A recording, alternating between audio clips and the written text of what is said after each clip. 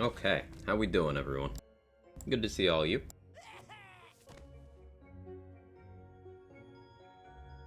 So, first thing that I'm pleasantly surprised worked out the way I hoped. Regarding the whole ads thing, I know it's frustrating for some people. The non-subbed regulars. I ran a lot of ads through July, had that incentive for Twitch. Well, I finished that up, so now we're back to scheduled ads of 30 seconds every hour. But because I ran 3 minutes at the start, as I've been doing during the incentive, the whole stream's just not gonna have ads. The next scheduled ad is in 6 hours. I'm not gonna be live for 6 hours, so we're good. We're good. No ads. Enjoy. Yes, Kevin, it is a good thing. And also I rejected the offer for next month because fuck that, they didn't offer enough money. I saw some discourse about that yesterday, so I wanted to acknowledge it. What are you doing, cat? Hey, Beaver, thank you so much for the 13 months. I appreciate it. Quagchadgasm? Yes, indeed. Thank you. How's everyone doing? Arconian, loading screen boss. Sen. I'll address that in a minute, Sen. I'll address that too, Foster. David, how are you? Roddy, hope you're well. Shay, good to see you. Jester, control, tenor. Pouring out for Quag's loud keyboard. Yeah, my keyboard's quiet now. Ready? Ready?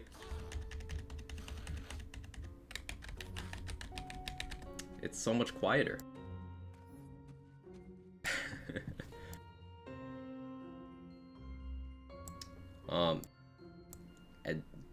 Adadon? Did I say that correctly? Welcome in. Cheeky, how you doing? Grumpy, good to see you. It'll work great until Twitch figures out people are doing that and fixes the reporting concern, right?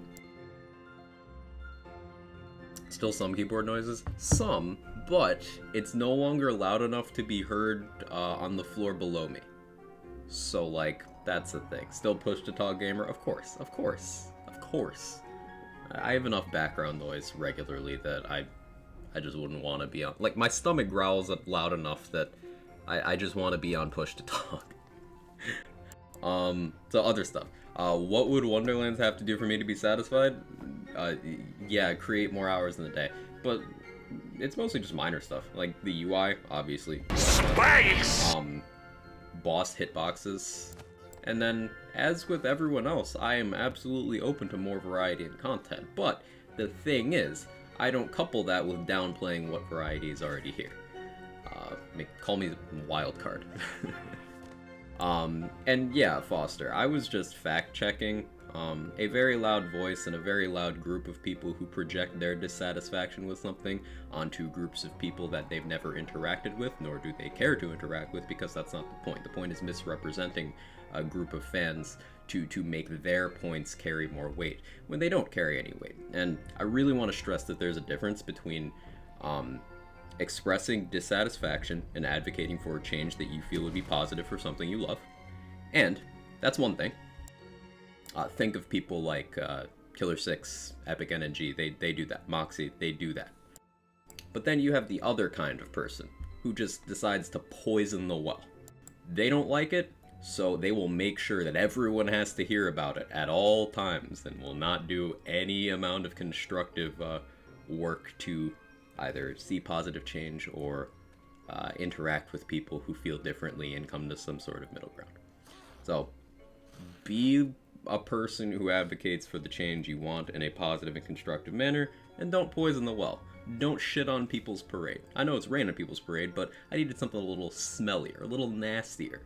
Because the number of first-time chatters I've had come in here, to my channel, like someone who actually plays the game, the number of first-time chatters I've had come and say, wow, I'm surprised I'm not alone liking this game. All I see is people ragging on it.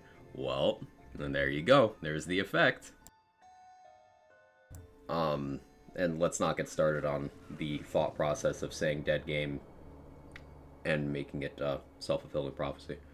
Let's just not go down that rabbit hole. But I figured I'd address that because some people were probably following that whole series of interactions.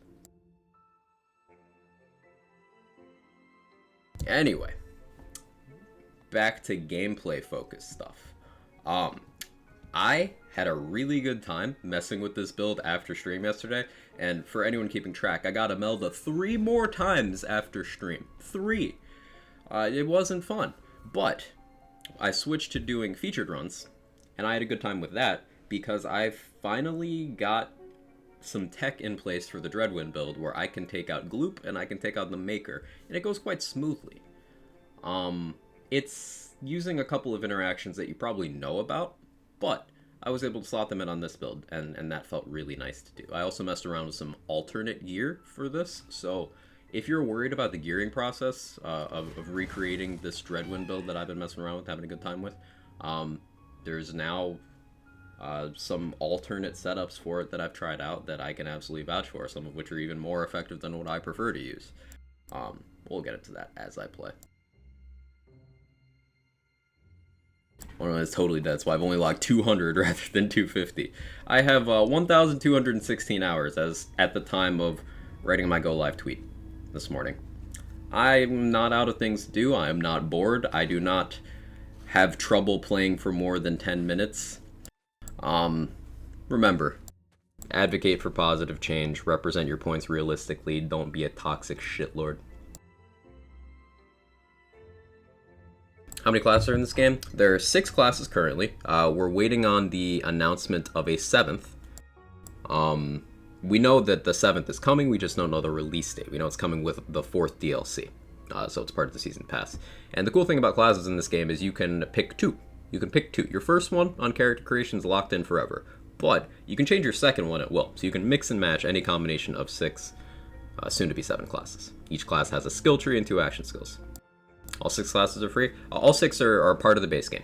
The 7th one is DLC, but the first 6 are part of the base game. Nice, you're welcome.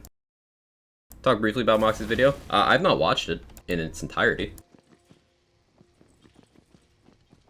but I can tell you from the quality of Moxie's character that I'm sure a lot of work went into it. I'm sure it was presented from a point of genuine love for the subject matter, and that it wasn't steeped in toxicity.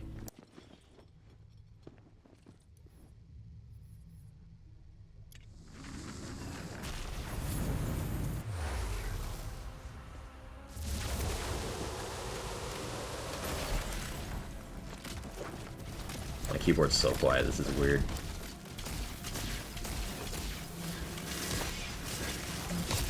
So the thing we're now doing a lot of in this build is Queen's Cry tasers for Executioner's Blade.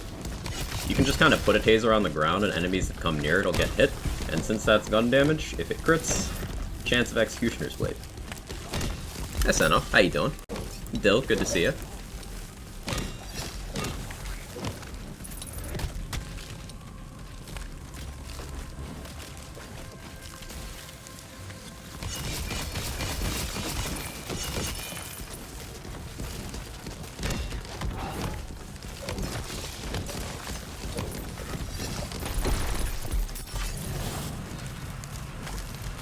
We regret to inform you.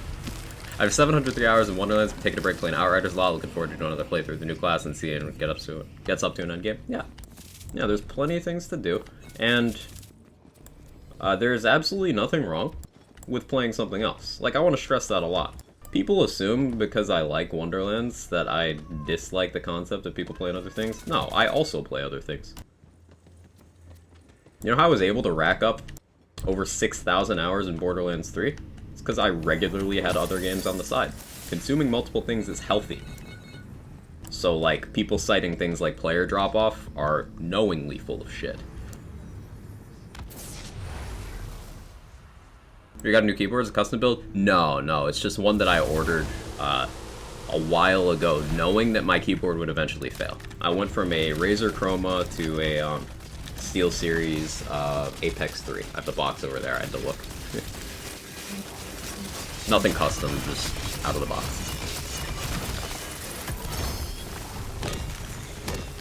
Hey Goodwill. Hope you're well today.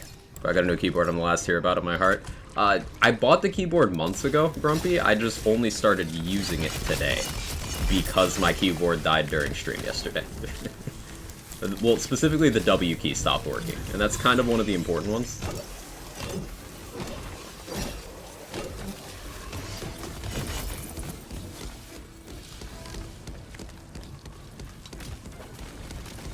My heart aches less now.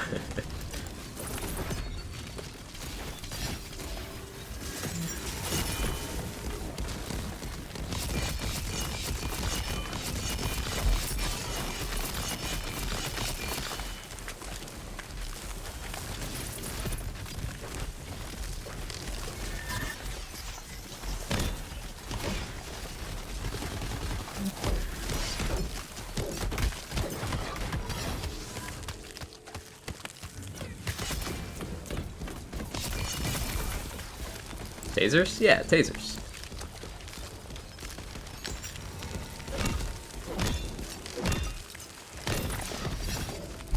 I had the same issue lately, fixed it by some alcohol. Yeah, I tried that. I do have cats, so like their dander and stuff accumulates.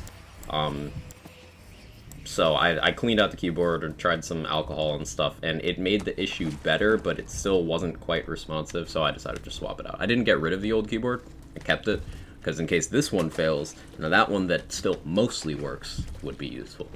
Until I can, you know, buy another spare. This one's probably a temporary one. Figured I'll splurge and get myself a real nice one. At some point, after I replace the PC. Tasers plus Executioner's Blade just so good. Yeah. The advantage of tasers here is they do instances of damage over an area, and they do so quickly that you're able to trigger Executioner's Blade very close to the actual rate limit. Executioner's Blade has a cooldown of 0.7 seconds, roughly. So you need to be hitting very often for that rate limit to even be relevant to you. And tasers are good because they linger. So I can just put some tasers on the ground, switch weapons, start spinning, and I'm good. And this is a special tool that'll help us later.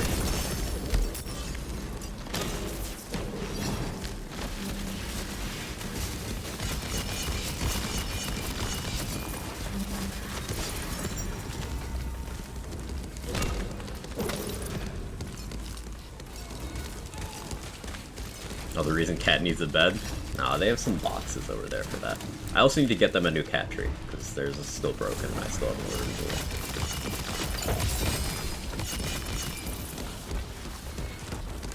People also forget Wonderland's a spin-off, but a smaller budget, smaller marketing, made in BL3 engine. It's not going to pull Borderlands numbers, still a successful game. Still a successful game. Well, the thing is, it has pulled the Borderlands numbers. And is still the highest pulling of all of the land's games right now, despite people screaming about it being dead. Like, disclaimer, concurrent player counts are bullshit. They are not indicative of a game's aliveness. I was gonna say life, but I decided to present it a little more memey. I'll give you a relevant example. You guys have heard of Elden Ring, right? Elden Ring, that game that came out 5 months ago. Is Queen's Cry the only taser that has the only Soaker does multiple taser charges? No, you can get purples with multiple charges. Queen's Cry just has the most. The indie hit classic Elden Ring, yeah, that's the one. So Elden Ring, if you didn't catch wind of it, is in the top 10 selling games in the US of all time across every video game released ever.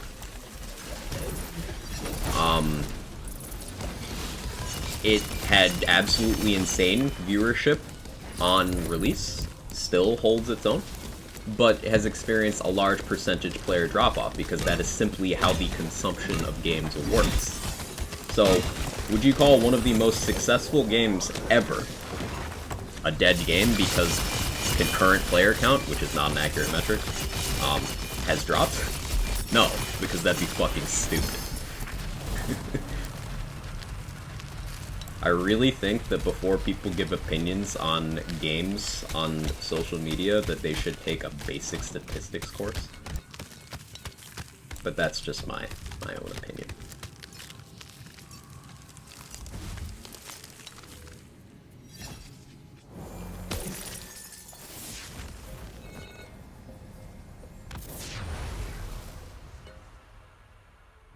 I think we do tasers and barber for some bosses, like say applying tasers to upper level of Mel to fight and letting Executioner's Blade kill her.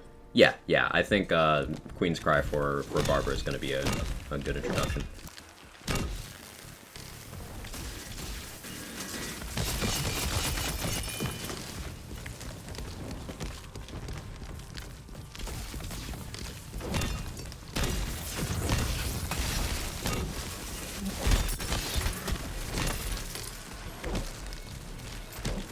You should have a total of 3 bad takes. Once you have 3 strikes, you're out, and your gamer's license be revoked. It's just annoying, like...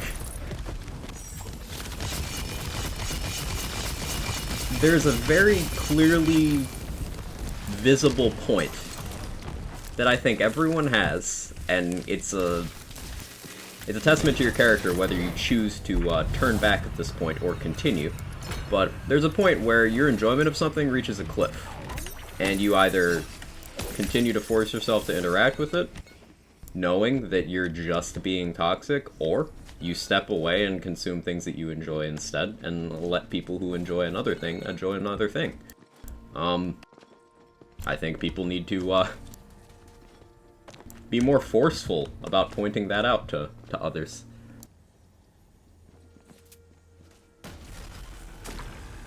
Once again, I like to name drop my friends. Epic and K6 both have had instances lately where they have things that they're not satisfied with about Wonderlands, so they will go make content for other things that they enjoy. Yet, the comments on their shit will just be people shitting on a thing that they don't want to engage with because it takes an adult, it takes a human of good quality to recognize when something becomes toxic. Like, it's not hard to do. And if you ask me, that's what makes the difference between a good creator and a bad one. Being able to recognize toxicity.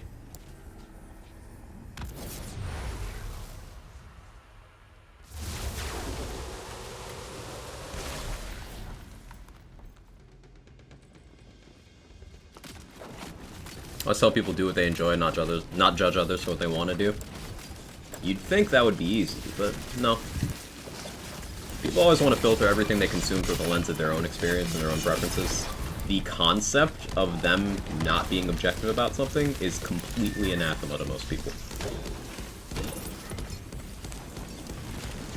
Like, if you explain the difference between subjectivity and objectivity to someone, your average person is going to get angry at you. It's fucking wild.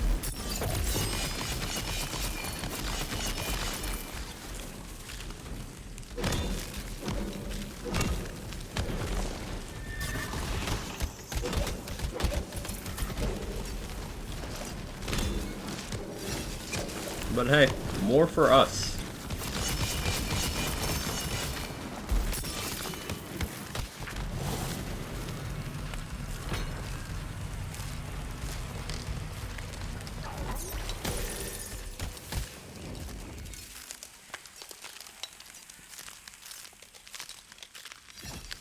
And far less spaghetti discovered in Wonderlands than BL3.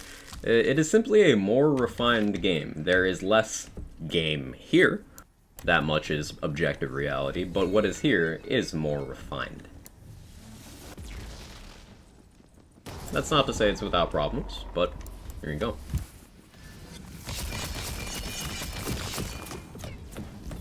Did I get it anyway? I think I did. No, I didn't.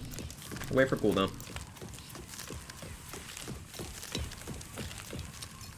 It's always a tough pill to swallow when you're wrong. Yeah, it can be tough to admit that you're wrong about something, but, you know, that is being an adult.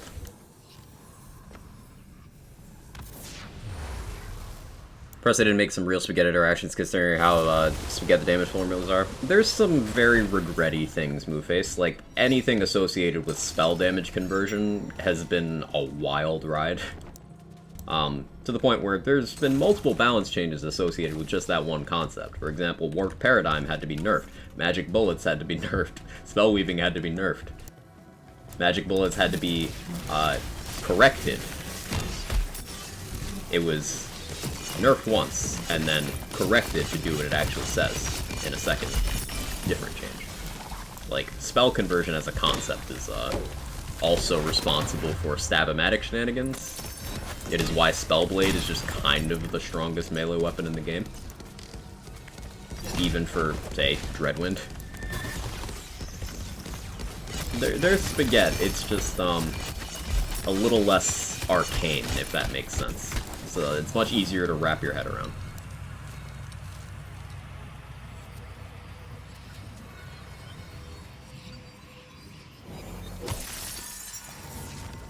But everything that double dips or triple dip, do you consider almost Spaghetti? No, it's intentional. Like, we have more double dip effects in this game than we did in Borderlands 3, and they are pretty much marketed to you as double dips in this game. Like, they're widespread now. Whereas, in terms of skill trees in Borderlands 3, you had Moze and Amara both had some double dipping things in their tree. Zane had very little. Flak didn't have any. But, like, Berserkers got one, and then Spore Wardens got an enchant for it, and a capstone skill for it, and then Graveborn has a skill for it, and Spellshot has a skill for it. It's just common now. Why am I getting that? I don't need that. Spell conversion's arcane, I see what you did there. I knew you'd get it, Beaver. I'm proud of you. We share a brain cell.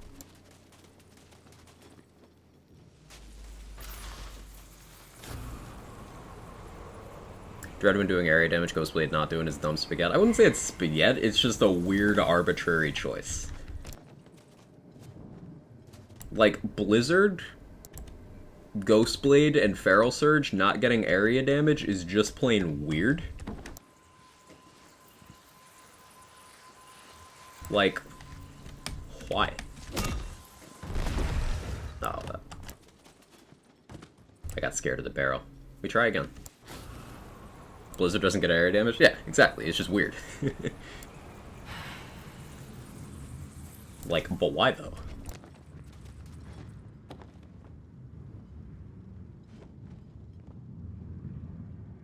It's literally an area effect ability? Exactly. I don't think that's Spaghetti, I think that's just strange.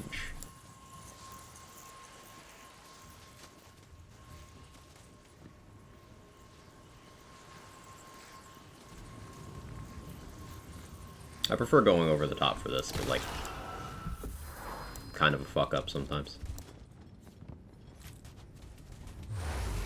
Again, God of War comes out, what, 3 months and be a dead game to see people by the end of the year? Yeah, Roddy, you're right. They do it with every game. It's literally just not worth considering. Or Stormsmite not getting area. Yeah, that's another good example. It's just kind of arbitrary.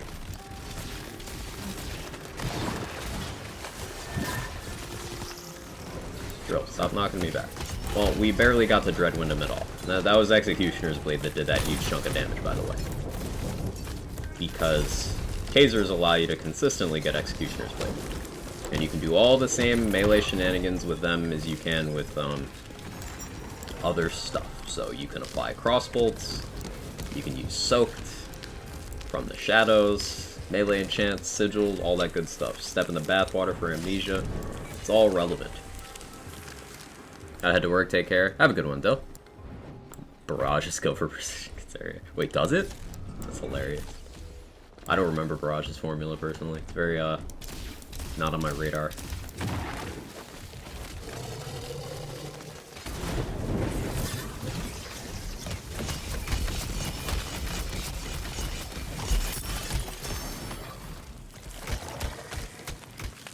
And using the phrase dead games just helpfully labeling themselves a toxic Chad worthy of banning their own hellish echo chamber corner of the internet.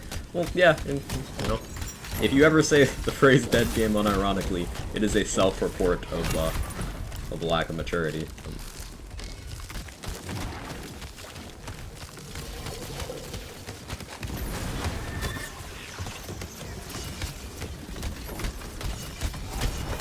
Reminds me of a funny tweet that Sam Winkler put out. He's one of the writers of Gearbox. He's done some cool interviews for guys. You should check out this stuff. But he compared it to a hypothetical gaming bookstore where people would go in, read a book, and once it's finished, just scream "dead book." Funny shit.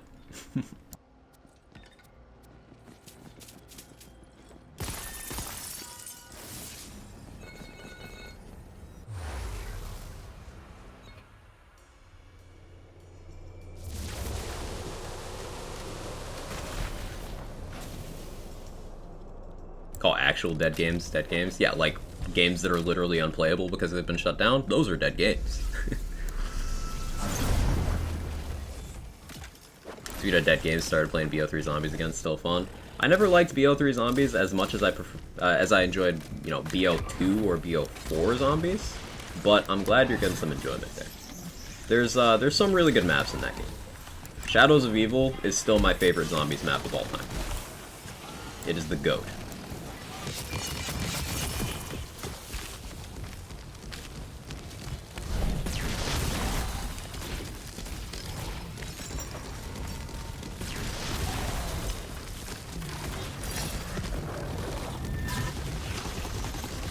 Come on, Bark. Come here. That's the wrong direction.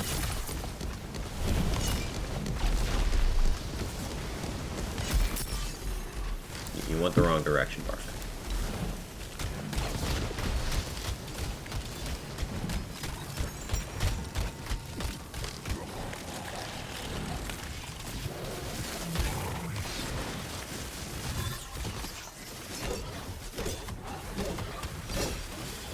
That's fine, we'll just do this.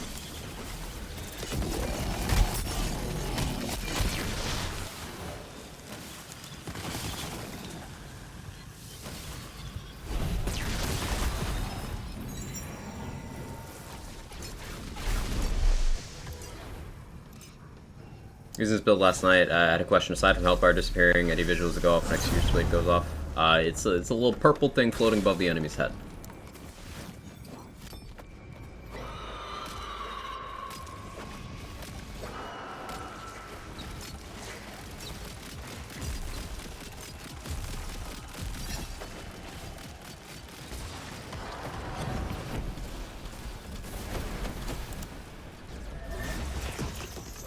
Bye, Gloop.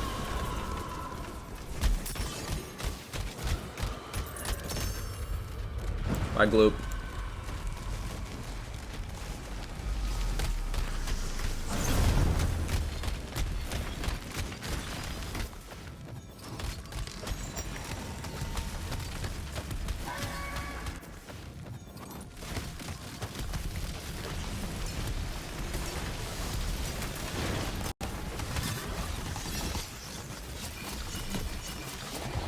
Bye, Bunny.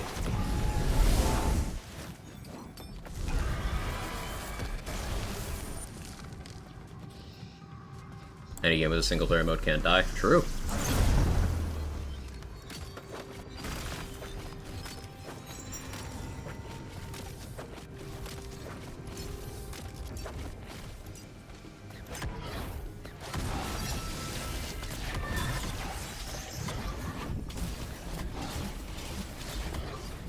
Oh, I forgot a thing. I have a Shock Banshee.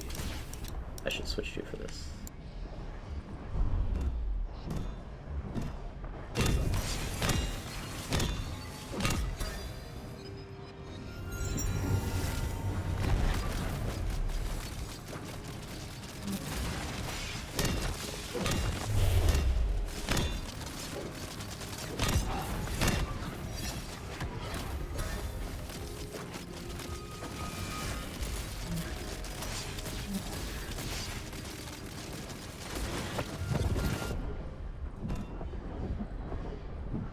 There we go, there's the taser.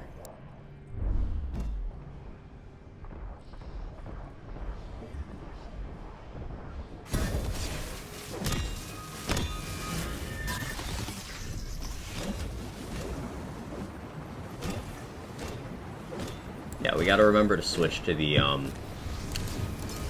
Shock Banshee sooner.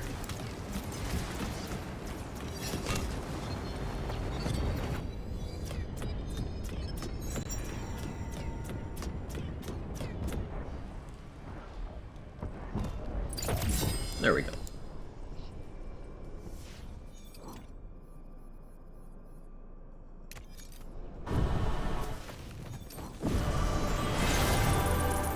But you can't do damage at Chaos 50, I was told. Yeah, yeah. There's just no options other than pixies. Ooh, Ascended Twin Soul 1.94? Let's fucking go. It's even cryo. It has vampire. Rampage is a miss, but like, hello? Oh, I was also told that, you know, safe good farming is the only way to get gear in this game. Cool, cool. Oof. Oof. It's still better for getting any one specific item, but like, you could also just play the game. Wild. Wild. Streamer luck. Blake, did I miss 2 raid boss kills? It do be like that sometimes, Reckless Monster. It do be like that. Let's roll melee weapons. Wow, 26,000 crystals from that? That's pretty efficient. I want a better Shock Banshee. Why don't I play dead game, though? Yeah, it's totally dead. Totally dead.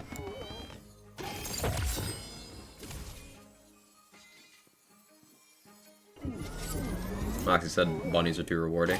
I don't agree. It's okay to have a difference of opinion there. It's a common thought process that reducing reward one place makes another feel better, and that's just not how it works. If another area doesn't feel rewarding enough, increase that area when it comes to loot acquisition. Removing the enjoyment of another category of players does nothing except make them feel worse. It's okay to have a difference of opinion.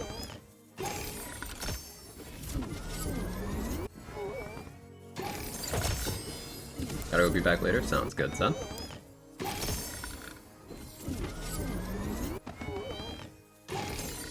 Because part variance is a thing, I think bunnies are fine. Exactly, Beaver.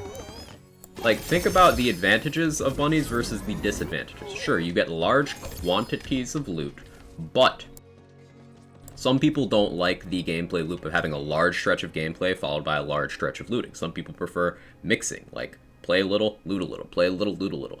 Those people tend to prefer dedicated farms. Even though the actual volume of gameplay is tiny, people prefer that. That's fine. That is a preference. There's nothing wrong with that. Think about the process with bunnies, though. You can narrow it down to a category of items, but that is still a much, much smaller chance of getting a specific thing than going after a sourced item is. For example, if I wanted to farm a Pandemisium, I could either hit the Armor Bunny, which has, let's see, the number of armors. Actually, I have a tab open for this. Number of armors in the bunny pool, 15 if you've completed all DLCs. So, 15 different armors, not including purple, just non-uniques. Versus I could go to Parasite and farm Parasite. Now, even if my dedicated drop chance for a Pandemisium armor is only, let's say, 8%, still more efficient. So, like, the assertion that dedicated drop farming doesn't exist is either a misconception or a lie, depending on who's saying it with their chest. There you go. That's just math. That's just how numbers work. So, reducing the rates from bunnies doesn't make dedicated farming better. It doesn't. The way you make dedicated farming better is by making dedicated farming better, not by making the alternative worse. We've experienced this in Borderlands 3 before. People who felt like you got too many drops at endgame, or in their playthrough, excuse me, lobbied for drops to be reduced, and they got reduced at endgame. And the playthrough problem never got fixed, but people at endgame had a harder time acquiring their gear. And as we know, anyone who actually regularly plays Borderlands 3 or Wonderlands and digs into the part sets and things like that, K6 has been highlighting this a lot recently with the Revolter and the Anarchy farms. Alec has been doing the Revolter thing. Harfmill has been doing the Revolter thing. A lot of people have been getting in on that. Those things exist because of part variance. And part variance means that even if you get a copy of the item, it is not necessarily a relevant copy of the item to you. So something like bunnies, where it just throws tons at you, you're still not high up on the chances of getting something specific. What it's good for is going for multiple things at the same time. So if I was to go farm Parasite, I'm extremely unlikely to get any armors other than Pandemisium that I want. But if I farm the bunnies, I have a small chance of a Pandemisium, but I also have that same small chance of a calamity, of a selective amnesia, of a warped paradigm. You have options. It is simply options for more players. Advocating for the removal of options is simply incorrect. That's a good salt and battery. Primordial, fire, with caustic. High roll on the damage. That is the high roll. I will take it. That's a lot of primordials, actually. Another salt and battery. Ancient. Non-elemental sad, but, like, I'll take it. Oh, I totally forgot. I was clearing out my bank this morning, chat. And I went to one of my mule characters, and for some reason, it had this many great bows on it. Like, this wasn't my great bow save, this is just another mule. So, like, fuck me for having to farm all those extra great bows. But, like, we can shoot some bows. Like, let's do that.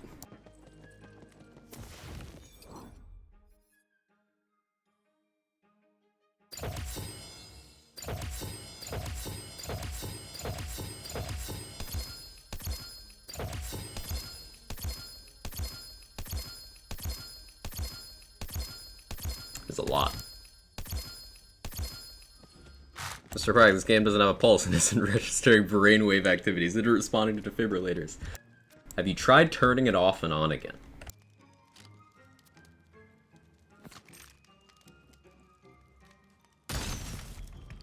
What's my drop keybind? Hang on. I already forgot.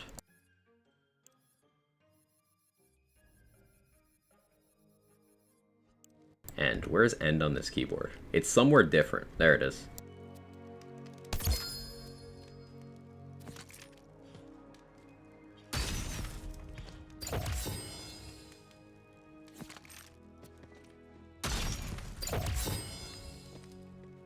Funny because it actually works with games. Turn it off and back on again. Real.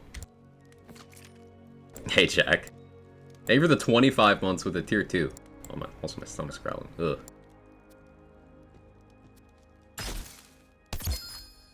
Thank you so much. I hope text-to-speech, like, actually says that in a timely manner, because I don't want to hear it. We're old. We are fucking old, dude.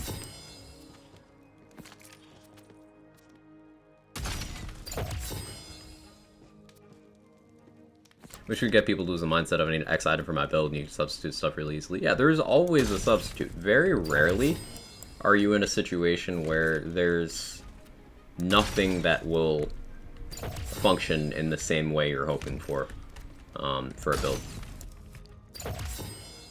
Very rarely.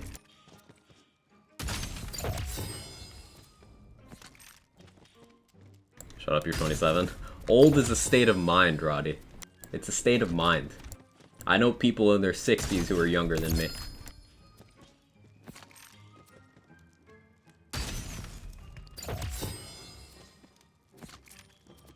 And more power to them.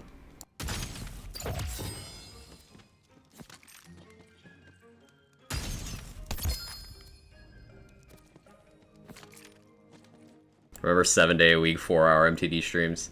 Take a week and do MTD rack stab runs all day, every day. You know, I kind of miss takedown speedrunning. Like, I've been considering doing that at some point. I'm definitely gonna make some takedown runs. Hang on, let me not get rid of that. I put that on the wrong character. For the 24-hour stream, I want to do some takedowns. Melda speedruns? Good joke.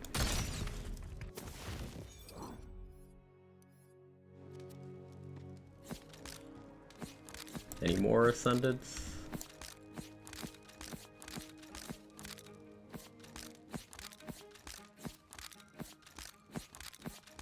Nope.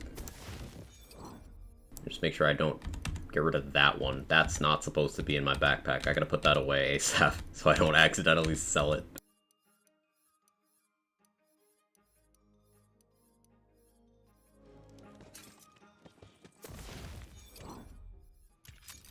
So what happened to the front of my Queen's Cry? Why is my menu just not showing that? Space! You're Move keybind for melee button. Why are you like this, Silent? Why are you like this? I'd shoot them and drop them. Sorry, I missed you explain that. It allows me to look at all of their rolls at once more easily. Shay.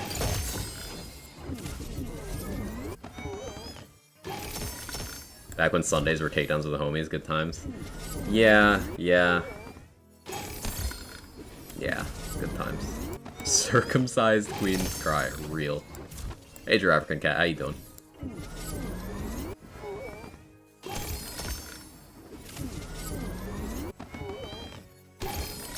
Stabomancer doesn't trigger play the angles, does it? What do you mean? What do you mean Stabomancer there?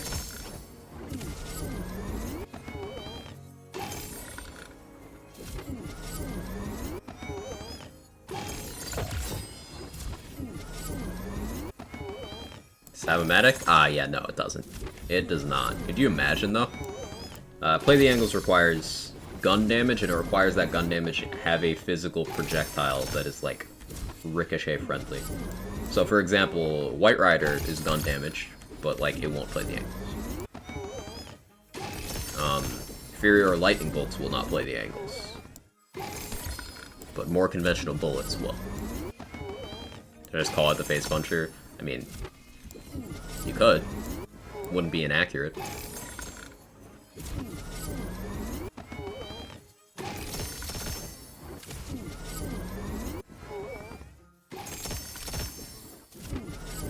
How much money do we make from selling those? That wasn't bad.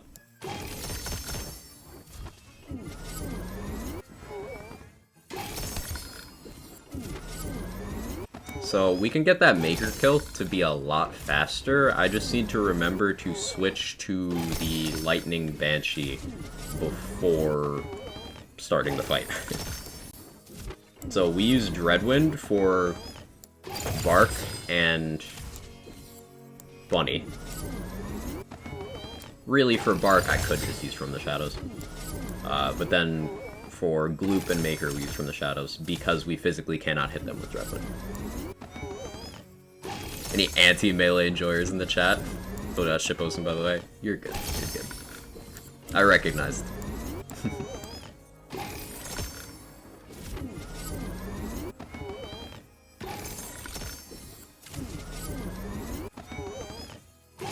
Hey, Good Wolf. Thank you so much for the 5 gifted subs. I really appreciate that. Just you being you as per usual, but thank you. It will never stop being special and helpful to me. Thank you so much. 72 in the channel. You're a legend. If you got gifted a sub by a Good Wolf, feel free to toss them some love in the chat. They are insanely generous.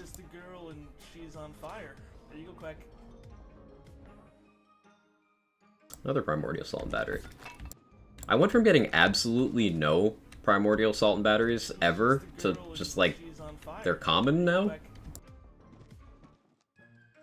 I swear the game has, like, phases. See, this one doesn't have a hilt mod. I don't have to take that one.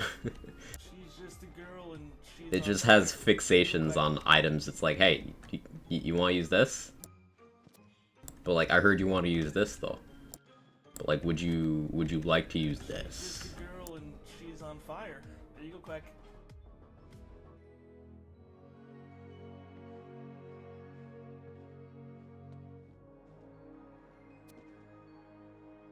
Primordial Snake Stick. That's Rampage. No thanks. Rampage is usually a hard pass for me. Is Rampage better than Warrior and Salt and Battery? Well timed. No. I've been told, I haven't tested this one myself, but secondhand information, Rampage apparently, like, just doesn't work on the Salt and Battery because its innate hilt just overwrites it. It's already got a comparable effects. You know, the Salt hilt is just Rampage, but better. So I would say, even if Rampage does function, it's going to be redundant. And you will crit very often with melee, even with Assault and Battery. So Rampage's effect isn't going to be impactful. Also, remember that consistency of crits is not an increase in damage. It is more access to your damage ceiling. So something like Warrior would just give you much more, because it's going to give you more potential damage, more damage on the lower end as well, and it also gives you that damage reduction. So I'd say that Rampage in general on melee weapons is probably the worst of the hilt mods. For a pure melee build, it's technically better than Amp, but generally speaking, Rampage is going to be undesirable.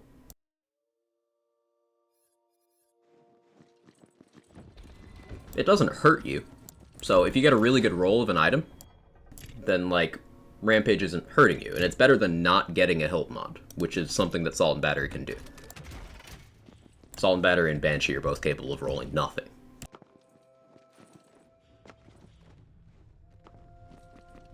Is it Dagger Storm melee damage? It is. That's part of what makes it good. The Dagger Storm generated by Salt and Battery is indeed melee damage.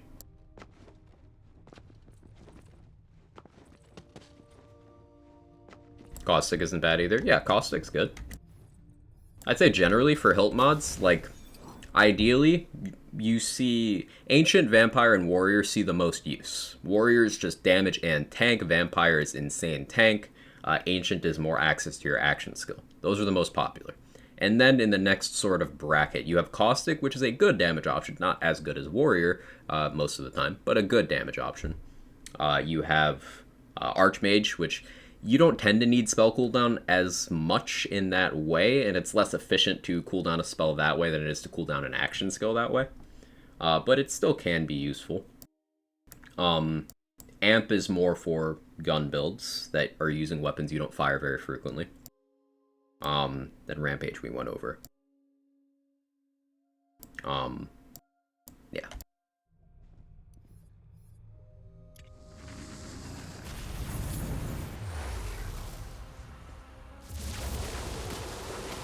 Where's the damage from the Dagger Storm come from? On Salt and Battery? It's melee damage. So it uses the element of your Salt and Battery, it uses your melee crit chance, your melee crit damage, all that stuff.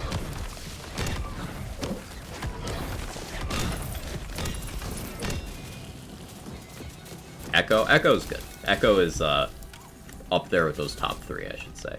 It's just, Echo is simply less relevant to actual melee builds, because remember, the damage type that does not stack up Echo is melee. You have to melee to deliver Echo, but melee itself does not stack up Echo. Now, if you have something like Alchemical Agent, a dot that results from the melee, then that dot will stack up Echo, but if you don't, then it's nothing.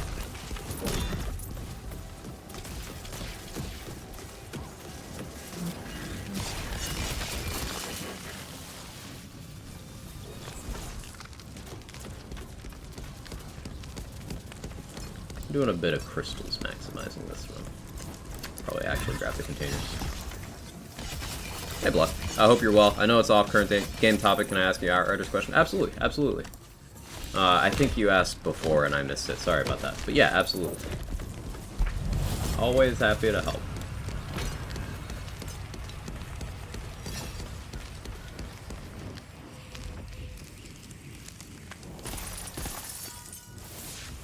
Why do you add Taser to this build? Because the Tasers are very consistent triggering of Executioner's Blade. Very consistent. They also stack up follow-up as well, which is a lesser benefit, but it's something that occasionally helps. So the same way I can, say, throw strikes and then start spinning, I can also place Tasers and then start spinning. And those Tasers are able to trigger Executioner's Blade.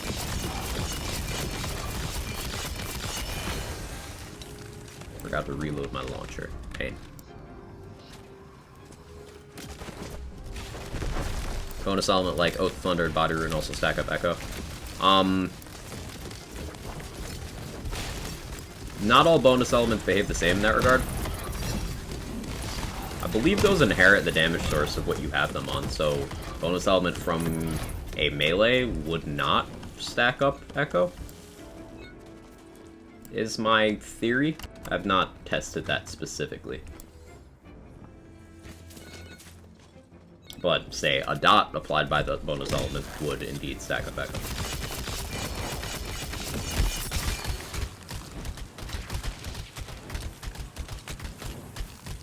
I just finished the campaign. It's changing me from World Tiers to Apocalypse Tiers. Currently going back doing story missions. I want to keep World Tiers, stick with Apocalypse Tiers. I don't actually know the experience for pre-endgame content on Apocalypse Tiers, as I have only done endgame post the introduction of Apocalypse Tiers. By the time that feature had been introduced, I'd already done everything pre-endgame, so I don't actually know. You're gonna have to play that one by ear in terms of your enjoyment, how efficiently you can clear stuff.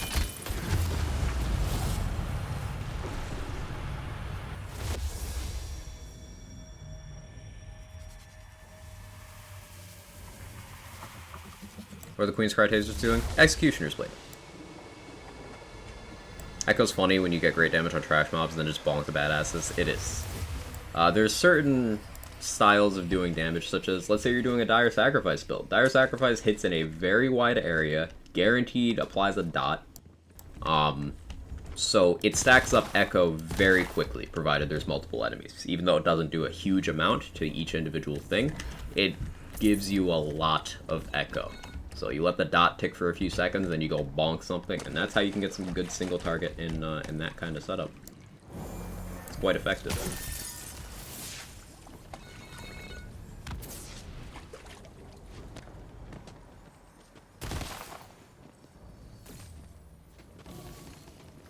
If it helps, World Tier 15 is approximately Apocalypse 9. That's good info to have.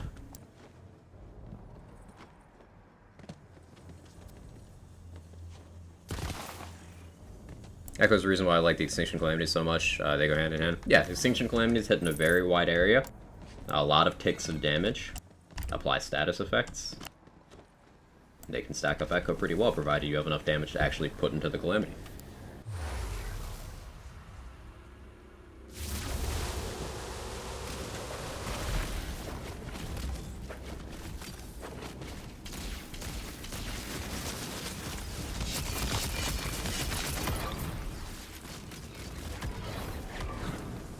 The biggest showing for Executioner's Blade that we're going to get to later in this run is it allows us to kill Gloop without having to do the mechanics on this build, which is kind of necessary because we physically can't Dreadwind Gloop. Even when it's on the ground, the hitboxes are really awkward. And we use Executioner's Blade against the Maker as well because we are unable to Dreadwind her. She just does not float low enough to the ground.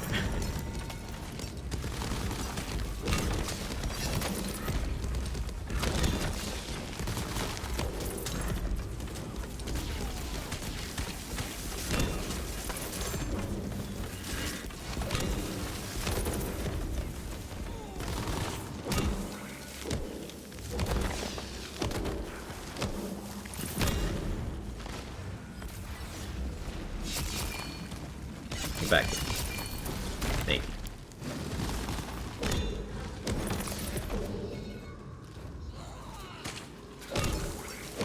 Tasers do that much damage? No. The damage of the taser is completely irrelevant. Like, I'm using a non-chaotic one, Urban Mech. We're using the tasers because they are rapid instances of gun damage. Anytime one of those instances crits, we have a chance of Executioner's Blade. Executioner's Blade has a 0.7, roughly, second internal cooldown. So we want to spam as many gun crits as close to that 0.7 second mark as we possibly can for maximum triggers of Executioner's Blade. We don't care how much damage it does, we care that it does damage.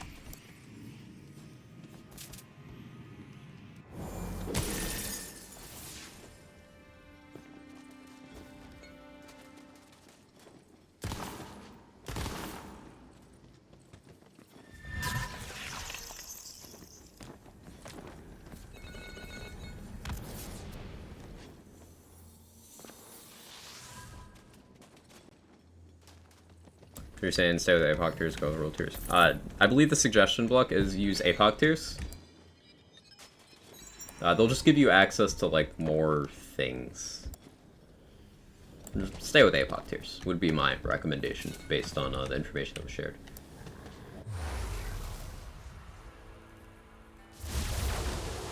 Learn new things every stream. Hey, I'm learning new things all the time. I knew about the interaction of, tasers and Executioner's Blade, but I did not know it was this consistent. and I had never really considered it for Dreadwind, but it's great for multitasking. And because the tasers have natural regen, because they're an underbarrel, that time we're in Dreadwind not shooting them, we regen a couple of them. So as long as we have some trigger discipline, we can just kind of repeat that loop for a very long time.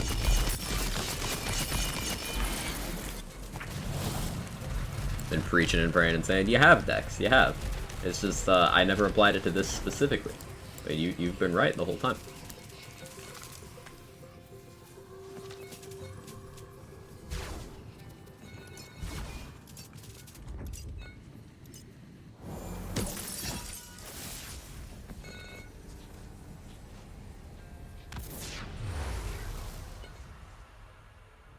Melee Maker is almost as funny as trying to melee Bunker in BL2. Well, with Bunker, you could just look up and punch, because infinite vertical melee, because that game is primitive. But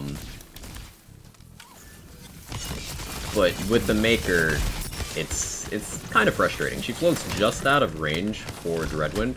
You could still hit her with actual melee attacks, because there's like a mercy mechanic with the range on them. Even the ones without lunge will still connect as long as you're close enough.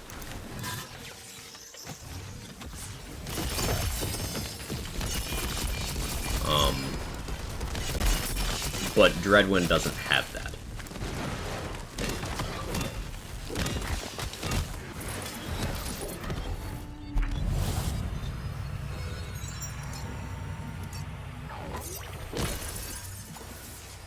Primordial Bad Egg. Shame it's safe space. Safe space is just kind of counterintuitive.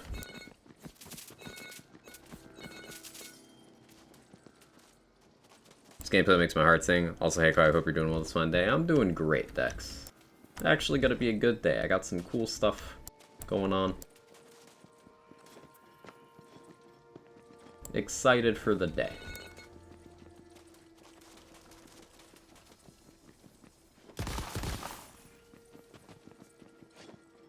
Only one container. This runs a little light on containers, huh?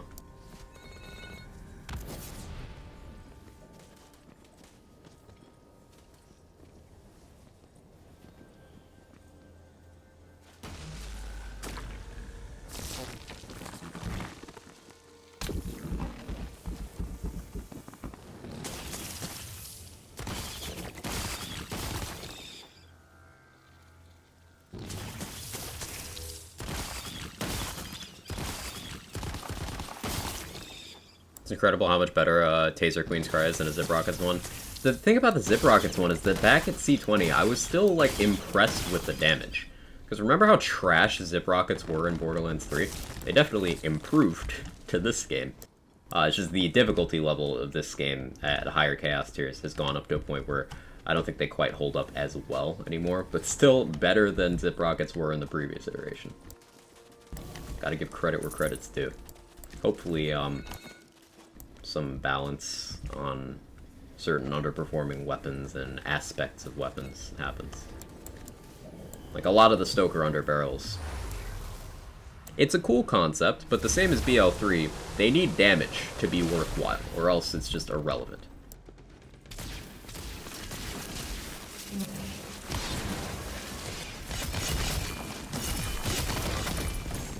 Some of them work fine. Big boy rockets, for example, do good damage.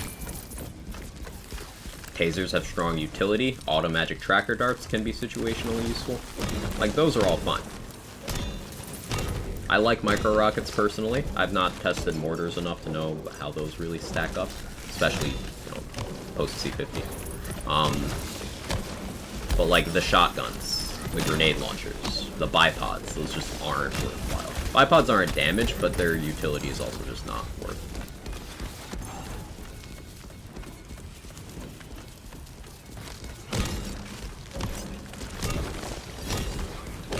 I forgot the ports. I can still hit it.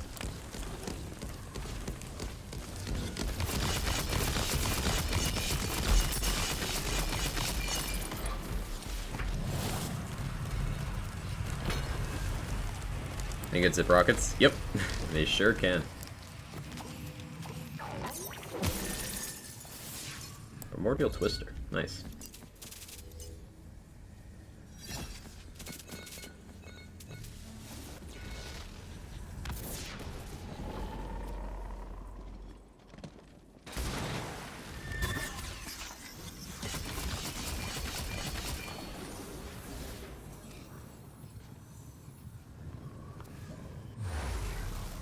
Want to reverse Uno Mimic room where you just have chests everywhere. Something that hasn't happened to me in a bit that got me the other day was some of the mimics can like transform into objects if you don't interact with them for long enough. Like they'll run away a little bit and then just turn into a chest or something. One of them actually very convincingly placed itself, so it got me. Become Chad Billionaire yesterday? No, we're still around 450 mil, Atris. We're probably not going to hit the goal because I'm too distracted by enjoying builds to like focus on the money farm.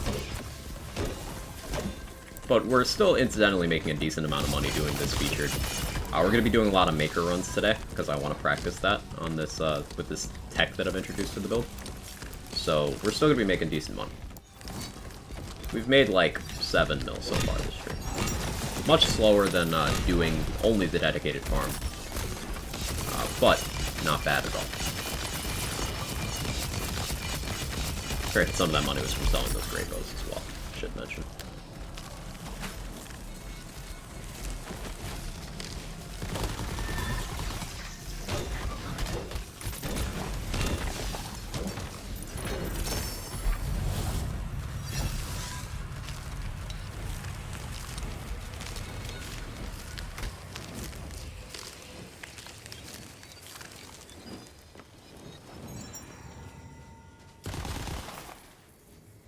I get nausea and vomit so fast if I try to dreadwind, not to mention probably twisting and breaking my legs. You'd have to be like a trained ballerina to do this, right? Like, not only to not get dizzy, but also to just have the physical strength to be able to do that. And the coordination.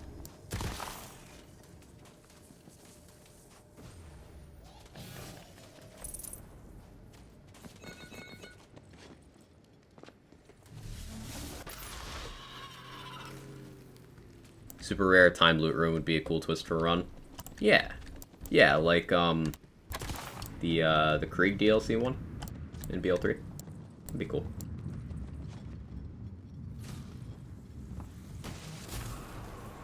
Ballerinas can murder. Yeah.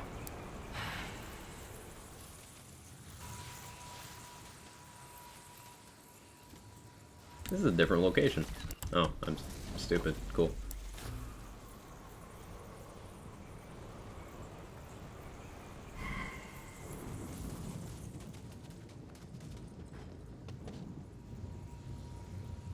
Berserker trading is just a lot of spinning.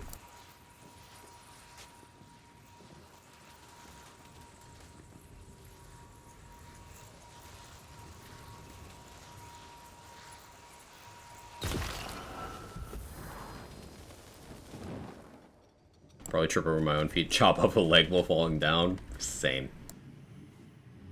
And I am a former athlete, so like, I got the training. This is too complicated. Capoeira fighters? Yeah, they'd be good at it.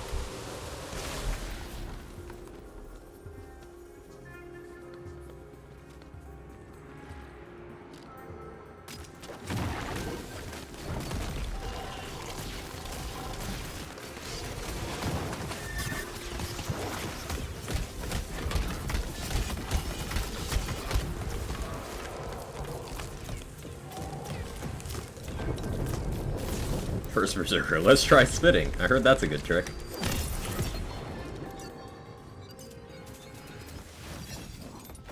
Wonder, does my cooldown allow... maybe. Not quite worth it, I should just stay on Dreadwind.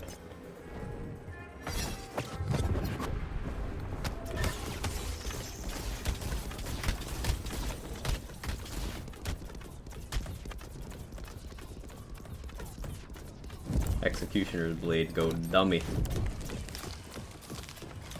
Something, something, do a barrel roll. Do my best, Emily. How you doing? What's a Berserker's favorite setting on a washer dryer? The spin cycle. I'm ashamed that I left.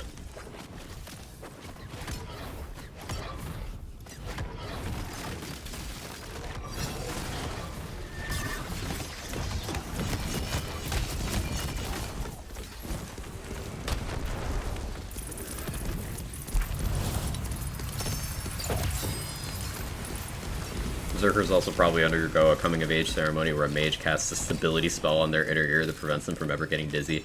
Has an unfortunate side effect where they also can't get drunk. And that's why they can enrage so easily. They're just so mad about it. Constantly. The deep lore.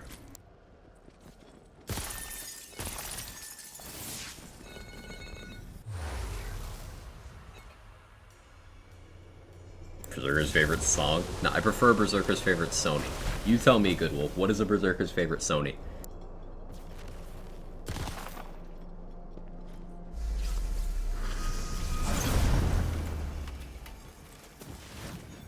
We'll try from the shadows here.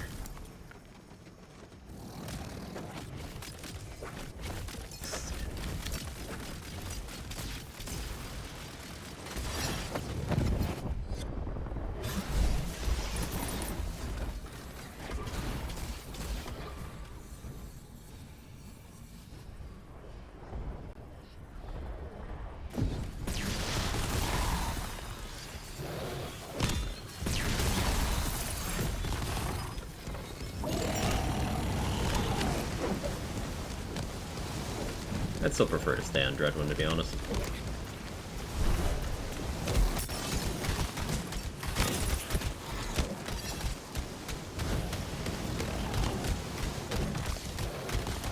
Trying to kill him without wasting another action skill activation. Cause myself too much trouble.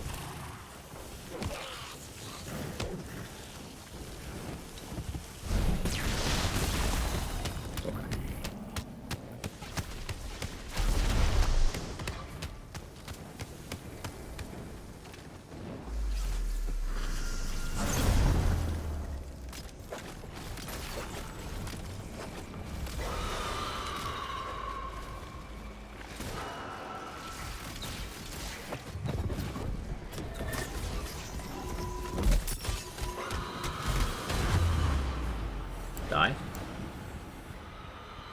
No?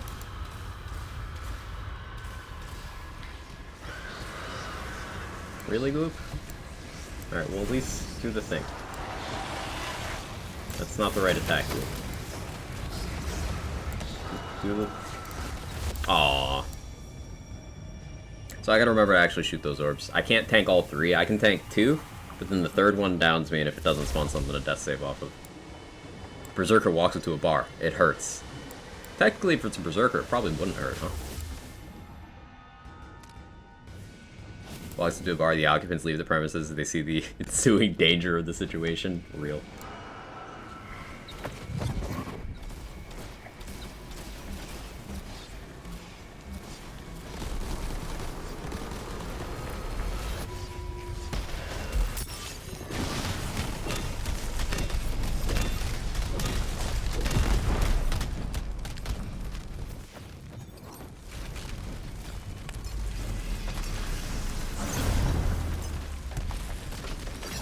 The bar hurts. Ah, okay.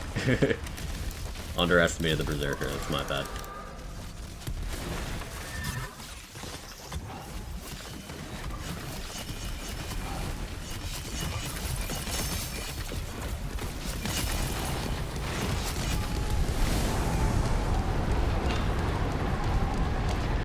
Poor placement on the Dreadwind. Now we can clean this run up a lot.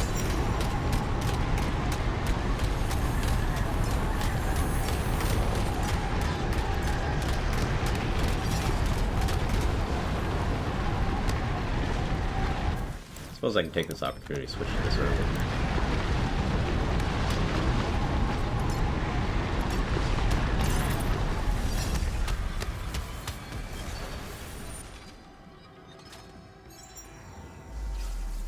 A Berserker gets bit by a snake. After 3 long, painful hours, the snake finally dies.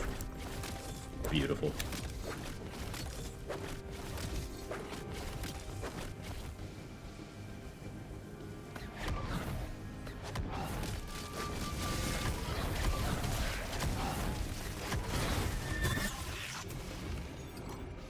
Oh, I forgot to do this again. It's fine.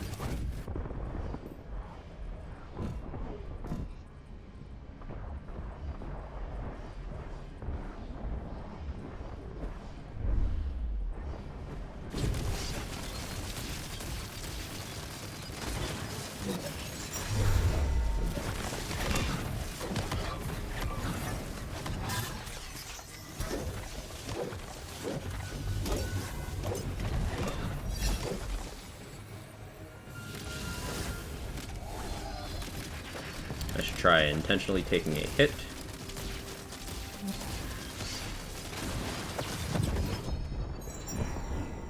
For amnesia, because I don't have it on in this fight. Or I can swap to my paradigm.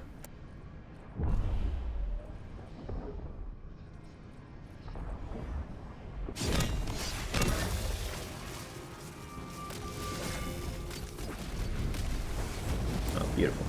Give me this.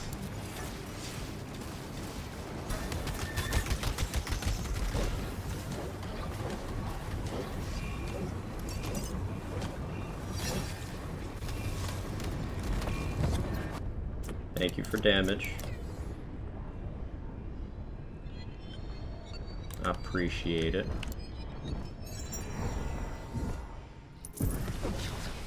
Cool.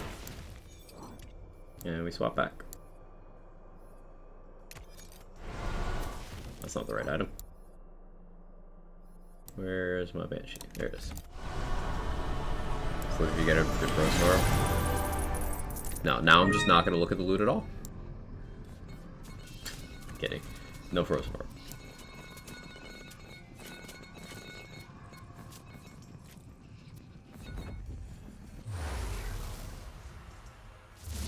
Berserker falls asleep in a frozen wasteland. The ground beneath him shivers from the chill of their heart. Love these. Clawbringer challenges a Berserker to an arm wrestling contest. The funeral's in a week. It's the craziest posse you've gotten. Let me look. There have been some crazy ones. Not a bad run, by the way. 24 minutes for 29k crystals.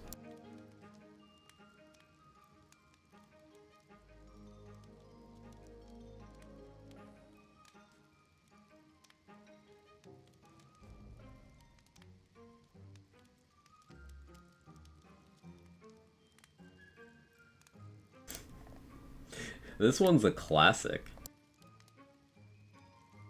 Secret bosses have any unique loot? Each of them has one dedicated drop. Now, each of those drops is also available in the world pool for the benefit of player choices. So people who are maybe not ready to do the bosses or people who want to consume other content can also have chances at those items, albeit less efficiently. The items from them are the Queen's Cry pistol from the Maker, the Body Rune Ward from Bunnied Hog, the Frozen Orb from Bark, and the Crossblade from Gloop.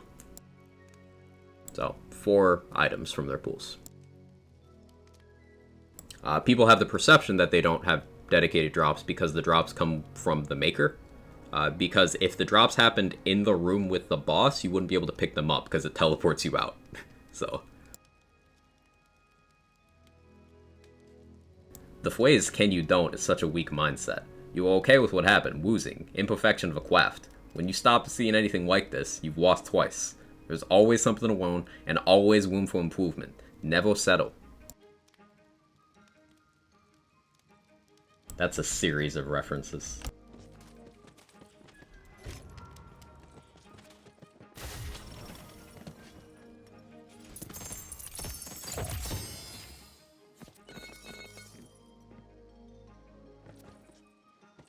Ten out of 10. I have a lot of practice on that one, Pragmatic. I'm not gonna call it a talent. Who made that?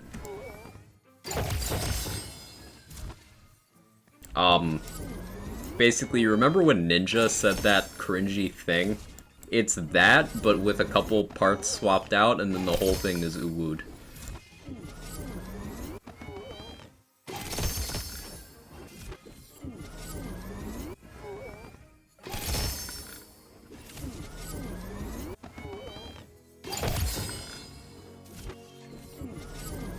Did shit poster. That's Quag's Guide to Victoria Chug with psychic damage. It's just a copy pasta. A game copy pasta! Sorry. I'll be better.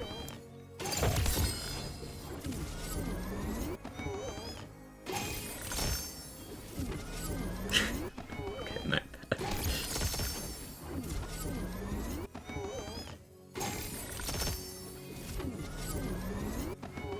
I'm okay with what happened.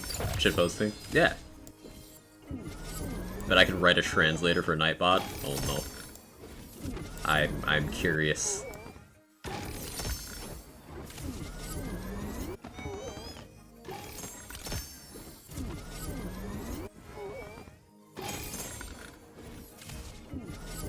Where did this Victorian child meme thing come from? I still don't really quite understand it.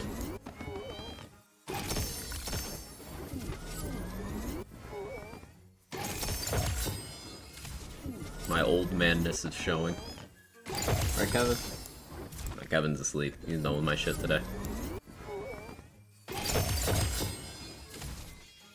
Need to do code projects again. I have some unfinished business, as you well know. Yeah, I do.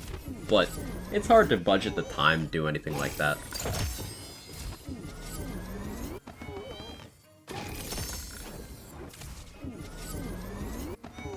What do you think, Jake?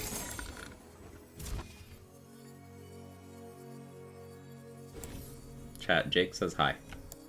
Hi, Jake. What are you up to? You want lap? Okay. You can have lap.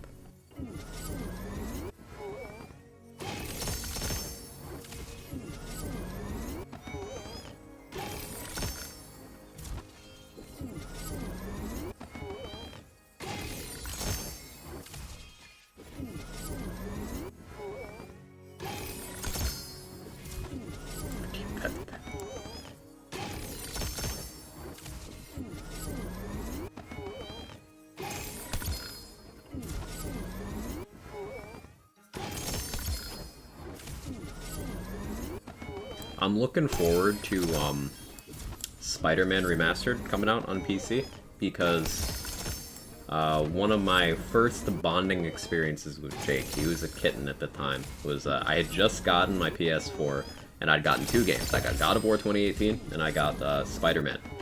And he liked hanging out in the box, so I just kept the box to put next to me on my bed while I was playing. So he'd just crawl in the PS4 box and just sit next to me while I played. He's way too big for that now, but be a nice throwback to play that. Got an Ascended Selective Amnesia with 3 and Blast Chill. 3 and Savagery. Yeah. Like the epic takedown, less I'd be more creative, test more things next. I mean, it's as simple as that. When you see people assert things like, there's no build diversity. No, you're just not good at building. Sorry. That's just what it comes down to. If you can look at Wonderlands and all the options it presents, if you've actually played it for any length of time and think there's not build options, you're just not cut out for the genre of game. It's that simple.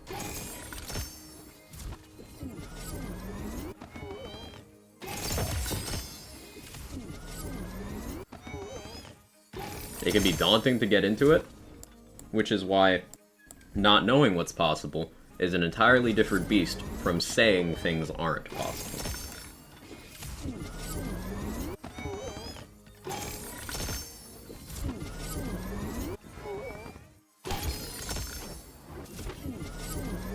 Overall, it's bad.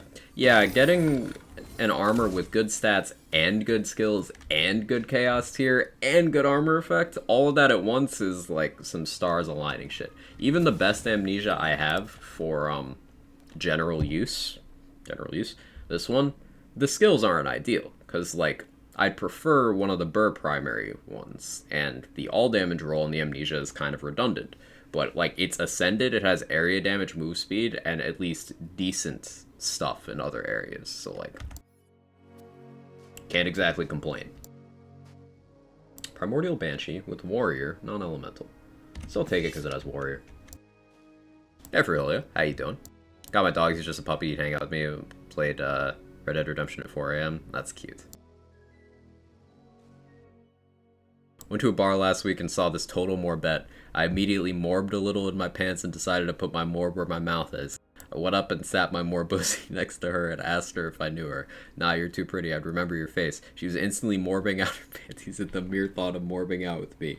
Then some anti-morber jerk OP and started assaulting me. I morbed the hell out and morbed all over that guy. And now I'm in federal prison for mortar. That hurt me to read, Itsukato. That genuinely, like, I'm slightly embarrassed. It takes a lot to do that, so good job. That's going in the doc.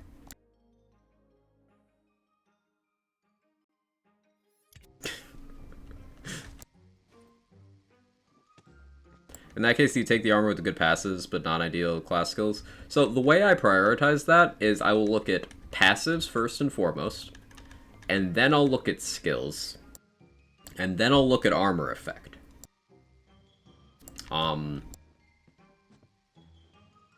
Generally for armors, I don't bother with any that are below volatile for chaos tier because class power and stat volume. So chaos tier doesn't really factor in. As long as it's volatile or better, I'll look at it.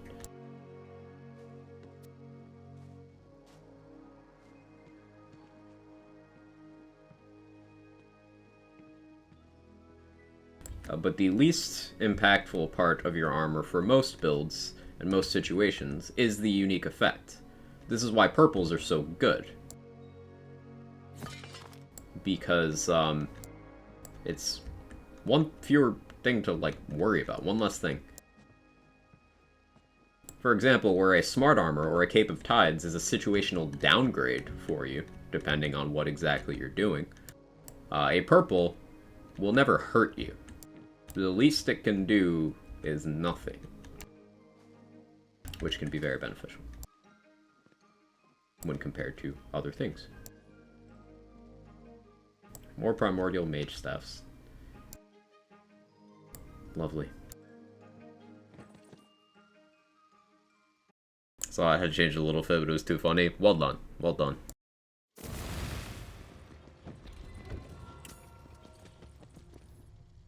Another one. I'm gonna try to go, like, actually fast this run. Maybe.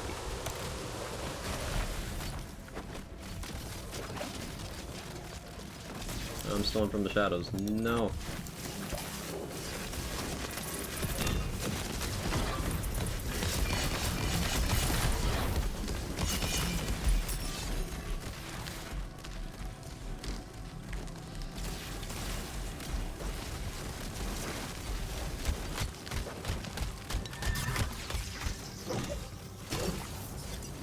Hey, Asa. How you doing?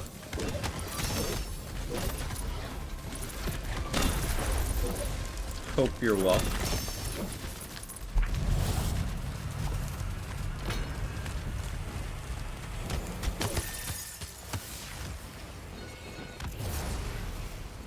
Yeah, on this run I want to do all elites, see how fast we can do Maker, and then on the next one I want to do a featured without eliting and see how fast we can get that. It's not something I do often because I like eliting my shit.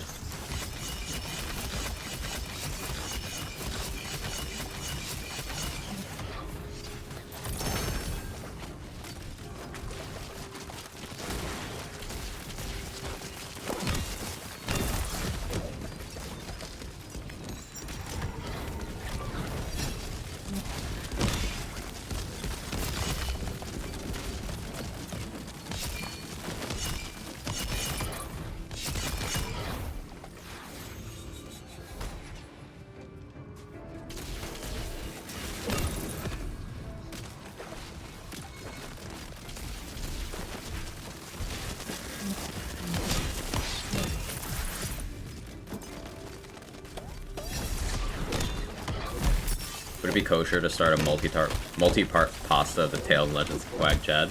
If you want to, Stump. I accept multi-parters as long as they are of sufficient quality.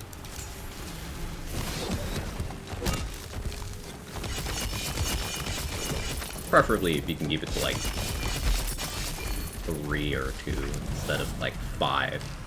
But yeah. Got the itch to mod BL2 again. Honestly, Asa, My interest for playing modded BL2 is kind of at an all-time high. Just because talking to Epic and Zeta Demon about like movement tech mods and stuff got me interested, because my main problem with older Borderlands games, in terms of like me having a desire to play them, is they just feel dated. Like the movement, the gunplay. But if you could solve that stuff, then in short sessions I could vibe with it. Like the endgame structure still isn't what I prefer, but fixing the core gameplay would do a lot to help my enjoyment. So like, I've been considering putting together like a mod list and taking a stab at playing some heavily modded BL2. It would have to be heavily modded though, because the core thing is I simply do not like the unmodded games.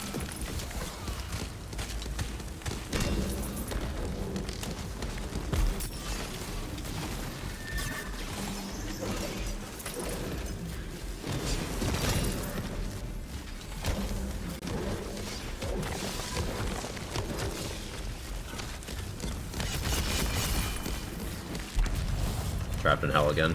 I haven't actually tried the movement tech mods yet. They look good. They just look good. Like the Doom style dash one, it's very appealing to me.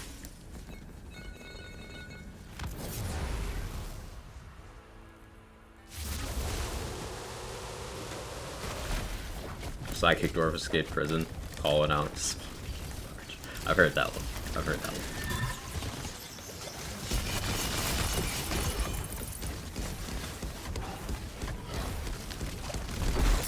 Thinking they'd be an ongoing set of mini pastas, each being cursed pasta-esque tale of Quagchad's Chadley glory. If you're feeling it, sure.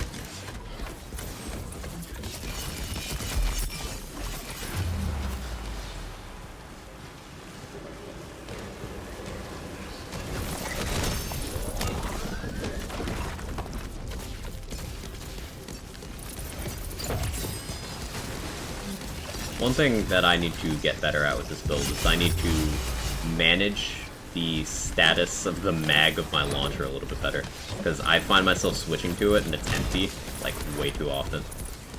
Like right now. I gotta actually keep track.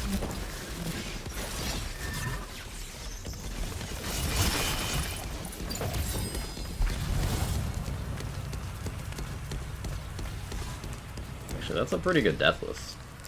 Area damage, all damage. Only one double knot though.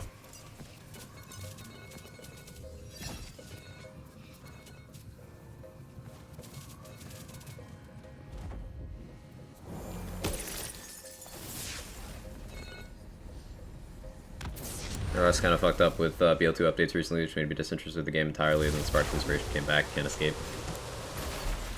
Yeah, hopefully solutions to those classic game updates, breaking a few things. Hopefully that solution is in the pipeline.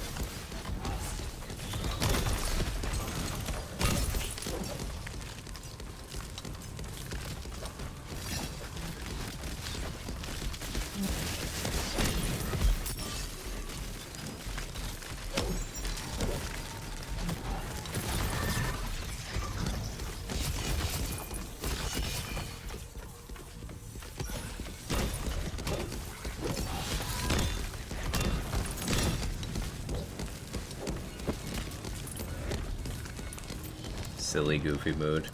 Silly, goofy man doing silly, goofy things. Keep being goofy. That's, some sarcasm in there, right, Arconu? The second part of that. Just for anyone who, might not understand how we do it here.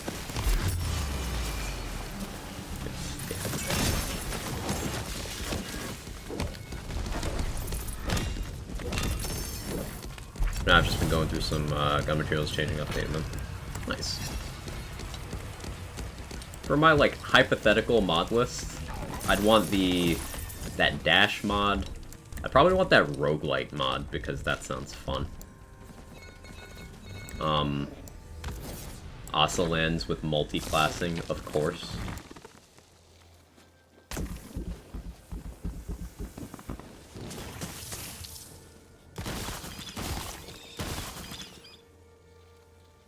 Deja vu, the feeling you've heard this pull before. I gotta use that.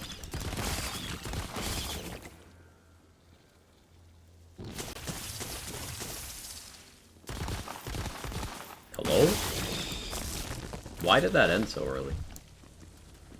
Does it track how many times you miss? Cause Omega lol.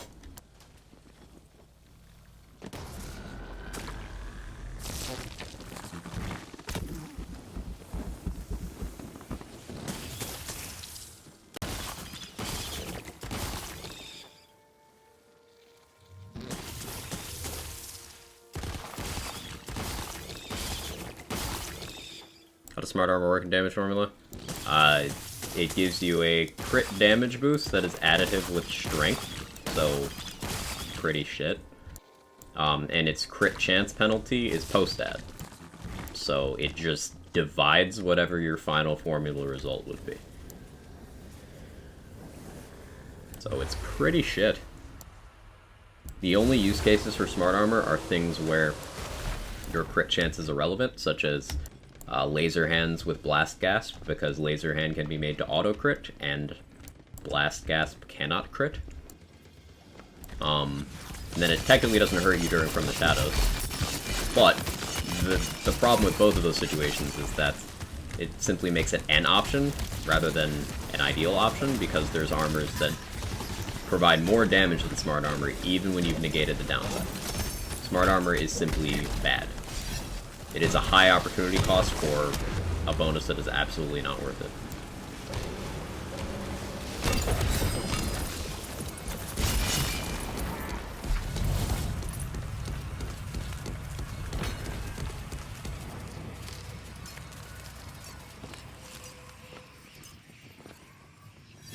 Also lands with multi-classing sadly isn't a thing yet, sad face. Yeah, I was hinting.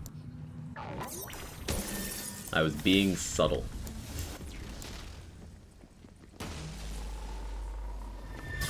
Is Lich's Auger good on Spellcaster Spellshot? Yeah. Lich's Auger's spell damage is in a unique category. Only Tyrant's Truth and Lich's Auger put spell damage into that category, so that's a fresh multiplier if you can get the bonus active. It's not necessarily better than running, say, a Body Rune, but it is a good bonus.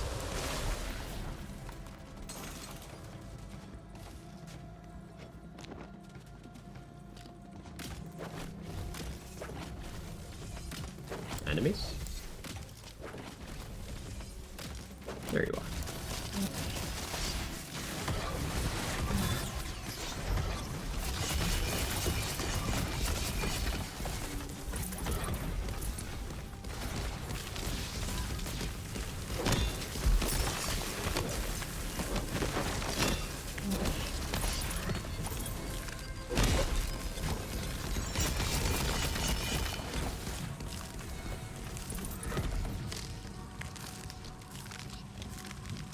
How's a Wonderland experience? Well, I got farted by a mushroom, tripped over big dice, and someone left on the ground. I got picked up and dropped by a wyvern and found a white rarity pistol. This game rules. Sounds eventful, being perfectly honest.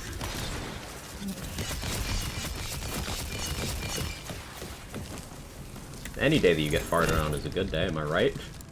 Am I right? No? Just me?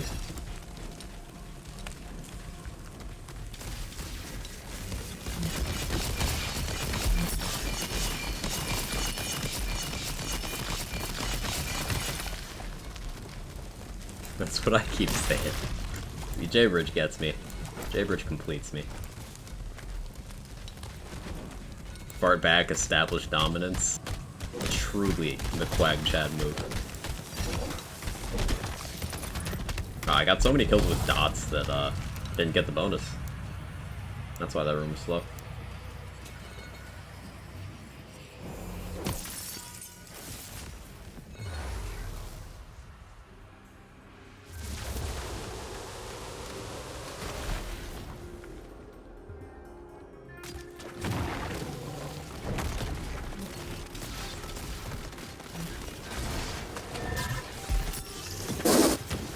That noise. Ugh. Fuck. Did my game just fart?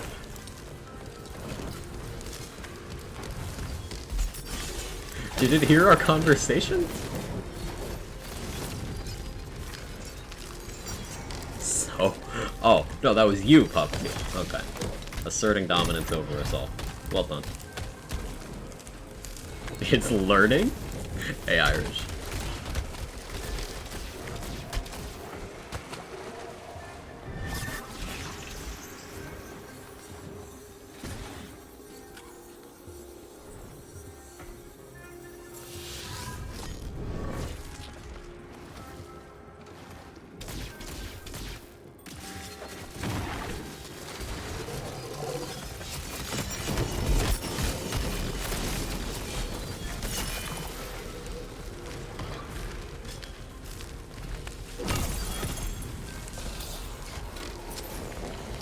Too many dots. A Quag story. Real. Drill whose farts are noisy. Do it fart? It do. It really do.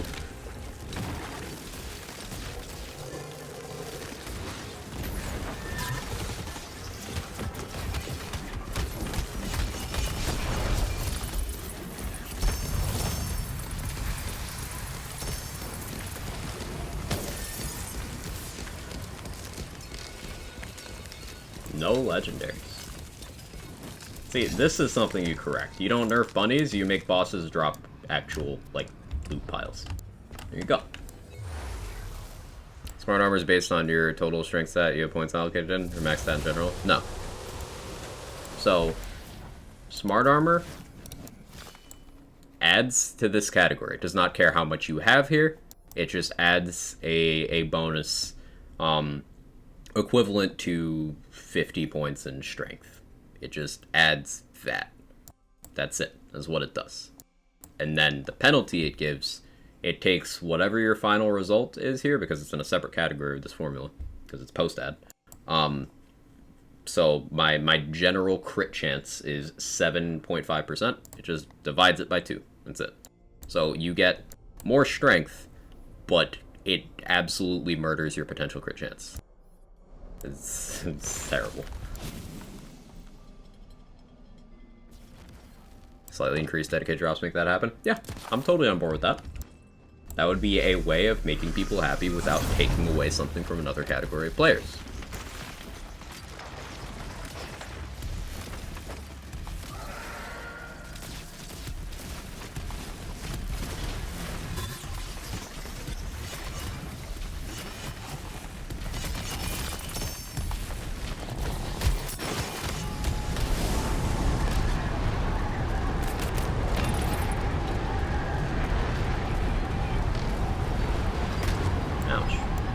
That one directly to the chin.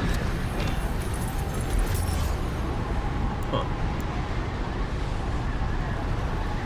You still have dots on you. You might still die.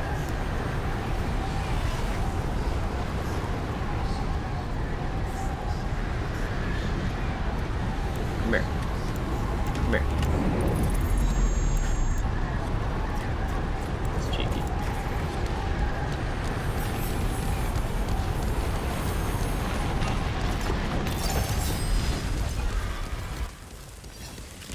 Mega Run added permanently when? Please. Hey, Ascended Mind Rune. I'll take it. Actually, Ascended Mind Rune with health. That's like really good for dire sack stuff. If it had been capacity, that'd have been a little better. Oh, Maker, you're bugged. Cool. Gives me time to loot.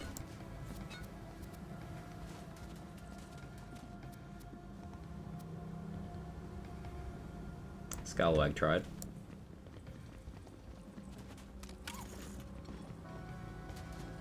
Maker.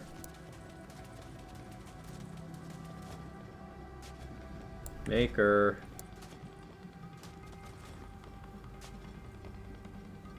Oh, you can actually fall off that. Neat. Between crowded loot pools and part variants, they could easily do guaranteed and people still have to work for it. Yeah. We saw what guaranteed drops looked like in Borderlands 3. Handsome Jackpot DLC. Ion Cannon was guaranteed. Auto Aim was guaranteed. You had guarantee from Scrap Chat Nest of either Lucky 7 or Boomer.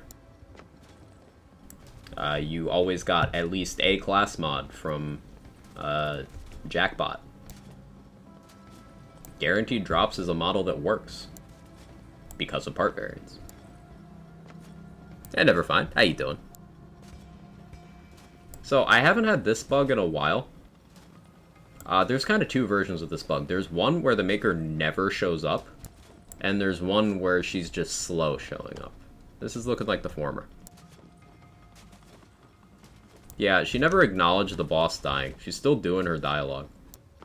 Every once in a while. I just have dialogue muted, that's why it's not audible. Okay, we'll save quit. Unfortunate.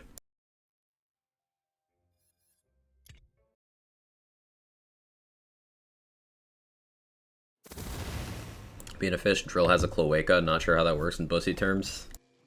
We'll make it work.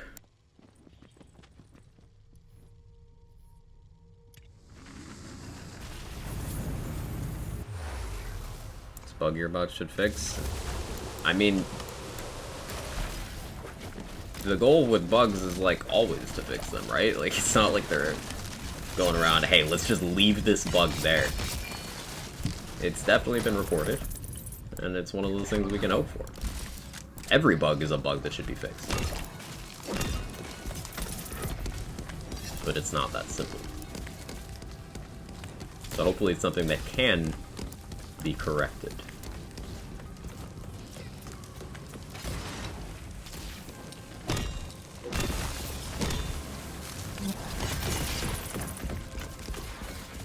Say that, but Skyrim exists. Could you expand on that? I really don't see how that's relevant, but could you expand on that?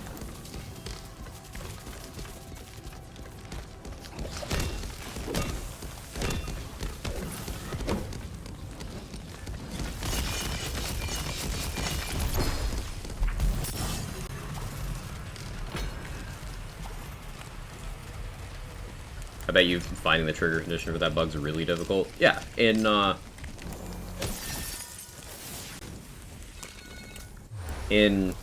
over 1,200 hours, I've seen it twice. Skyrim is the bug? Okay. Hey, CZ, how you doing?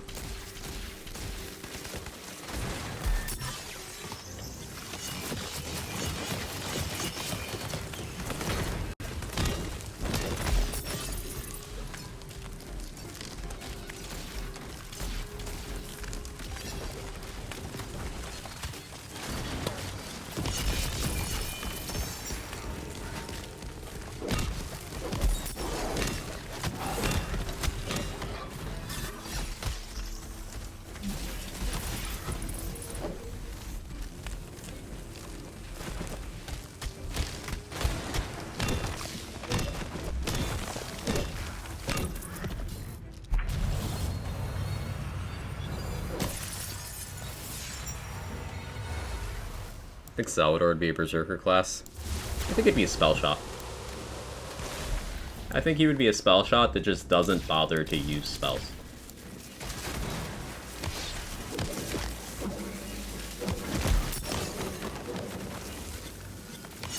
Well, how are you today? I am doing very well. We're having a good day.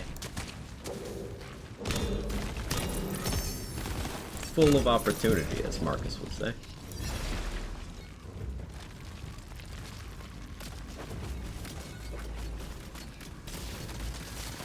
I'm enjoying spicy melee. We solved the maker problem for Dreadwind. It's easy. The maker and glue problem. The answer is Executioner's Blade.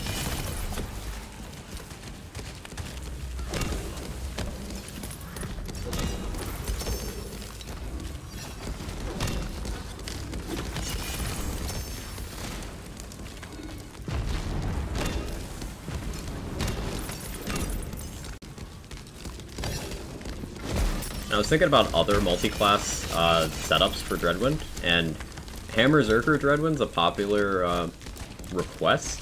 I was thinking about Tyrant's Truth for that, because think about it, if you're running the Dreadwind enchant on your sword, you're not taking Consex, you're not getting that on-swing melee.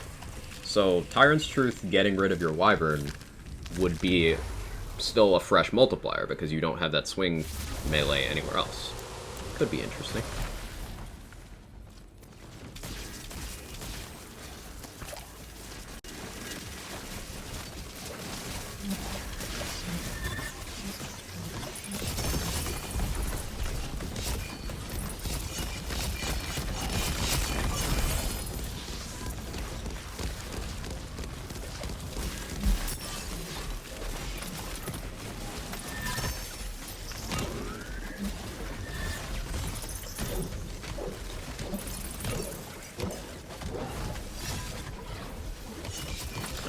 accidentally launched Toothfairy. Soup? Yes, soup. I don't know what soup we're talking about, but soup. Good passes on that. Melee damage, melee crit chance, melee crit damage. Shame it's not Chaos too. Hey, Goodwill, thank you for the 1500 bits. I appreciate it. Thank you. Been so long since you played them, forgot your gun builds were. I can't refresh my memory. I have a Chillmonger that's a launcher build. I have a Mist Dancer that is just all-purpose gunplay. Those are my main 2 gun builds.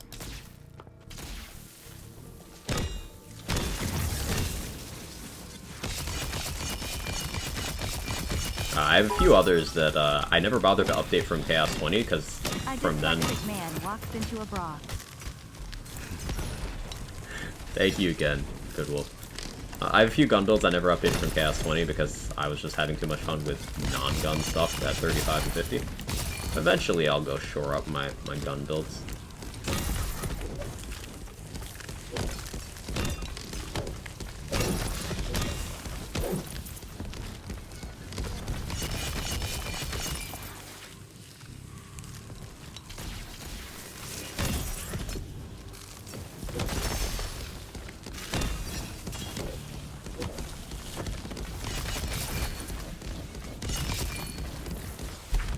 Hey Kyler, thanks for gifting a tier 2 to CZ. I really appreciate it. Thank you for the extra layer. 24th gift sub in the channel. Just being a strong support as always.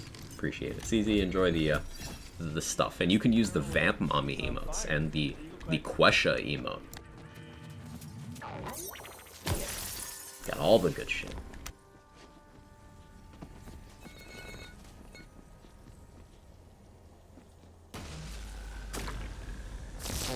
Like to see normal item drop chance greatly reduces C50. Yeah, I'd agree with that. At C50, you still have a 49% chance of your items not having a chaos tier at all, and that's just not necessary with the amount of part variance. It's strictly just not necessary. That's something I would like to see changed.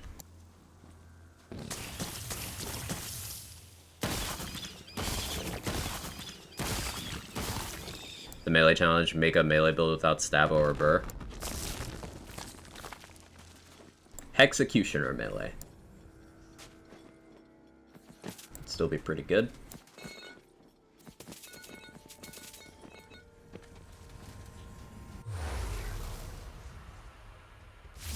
Chaotic and up, just no untiered. Yeah, that'd be fair, Irish. Chaotic would still be kind of a feels bad, but like, it's at least not wildly disadvantageous the way a non-chaos tier drop is most of the time.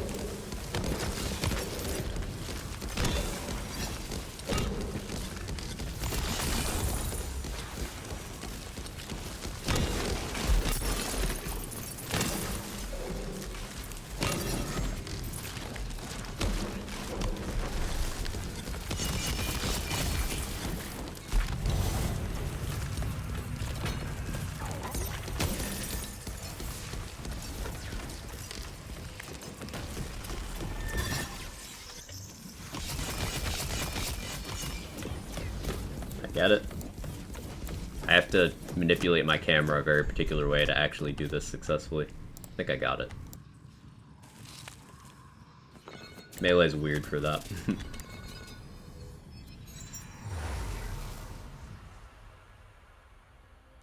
What if people think DLC 4 is dropping tomorrow? I have no idea. But it'll be the usual thing of they'll get their expectations up based on nothing and then complain that a thing that wasn't promised didn't happen.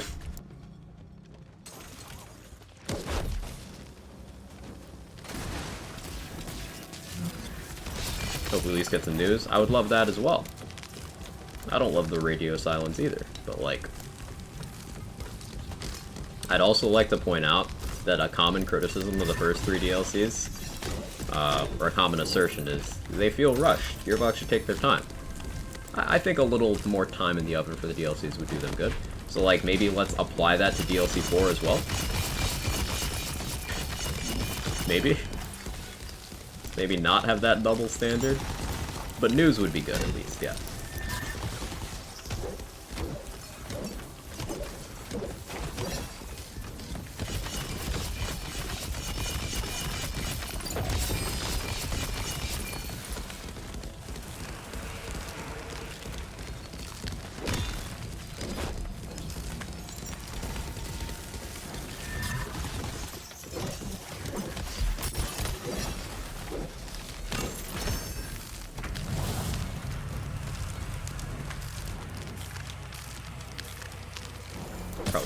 breaking that curse. Oh well. Where are you going this time?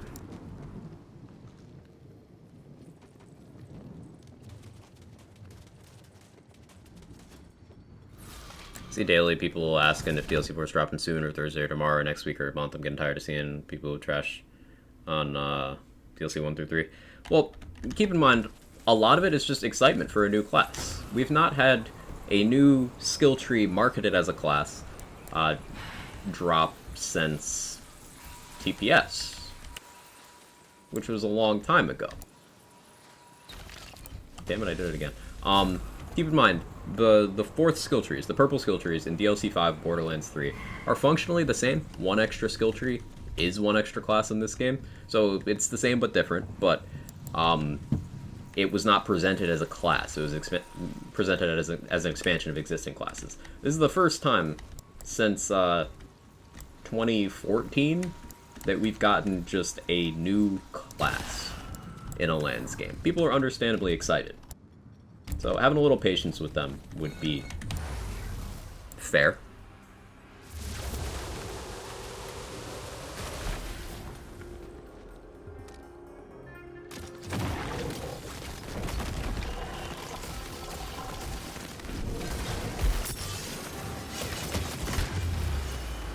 Did I get enough damage into drill there?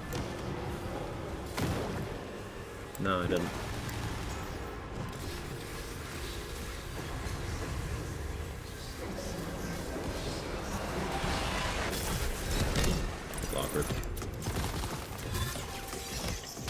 Proof that sigil is huge. So tried DLC 3. DLC 3 has been the most well received of the first three from Buick. The boss is a little polarizing. I still find him fun, but I'd recommend you bring a more conventional build, like a gun build, with some good survivability. But DLC 3 as a whole was much more well received than 1 and 2. White rarity only make her fight when? I do want to do a spell shot with that, Goodwolf. Thank you for the 1500 bits again. I appreciate it. I just hope it won't be a pet class, be down for whatever else type of class be. Yeah, it's easy. I want it to be not a pet class, and I want it to play meaningfully different. Those are my only hopes for it.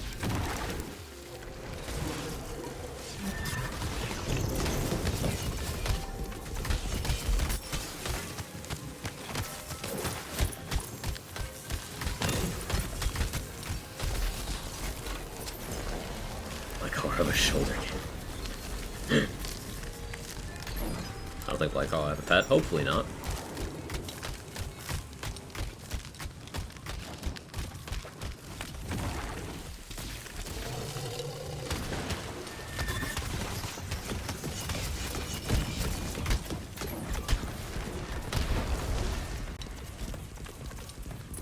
Let's go, Burr. Hey, Sinjin. How you doing? Yes, please, I like more doing and no passive boost type thing. Right, I want it to be an active change to the gameplay options available in the game.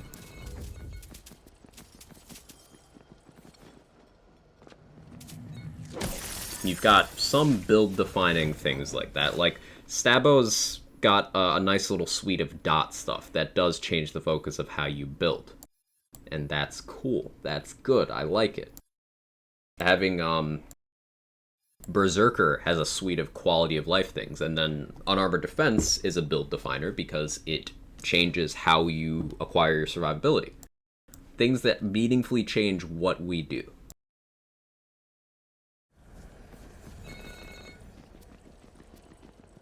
Whether it's how we build or how we play. That's my desire there. How do you get your adrenaline damage so high? Damage formula. If they do have a pet, hopefully the tree isn't all about the pet at least. Yeah, Buick. That would be my next preferred option.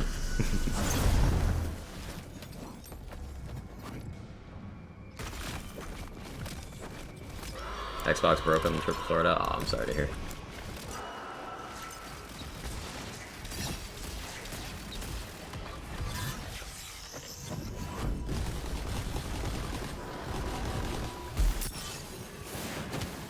Okay, bye, Gloop. Executioner and Blade go dummy hard. Non-elite loop has no chance against that shit. That's wild.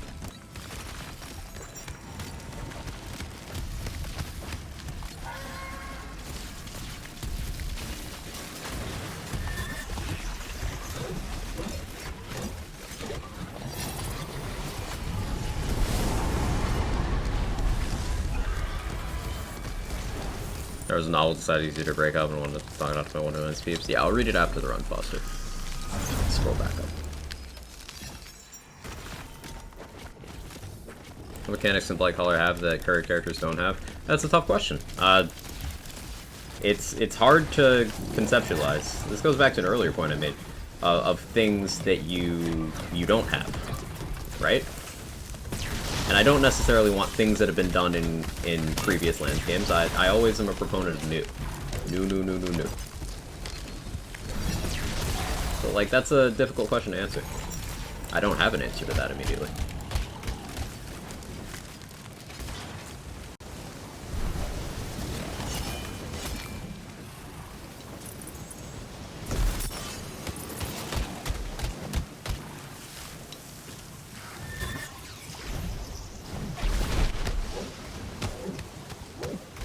Yeah, the fastest way to kill Bark on a melee build is still to just equip a spell blade. Frustrates me.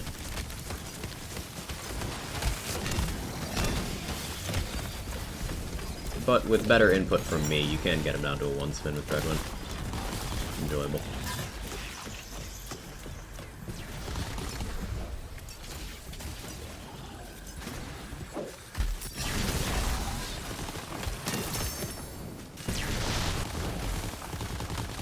How did that not hit?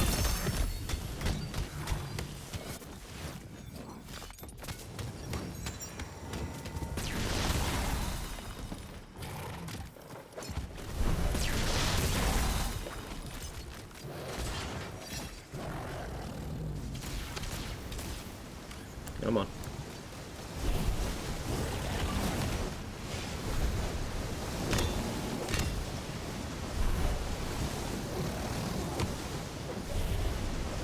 Hey Dave, how you doing?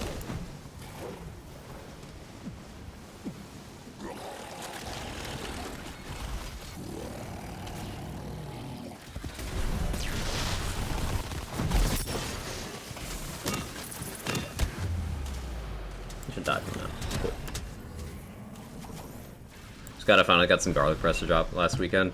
Yeah, I should look out for some good primordial ascended garlic breaths. I'd like to see better hitboxes of bosses. That's one of my biggest wishes for this game. Yeah.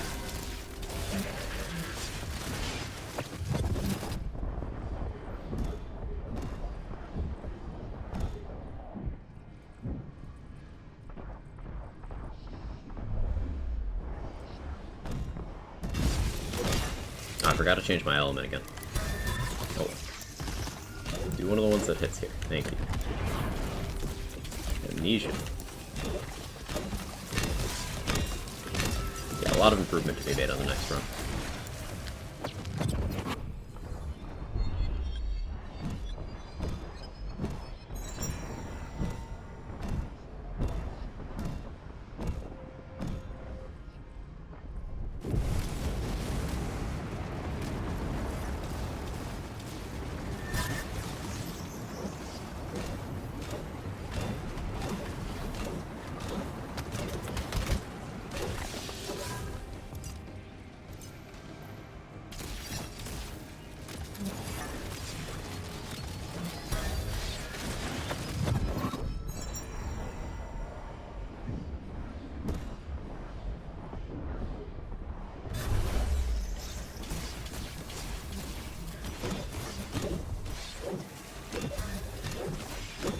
Hit me? Yes, thank you.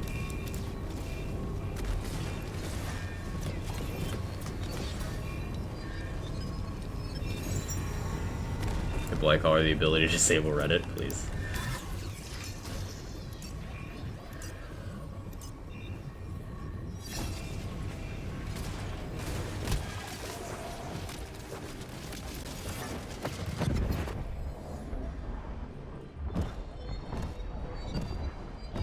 There we go. Okay.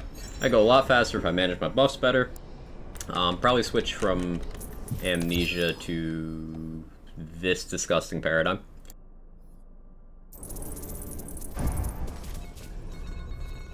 Even without spell bonuses. Yeah. Like how it didn't take long at all for people to just ignore Maker's mechanics and do big damage instead. The interesting thing about that, CZ, is it's still more optimal in many builds. Like, if you can't kill it as fast as, say, Lazy's Blender setup can, or some pixie bullshit or punchbot bullshit can, then what you can do is damage alongside the mechanics. Like, you can still use the bunnies to interrupt her attacks, and they still benefit from your damage formula. So, you could still get them to do large chunks. Optimally, I should be doing both for this build. I'm just not bothering. Let's roll wards. Use Stab-O-Matic. You have it, since this is a melee build. I have a Stab-O-Matic. It is not worth using in this build. The biggest thing to remember about Stab-O-Matic is that it is only pretending to be a melee build's friend. What it is a spell build's friend. Sure, it does melee damage, but the biggest damage boost for it is the Spellblade, which requires spell damage.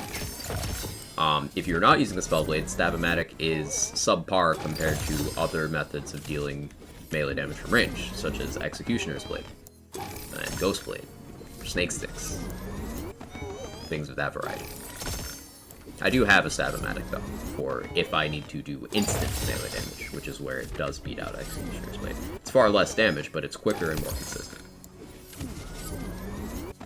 That's the thing, people still opt to directly deal damage often notice. Yeah, it is definitely a trend.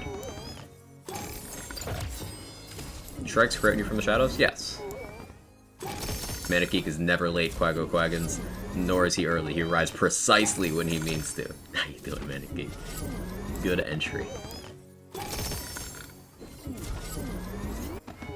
Poison dot aura, just like always on? That could be problematic around like barrels, urban mech, and water. I like a Universal Soldier to reload one time per room. Yeah, Universal Soldier gives it effectively a mag size the size of your backpack, the size of your SDU status, you know. That's cool.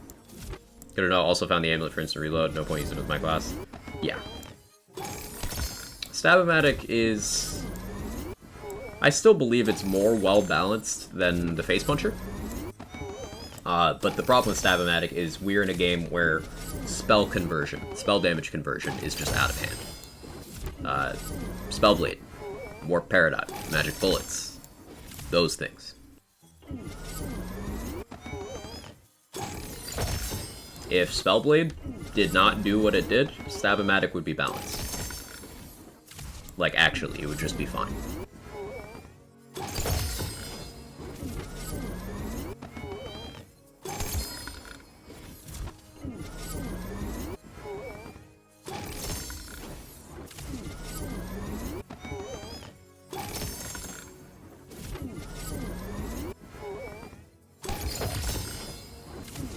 I suppose I could show you guys a run with Spellblade Paradigm. Go to the clicky keyboard we end up replacing it with. I bought a backup. I ordered one a while ago. It was a Steel Series. I have the box over there. I have to keep looking. Apex 3. Steel Series Apex 3. Just emergency backup I ordered in case of this exact scenario. Doesn't Spellblade not do what it says? Kuros can fix that like it did for everything else that didn't work right. Yeah, I am holding out hope that Spellblade applying to everything is an oversight, and that they correct it so that it just applies to your melee attacks, because that would correct the problem, while still giving the item its purpose as being great for caster builds, and it would still be one of the highest DPS swinging melee weapons. It does not need to do what it does for all the other things, you know? I hit a couple pulls of the ring bunny here in the hopes of some decent spell damage rings, but I don't really have expectations there.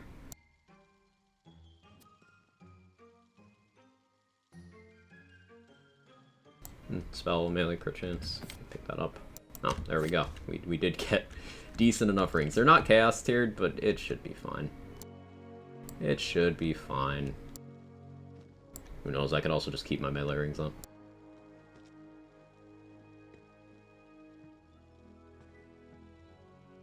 Praise that Blight Collar's balanced and not riddled with problems. Yeah, well, Pat, that would be nice. That would be nice. For the most part, class balance is after fine-tuning, and they have said they plan on doing more post Blight Collar. For the most part, class balance is fine. Just Spore Warden is underperforming relatively, but is still viable. And Spell Shot is still overperforming, despite being reined in several areas, but the gap is smaller than it was. And then the 4 other classes are just at various points in the middle, which I think is good. It's good to balance. There's individual skills here and there that are over or underperforming, but as a whole, remember, look at the larger picture. More things are in a good place than aren't.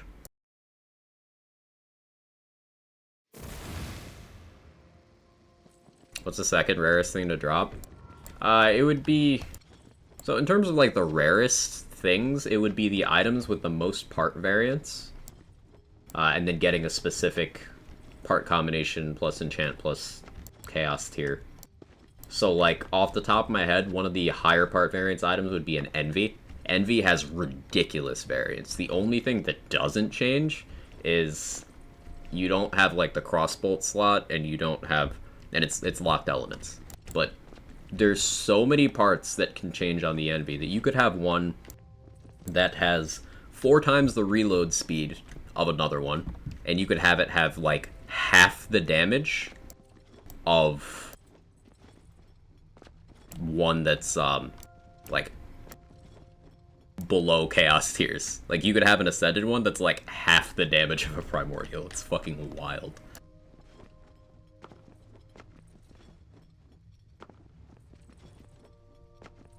It's just a boolean they have to set to true to make it only apply to Spellblade. It's intentional the way it works.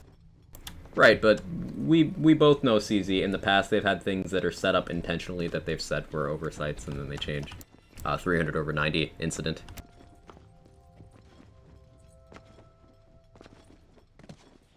Guardian Angel incident.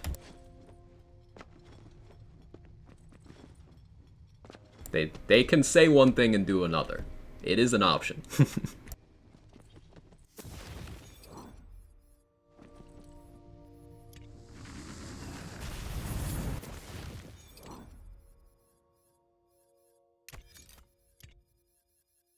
I'm gonna gross you guys out. Sorry in advance.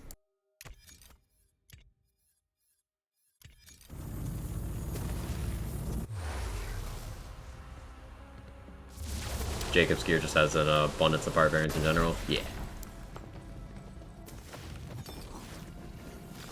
So this is with Spellblade, Warp Paradigm converting spell into melee and ability, and 2 very basic spell damage rings.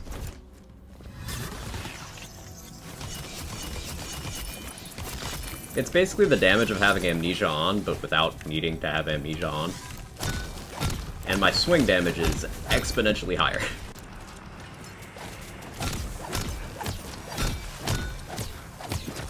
Why? We talked about how silly Spellblade is, and once again, I'm in the business of putting my money where my mouth is. If I say Spellblade is stupid and should be changed, I'm going to show why it's stupid and should be changed. Okay, really, Babby Mimic? You're just gonna do that? That's cool.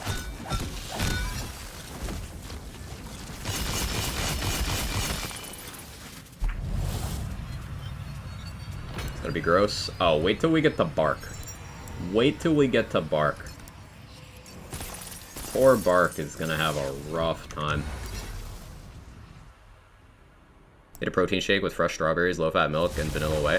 Feels like summer, baby. That sounds really good, Grumpy. Sounds refreshing.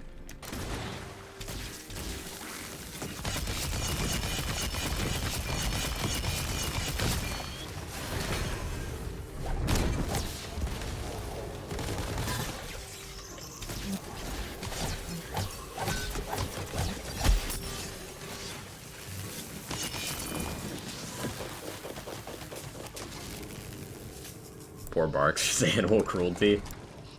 Not incorrect.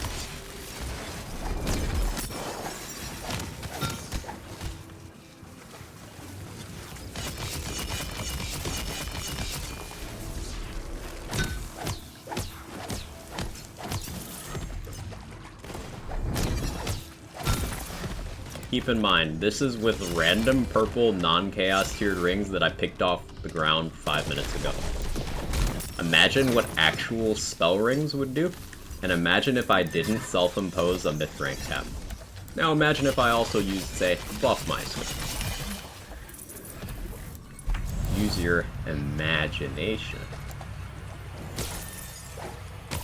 You can get Dreadwind to a point where it can pretty much just one-tick anything. Like, anything. Because alchemical agent dots are gross.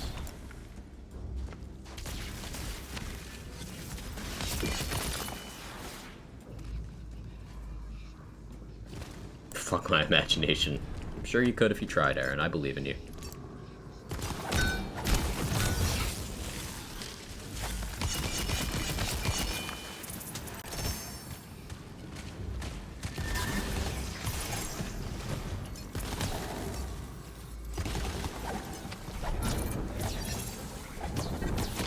Another fun side effect of Spellblade is you get that big spell crit chance boost when you melee, and that applies to my Sigil, which means my Sigil can very consistently proc Executioner's Blade as well.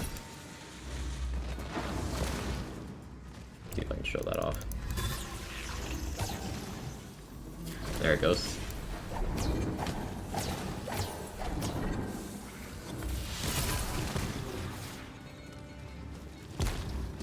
I'm imagining so hard right now. Proud of you.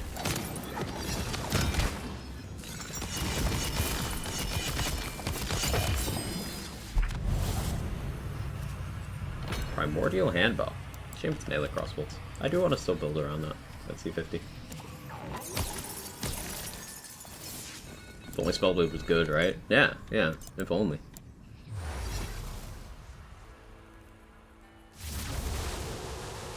Now imagine if you had a secondary class like Spell Shot or Graveborn. The thing with that is for Dreadwind, that wouldn't really work out here. I still think that for actual practical usage, Sabomancer is more optimal because of Alchemical Agent and Contagion and Exploit Their Weakness. All that together presents a pretty strong case versus just getting more of the stat you already have access to. You can always make up the spell damage deficit by getting more on your gear. You can't make up having Alchemical Agent. It's, like, huge. Spinning Winning IC? You know it, Ken. That's even the name of this character.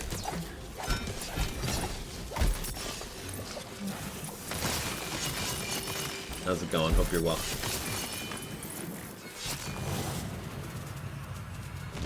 Primordial Saw Blades. What was I almost saying? Words are hard.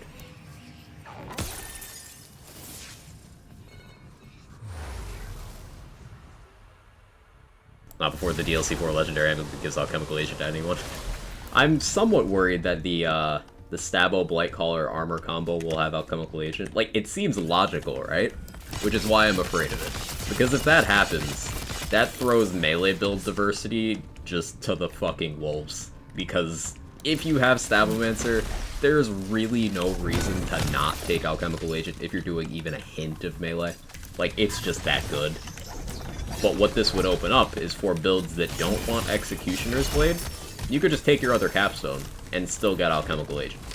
Which means Blood of the Fallen Alchemical Agent on Ghostblade and Dreadwind. And if that doesn't terrify you, it should. It really just should.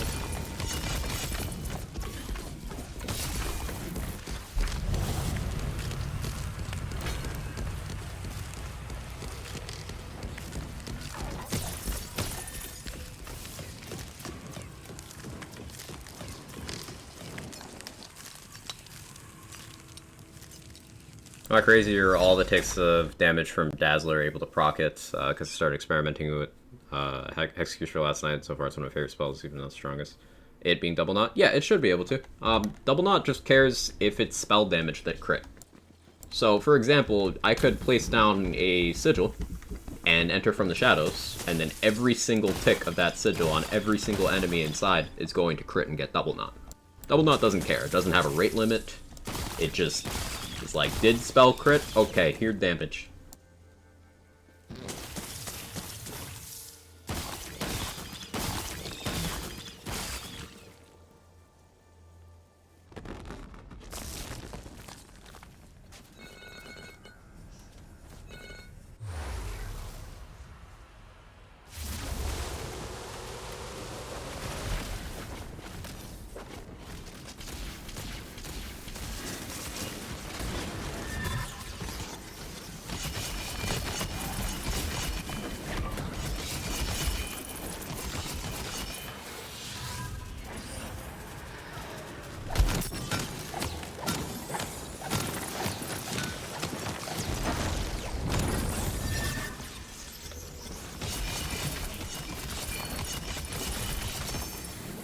Hey, Goodwill, thank you for the 5 more gifted subs. I appreciate it. Thank you.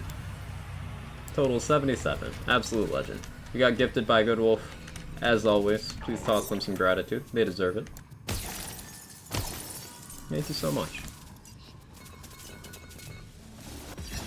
So this is also what I was referencing earlier when I talked about there being gear alternatives. Can I use this to light myself on fire? No. Can I use this one? No, sad. You could totally just, you know, spellblade this shit. It's gross. More gross than Banshee plus Amnesia. But it is gross, you know?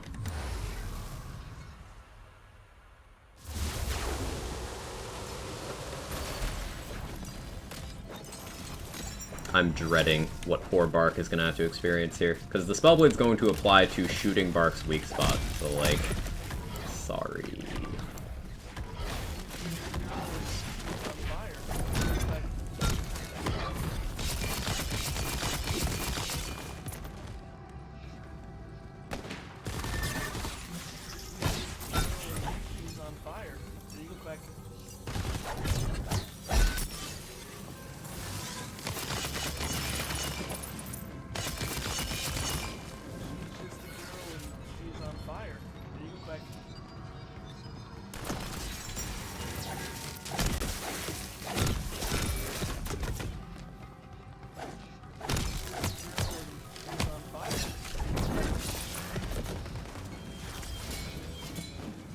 Ah, just come down here. Just come down. Yeah, like that.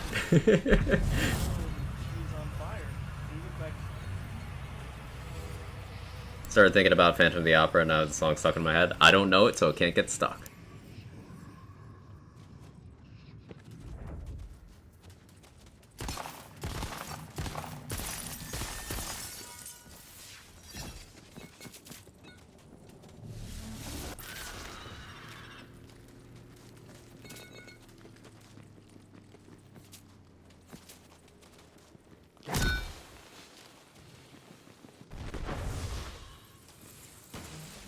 Okay, I'll get it this time.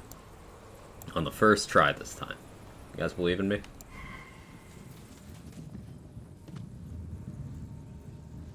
Because I don't.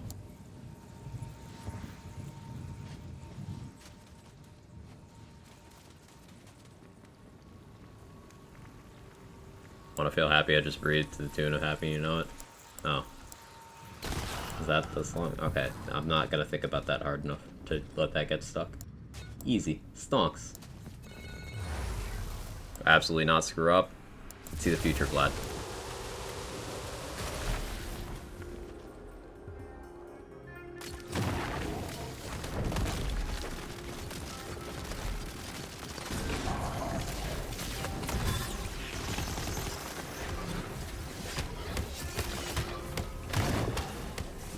Come on, drill hitbox. Goddamn hitboxes. I swear. Executioner's Blade, do it. Do the thing. My Dreadwind did not connect with drill a single time. Not even once.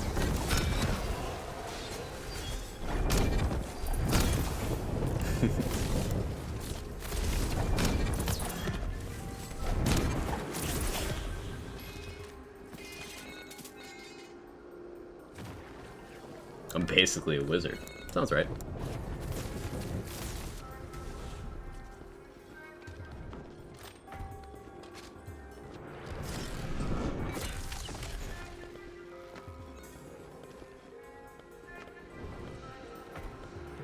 Suppose I should keep an eye out for a lightning spellblade as well.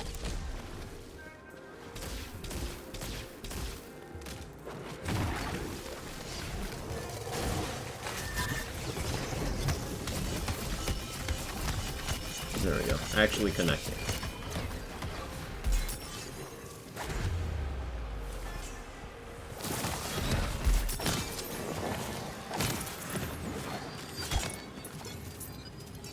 Drill whose booty can't be touched. Challenge accepted. Drill whose hitbox is a suggestion. Real.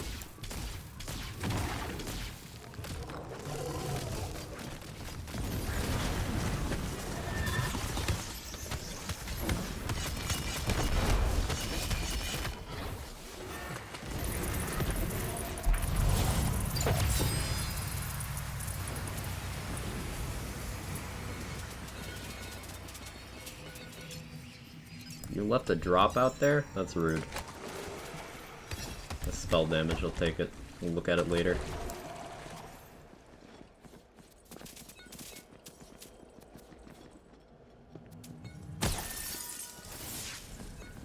Okay. Drill whose ads never spawn and you really need them to. Also real. Think you got him that time? Maybe. It's hard to tell.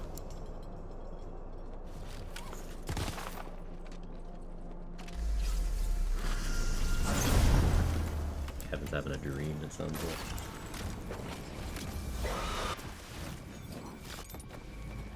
Forgot that.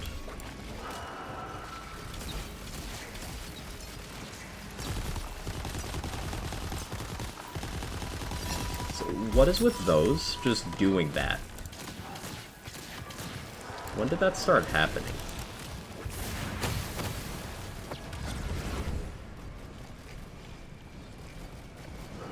Oh yeah, I don't need to step down there anymore. I don't have amnesia on.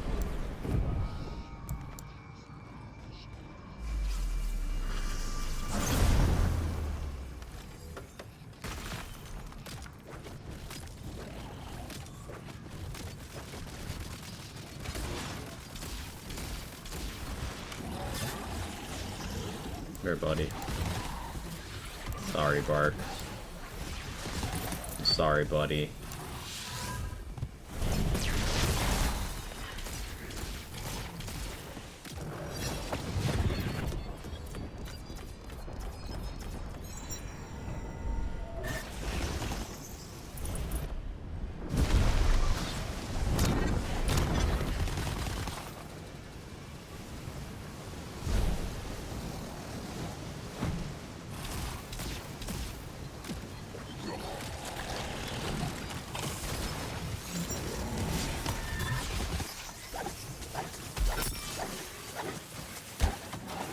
Excuse me, hitboxes. I guess that's Banshee privilege, being able to land that hit.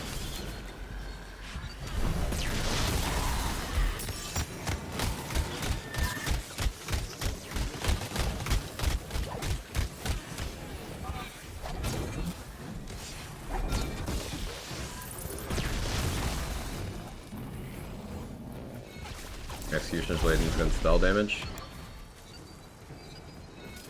Irish, what kind of damage does Executioner's Blade deal? We've been over them.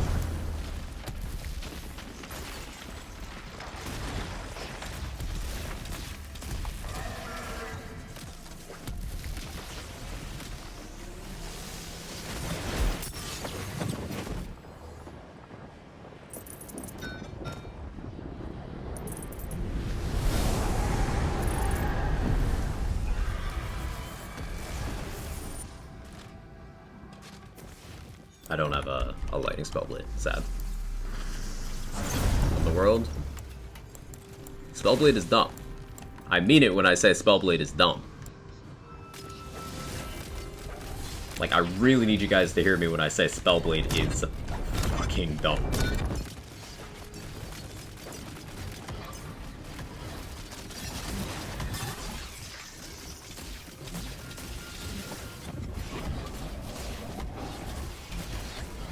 When I say Spellblade is dumb...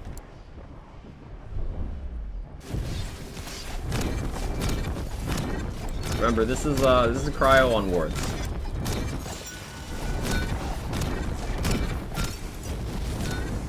And I'm still using non-chaos tiered rings that I picked up off the ground randomly.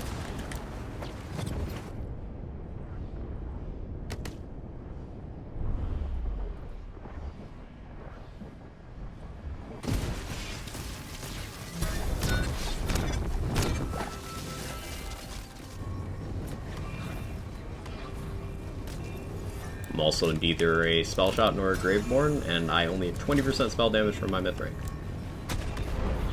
Whee! I shouldn't have jumped that. Should have just eaten the hit. I think the maker should consider unmaking this. Yeah, Spellblade should not exist in its current form. It is simply unbalanced.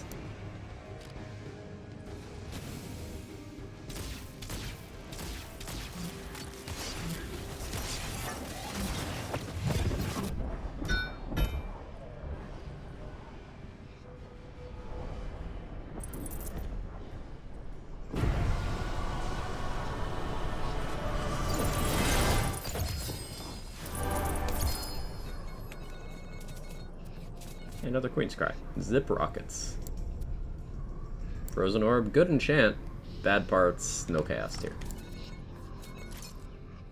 Crossblade, kinda trying. Body Rune's kinda trying. So did we actually get one of each that he dropped? We did. Queen's Cry from the Maker. Crossblade from Gloop. Frozen Orb from Bark. And Body Rune from Bunny. These are the 4 dedicated drops. Dedicated drop farming is real.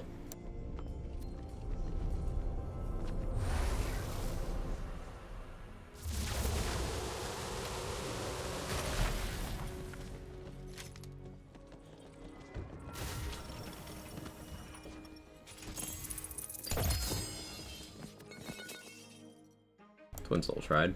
Rampage, Amp, Dark Magic, not 1.94. It's like second best in every possible area, except the base damage. That's a good base damage roll. Let's go for better ranks. Because we can make that more grosser.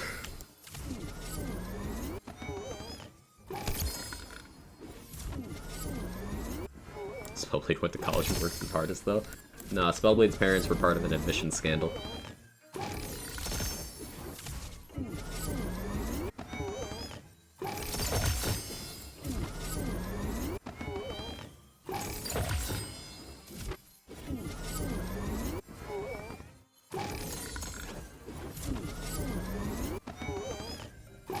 Okay, but is it dumber than Pixies? Yes. I will go on record as saying Spellblade is more problematic to the health of the game than Pixies.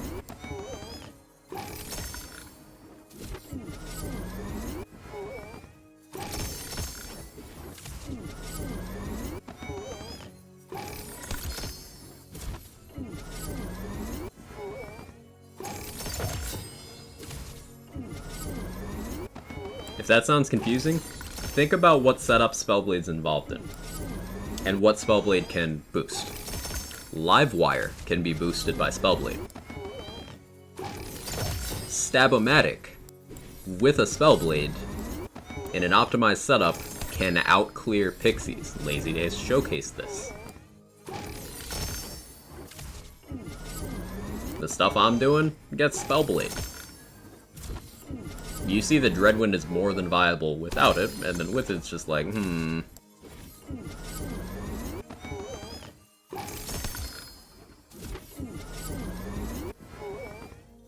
You realize you made a favorable $300,000 error at work?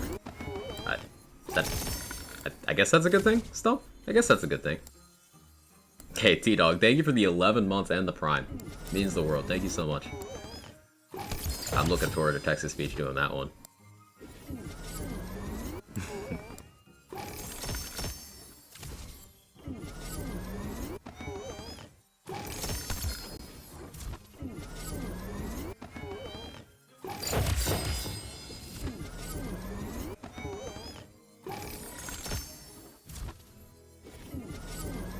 Something I want to find out in regards to Frozen Orbs enemy tracking, but I need a +2 projectile one for that, and that's why I'm so desperate. He's on fire. You swing me round and round like a spellblade. You say spellblade is dumb, well you're smart. You say spellblade is unbalanced, well you're imbalanced.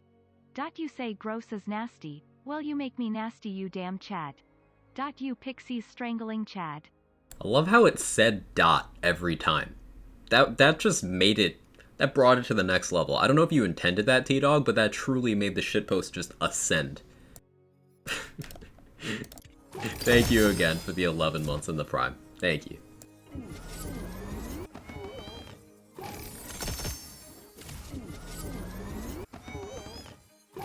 T-Dog TTS Master. Ascended shitpost. Rare drop. You damn Chad. Dot.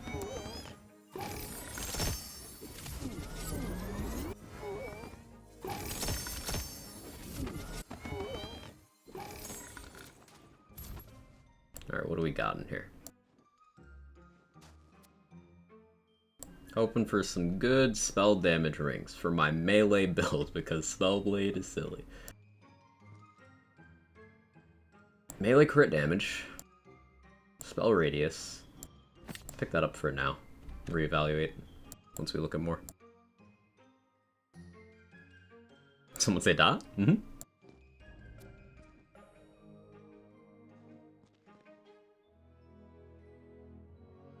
Is that a double roll of melee crit damage? Yeah. That's spell damage, spell crit damage, double roll of melee crit damage. Pick it up for now. Look at it in a moment. Dots are gross and you get alchemical? Absolutely. Extremely good. I'm really happy to see that my prediction about wisdom being a great stat held up. Day 1 wisdom believer.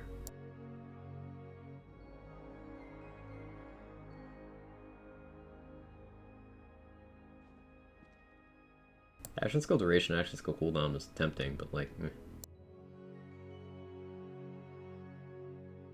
When your custom manufacturer doesn't tell you the quotes they gave you, it's 55% discounting, and you told your customer crazy customer tables were 711, your actual cost was more like 390k. Is that easily fixable? Because that sounds like a big deal. Hey, an ascended melee damage ring with action skill duration. It's trying. That's a lot of duration, to be honest. So wait, one duration roll at Ascended is 19.8%.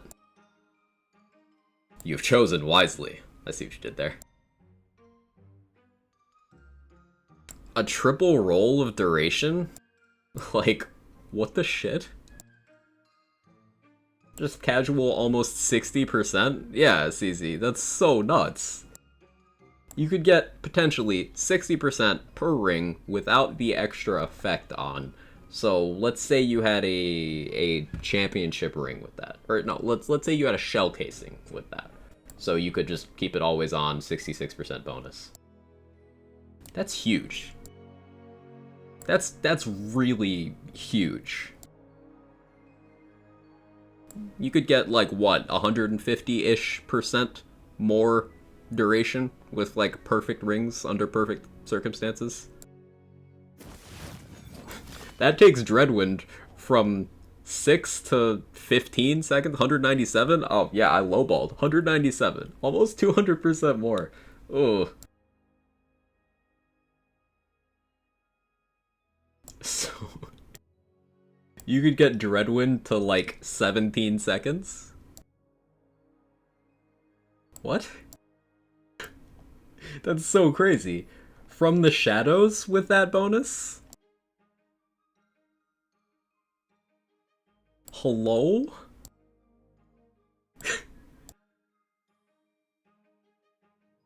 That's pretty crazy.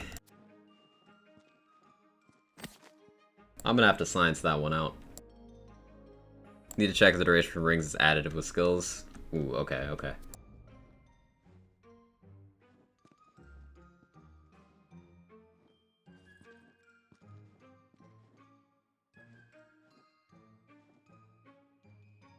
Infinite invis. You can already do that with Berserker Capstone, but imagine just getting enough duration without that. That you just... Because, like, you could also extend from the shadows with class power. So on top of that, you could get 99% class power. I imagine that's what CZ's checking on right now.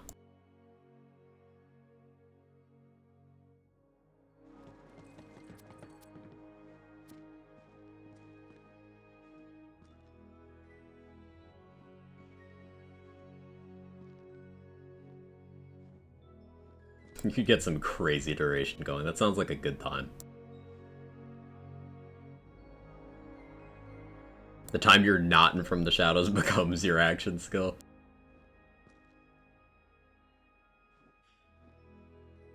What else could we do with that? Hey, that might get Blizzard to a point where it feels good enough to use without having to take Berserker Capstone. But then, like, what do you do instead of Berserker? That's the thing. Berserker's just got good formula. I guess that would put Spell Shot on the table for converting spell damage. But, like, why?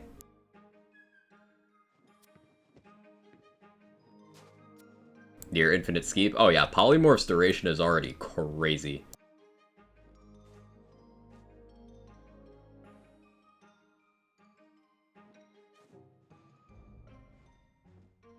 Alright, let's look at our rings. Favorite that's one, I'll get rid of it. Let's see. This one's pretty good. Melee crit chance, melee crit damage. Maybe I compare to the other one. Yeah, let's compare to this one. Spell. The ability thing is useless. Spell crit chance. No, that can go. Melee crit damage, spell radius. So I lose crit chance for crit damage. But I have the silicone ring to increase it. Yeah, we'll run that. We know the black collar skill tree? We don't.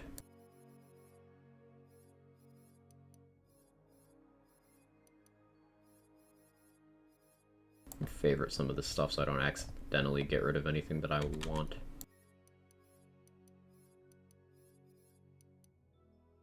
Yeah, Binder, it's got pretty good capacity.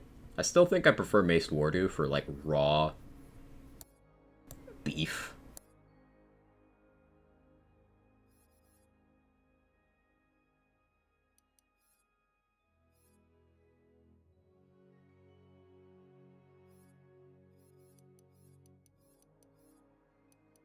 Keep those.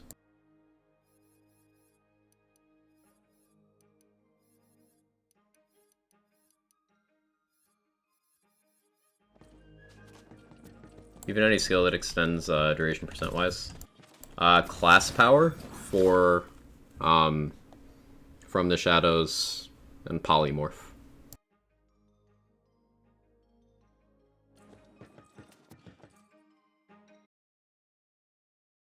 I think Mace Wardu should be a purple item just out of principle. I like it, Jedi Monkey. I like it. That is worth the meme.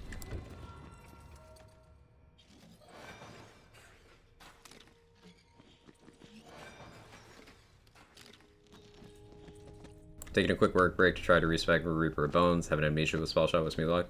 Good luck, Foster. Reaper plus Amnesia is a good combo.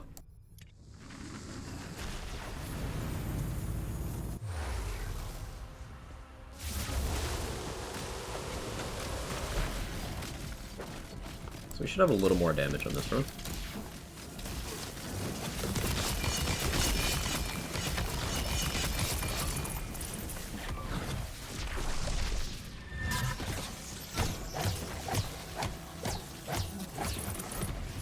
Right?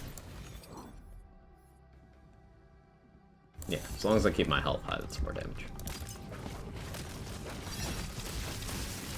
The big thing with Spellblade and Paradigm here is Paradigm is the big seller. It's converting the spell damage into 2 stats that benefit you. So even at only a rate of 35% conversion, well, that's covering 2 categories, because Dreadwind gets both melee and ability. Then combining Spellblade with that means that the spell damage I'm stacking isn't wasted, because that goes into conditional. Despite the fact that Berserker already has a decent amount of conditional, that's still just more damage.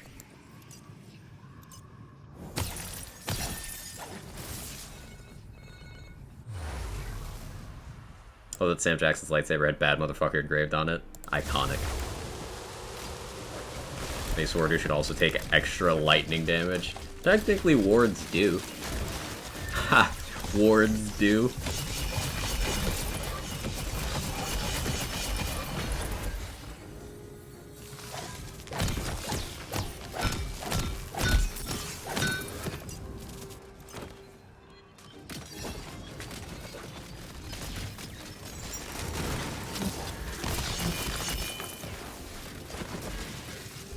2,000 troll kills.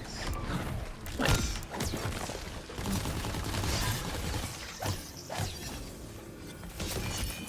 I tossed my Mace Warders out a window.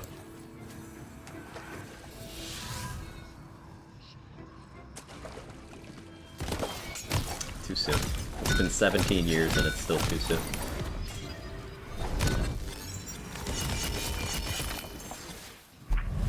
I get the knockback effect should really make the mob do this. I mean, it doesn't knockback, it just does melee. It just, like, counters.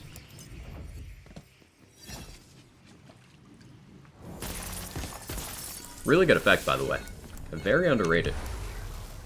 Because it does melee damage based off of your equipped melee weapon. So it takes the element, takes the crit stats, takes the base damage value, and since that is melee, that can get bonus elements like Oath of Thunder. It can trigger Alchemical Agent if it crits. Benefits from melee crossbolts. Base Wardu is sick. I really do want to try it out on Dreadwind, because, like, enemies hitting me while I'm spinning, it would get Spellblade as well. Oh, there's knockback, use shield 0 times. I'm a big fan of it. I like it. It's underrated. Doesn't look like anything but rings extend duration the way they do. They should be mult with whatever else.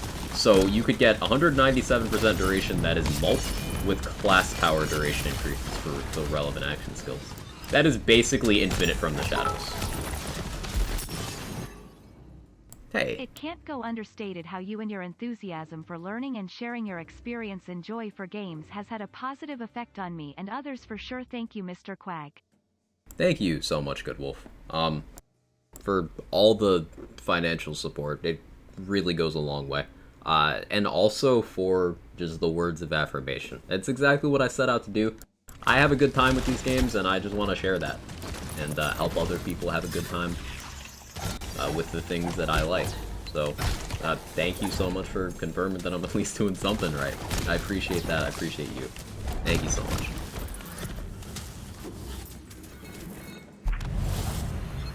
Please excuse me while I spent an entire ass minute in From the Shadows. Yeah, you could. You could grab an extra, like, 6 or so seconds on the front end with the enchant as well if you wanted to. So let's see, what is the absolute duration we can get From the Shadows to? Let's math this out. Base of 8, with 197% more. And then another mult of 99% more. And then plus 6 seconds after that. What's that total? Anyone feel like doing that calc?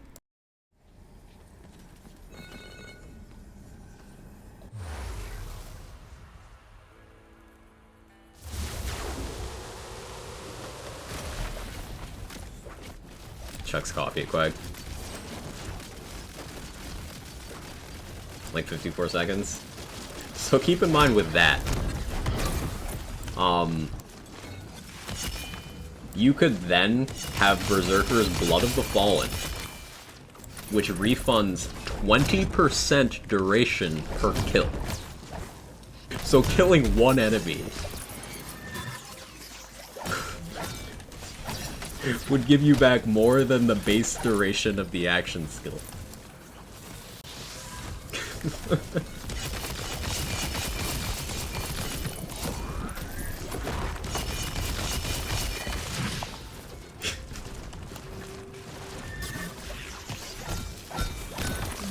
Stop, you're hurting me.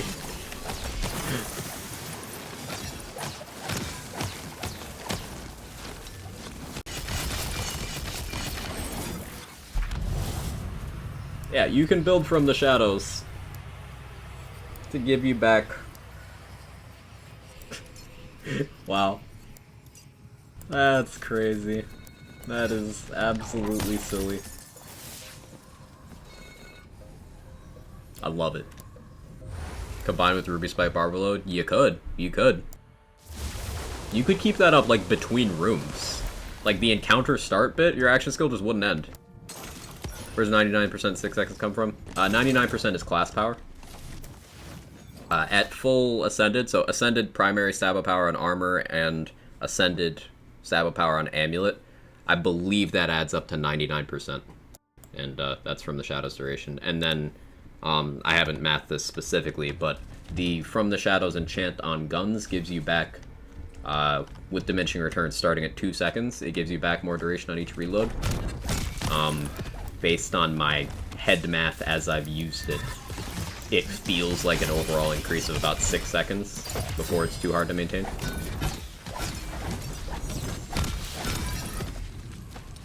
So it could be slightly more, it could be slightly less. Basically, you can get From the Shadows duration up to about a minute, yeah. Without Blood of the Fall.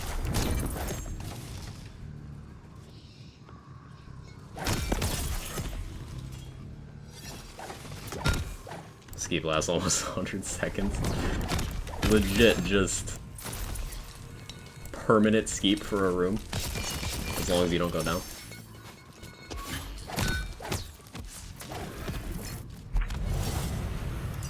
Which spell book do you have? Which spell am I using? I'm using a Fortifying Sigil. These are nice because they heal you while you're inside. 8% of your max health per second is a huge heal. They give you a damage bonus while you're inside. And every single Sigil spell in the game also has this nice little bubble that blocks enemy projectiles. It also constantly deals damage to any enemies that are inside. You can see it damaging that barrel. Sigil spells are very useful. Big fan. Highly recommend.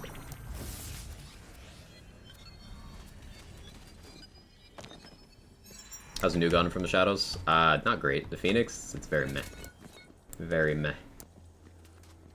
It's semi-automatic, so it's a pain in the ass to use. And the base damage is just kind of fine.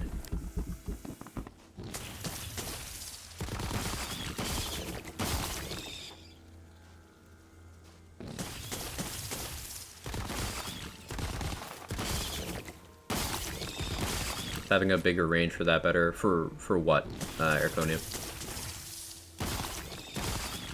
I zoned out. I don't know the context.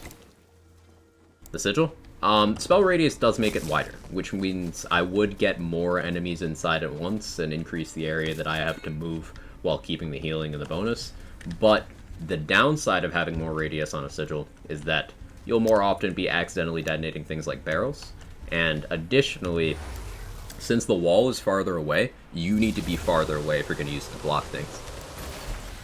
So I've actually screwed myself over on Wastard, for example, by having radius that I forgot about, so I went and put down a Sigil to block his skulls, but he was also inside the bubble with me, so it didn't work.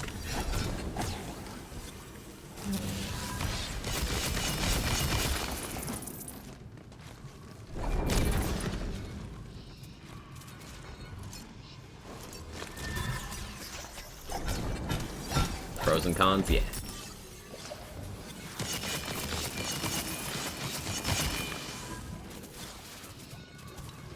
Chatter, what spell? Quiet, you have a moment to talk about our Lord and Savior. Real. Live. Real.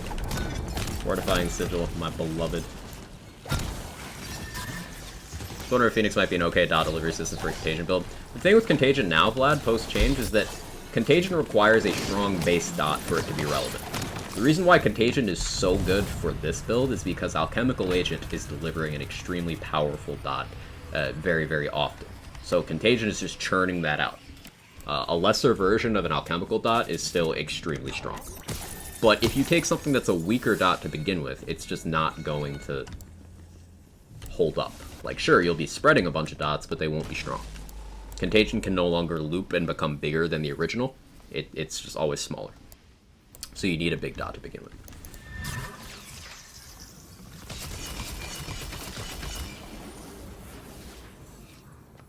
Time for a moving Sigil with a bubble reference.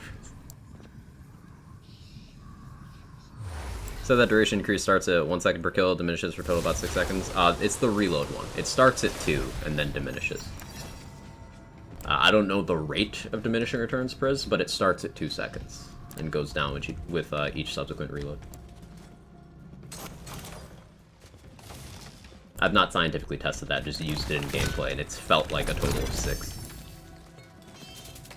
Before it became impossible to maintain without reloading instead of doing damage.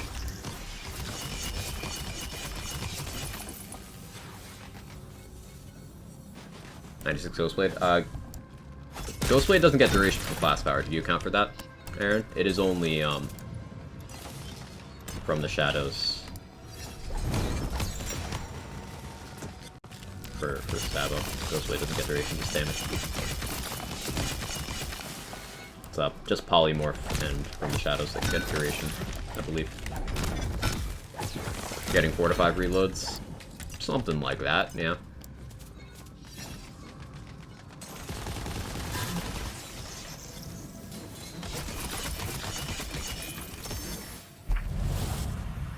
Contagion is Stabbo Claw, it's been great so far. Yeah, my Ghostblade build is Stabbo Claw. Alchemical Agent, Contagion. Very good. Thinking it's likely Grizzled Situation is always 90% of previous value. Would want estimate math to be sure. I'm curious. Maybe we'll test this out later. It's definitely something I'll want to have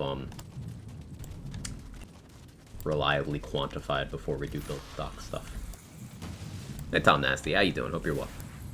If I don't use a sigil and I'm not using Stabbo Capstone, what spell do you recommend using if I'm using a build similar to yours? You can make a case for Tidebreaker.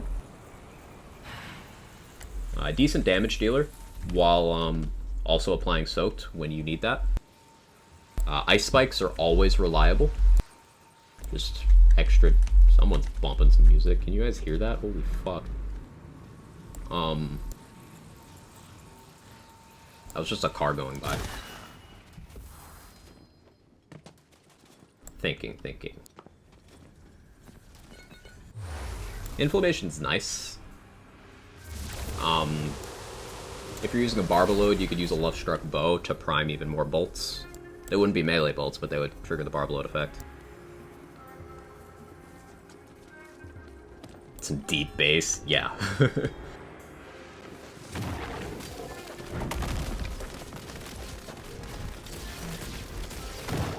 You could do Empowering Sigil for the easy freezing for a melee bonus.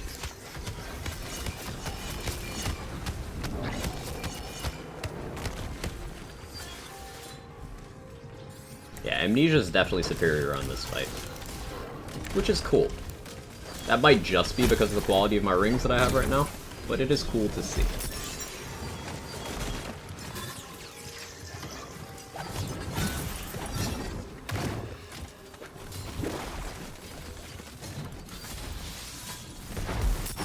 Oh, I was stuck. All the background music for Drill? Yeah, me too. It's a good track. It's about the only track in this game I actually remember, to be honest.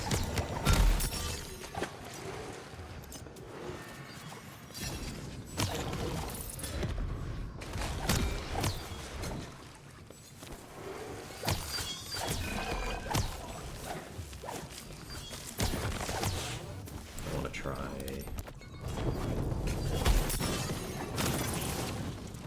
this.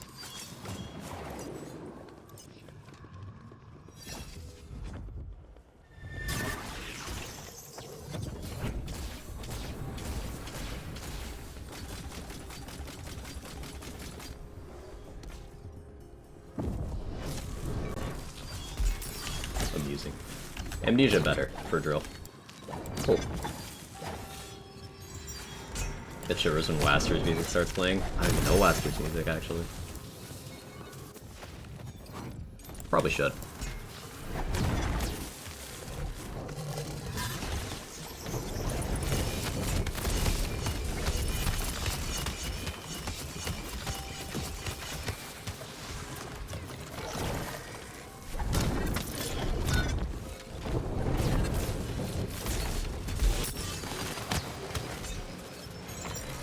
This is actually really nice to see. I'm feeling validated in liking Amnesia because of this.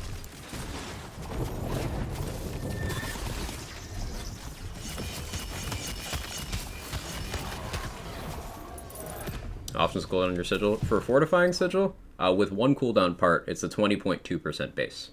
Depending on the kind of sigil, the cooldown drastically differs. For example, Empowering Sigils have about, with cooldown parts, about a 10-second base. But they also have a 5-second duration, so that's 50% uptime, like, without cooldown bonuses. You can have an Empowering Sigil on basically all the time with a bit of investment. But for fortifying sigils, I do have some periods of downtime, so I do withhold my spell cast at times.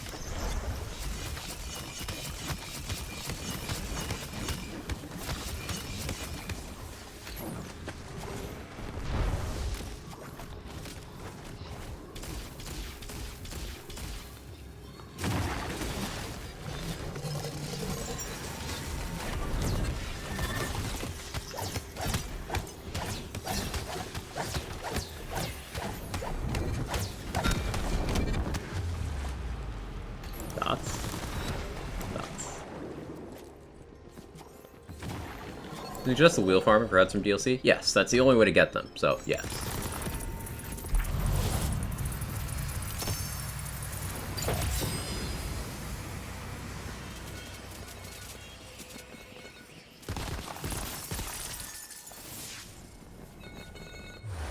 Would Vampire or Caustic be more beneficial in a Contagion melee build using Solid Battery? Depends on if you're having issues surviving or not. Vampire makes you really tanky. Caustic is a little bit more dot damage. Remember, Caustic's bonus is only 30%, and that's like additive with this status damage you have here. It's additive with Potent Poisons, additive with Wisdom. So you could have enough elsewhere that it's not super relevant. I would say Warrior or Vampire would probably be better for you.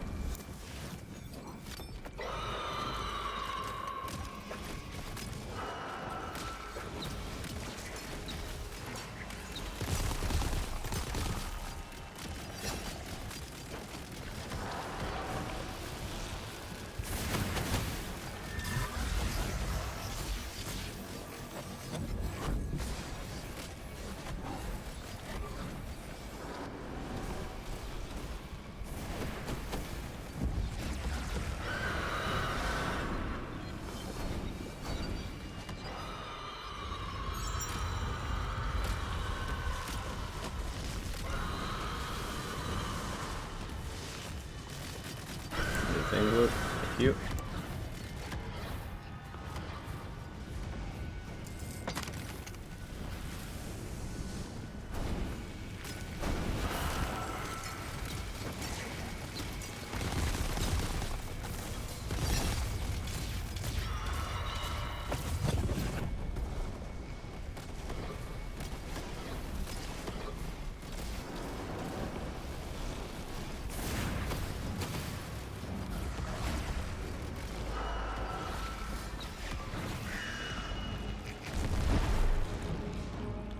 I was thinking I figured this out during lunch break, really struggling to think of what I need to partner with my Major Reaper Bones. Amnesia Spellshot Grave doesn't have any extra magic bullets. I mean, if you're just... You need to combine that with testing. Theory is one thing, practice is another. You gotta combine both when you're investigating build possibilities like that boss. Just one is incomplete information.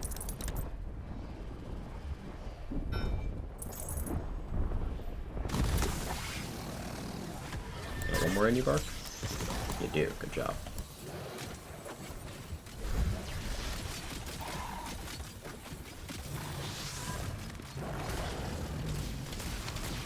Yeah, other setup is a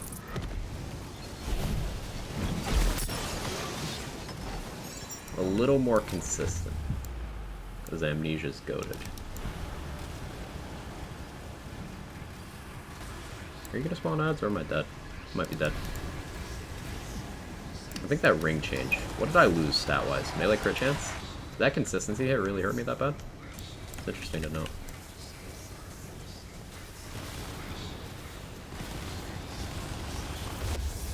Explain Paradigm Armor? Sure. Takes stat, makes it apply in other category at listed percentage. So if you have a paradigm that converts spell into ability in melee, let's say you have 100% spell damage stat, that armor is going to give you 35% ability and 35% melee. The man, the myth, the legend. Hey Rabbit. Made it off the toilet. How you feeling? You hydrating?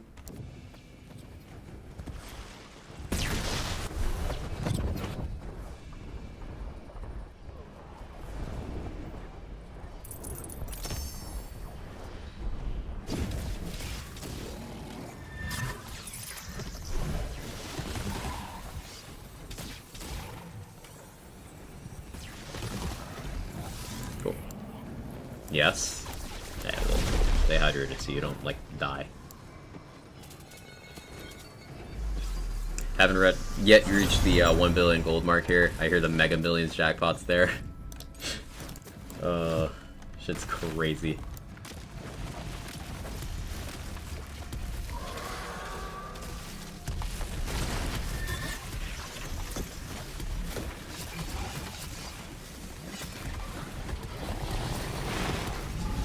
Yeah, the other rings are a bit better. Cool.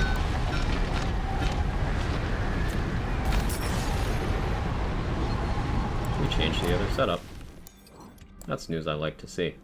Probably go back to Paradigm for Maker. Actually, I'll keep that on right now, because I'm not going to have Amnesia up often there. But if I go back to my actual melee rings, one of them has a duration passive that's helping me out quite a bit. That might be the play. We switch to this now. I'll through the feature run a few times.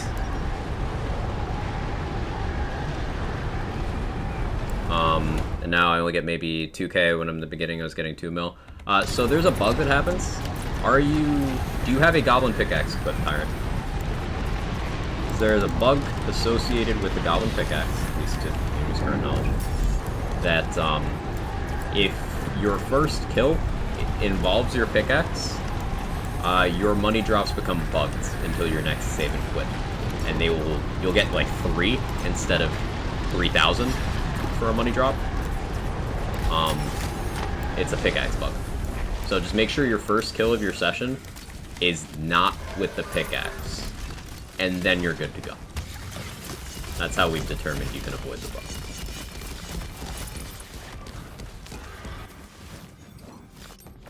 So thank you. You're welcome.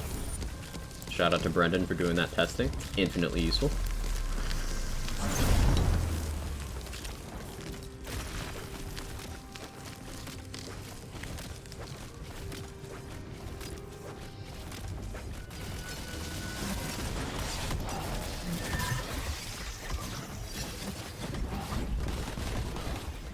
Oh yeah, that's the damage.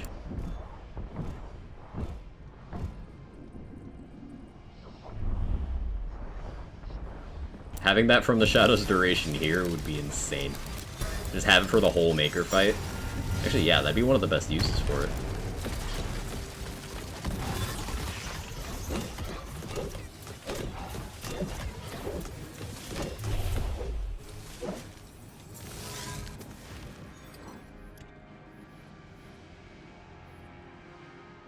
I switched back. Okay. I did switch back.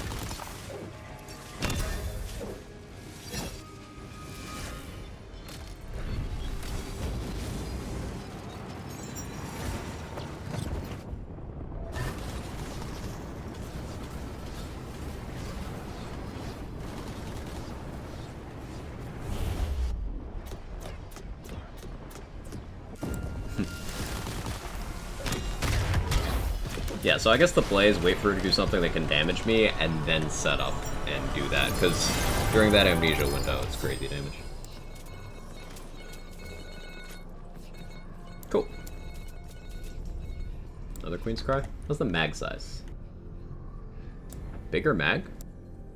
I mean more tasers?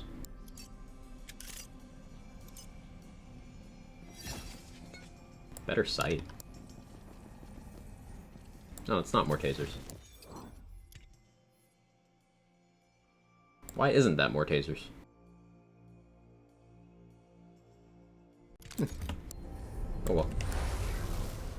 Hey Slushy, how are you?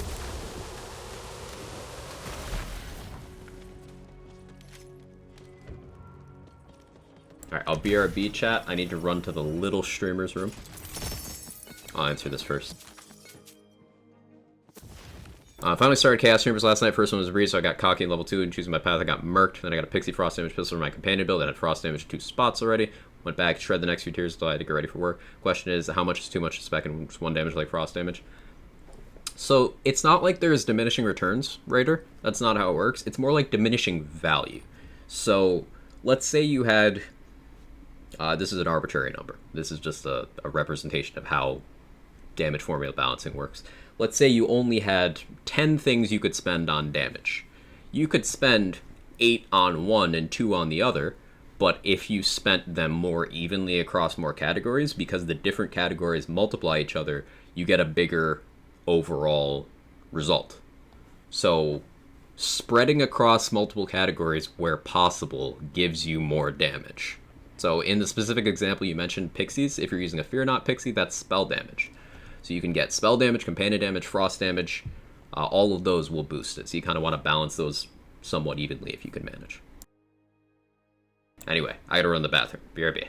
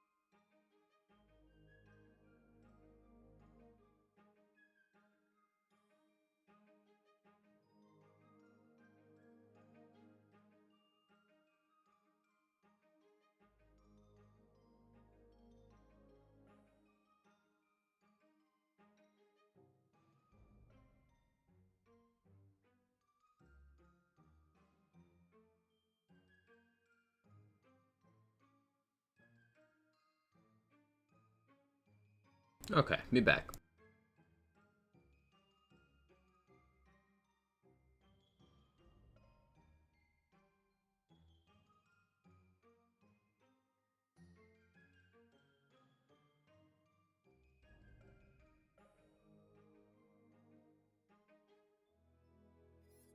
Okay. What am I gonna roll for here? I could go for more rings. Ask for some help advice? Yeah, absolutely. Noodle and Sirius, welcome. And I started spell shots on Moxie's Frost Pixie spell damage build and decided to go for it. Collected all dice and now into Chaos Zero Chamber. Accumulated majority of things needed. I don't have the Fear Not Pixie pistols. Basically, I deals little damage, cannot clear effectively. Okay, that's one of the reasons why I tend to personally avoid structuring a build around one thing that's so powerful that it's the linchpin of the entire thing. I like to have multiple things going on at once in my builds. But luckily, the thing that makes Fear Not Pixies good is that they get the damage formula of things that are not guns. So, for example, Fear Not Pixies are spell damage. If you are a spell shot, you have an abundance of spell damage. So you can use damage dealing spells as your primary method until you do get that gun that you're looking for. Ice Spike spells are very powerful. If you get a triple Ice Spike or a single Ice Spike, preferably in the simple cast variety, those are going to be really strong, and the cooldown is reasonable enough that you could even just kind of use that without a gun. Another gun you could go for, yes, Kevin, hi, you are Cat. The Queen's Cry pistol, it's actually the one in my hand right now. The thing that makes this unique, one of the things I should say, is that it's not actually a gun at all. It scales with spell damage, and it deals spell damage instead of gun damage, which is the same thing that makes the Pixie strong. So you could shoot this, because all your spell bonuses are going to go into that. Another approach, because Spell Shot simply has the most gun damage in the game, you could use Old Reliable Sword Explosion. This is the highest DPS, just regular gun in the game. The true boss melter.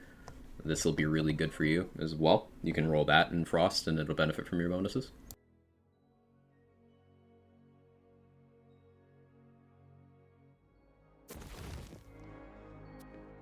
Those are a few things you could do.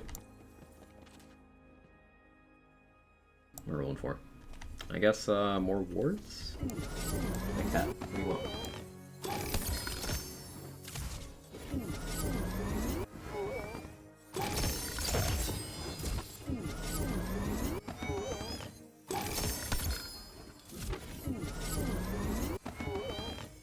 So all type of damage stacked with each other. Here's a resource that you might find useful, Raider. So this document, this Google document that just popped up, Nightbot linked, is the damage formula, and it's been compiled by community members, primarily with Sen and CZ, doing the leading the charge there. But it is helpfully color-coded and tells you exactly where each type of damage boost falls in the formula. And you can kind of use that and plug in your own boosts and see how changing one bonus here, one bonus there, picking up a category that you might not be picking up, how that can all affect your total output. Because depending on what you have, even changing one bonus can be a huge swing for your build's damage. But as a general tip for getting more damage in your builds, try not to put all your eggs in one basket. There are some exceptions to that because of the nature of how a lot of spell damage stuff in this game works. But for the most part, you want to distribute your bonuses across as many categories as you can.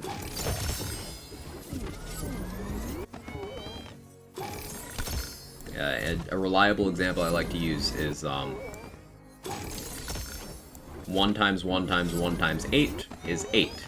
2 times 2 times 2 times 2 is 16. Double the damage for just evenly spreading out your bonuses instead of going all in on one.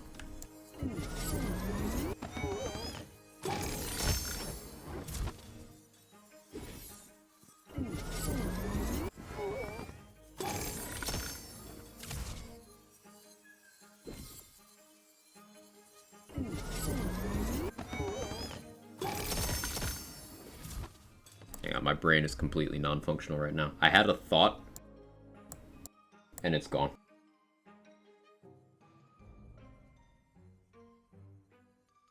Nope, it's gone. I think it's the heat. I stepped outside of my room. The bathroom's like one room down the hall. And it made me realize how hot it is in here. Basically, the way this house is set up, I'm in the hottest room. And I don't consciously realize it a lot of the time. So I'm just cooking in here. Stepped outside and was like, wow, it was nice. Now I'm back in here and I'm miserable.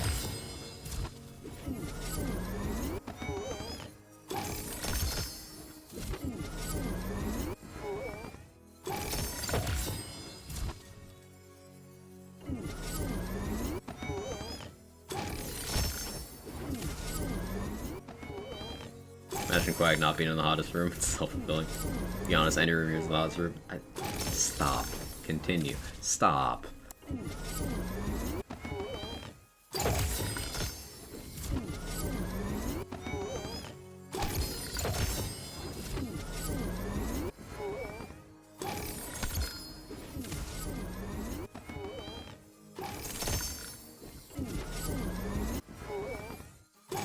I have AC units in individual areas of the house. Every time I walk from my office to the living room, it's like walking through hell.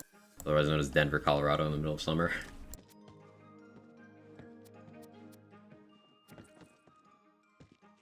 See, I'm the only one on the second floor, and the AC is like independent for the floors. So I often just don't turn it on because that shit's expensive and I can't really justify it if it's like just me. I'll turn it on if the cats are having a rough time, but like that shit's expensive. Ooh, triple capacity. Shame it's not chaos tiered at all. I'm gonna pick that up for the meme.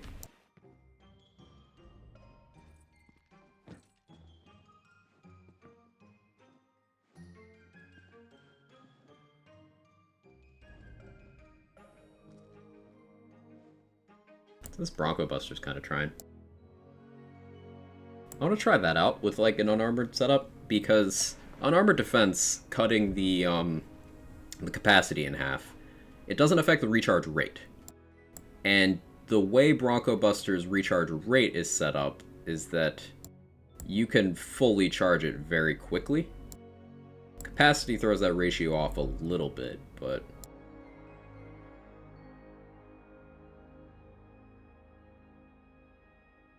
I feel like you could get some good stuff going there, so I'll pick it up. Try it out.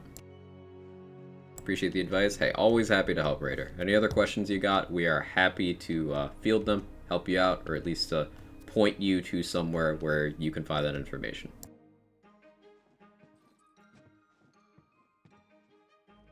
This is the part of the community that wants to help you be able to do the cool shit you set out to do in your games.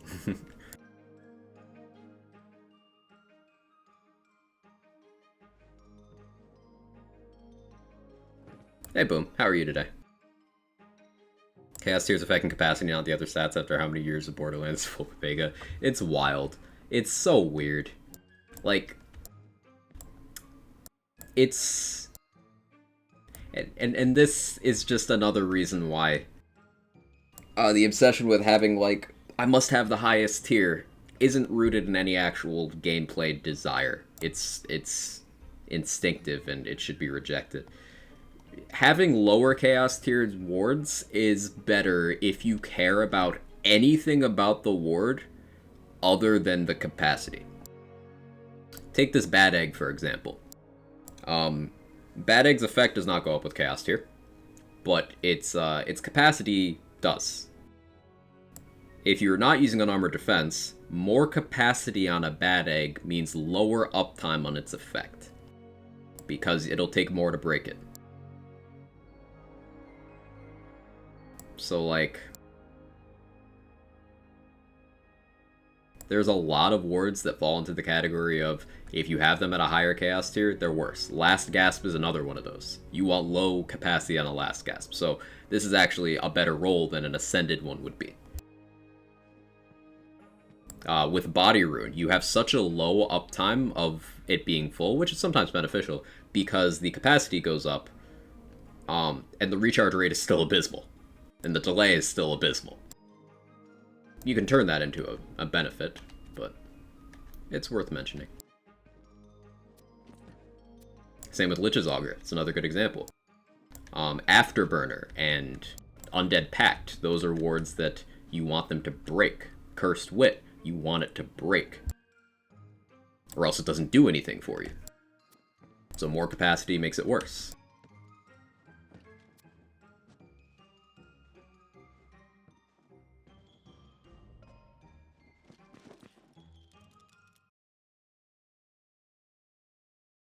You could argue that it's mitigated by the recharge rate not scaling with higher tiers.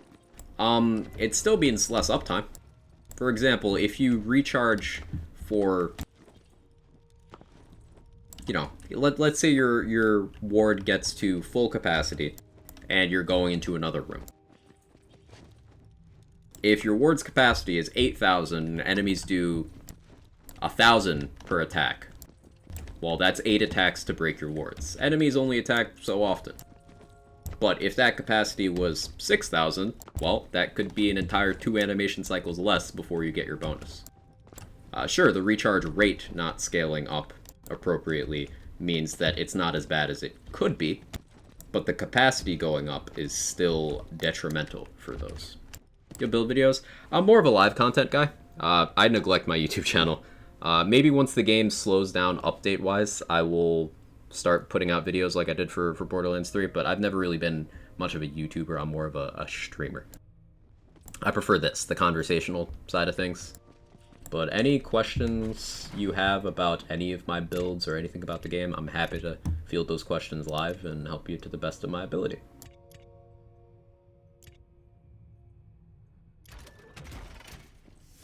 I realize scaling wards with Chaos Tier, it actually makes several more pretty damn decent. I do think that there's a decent argument for introducing Chaos Tier scaling, like Mayhem scaling. I know people are going to hate this suggestion. Specifically for fixed ward effects. So like Nova shields. Novas, the Afterburner, the Undead Pact. All those, they have the same damage on Chaos 20 as they do on Chaos 50. They have the same damage on Chaos 0 as they do on Chaos 50. And they didn't hold up well at Chaos 20. But enemies have exponentially more health now. So they've just not improved. And Borderlands 3 had this situation for a long time, and eventually Mayhem scaling was the proposed solution. In some instances, Mayhem scaling was problematic because there are some things that didn't need to get it that got it. Think the double dipping skills, such as Short Fuse, such as Indiscriminate, Remnant, Ties That Bind. All of those were double dips that got Mayhem scaling. I'm saying things such as Novas could benefit from that.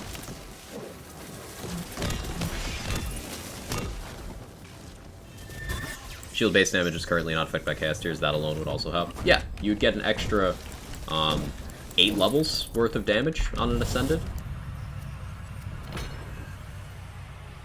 which would go a long way.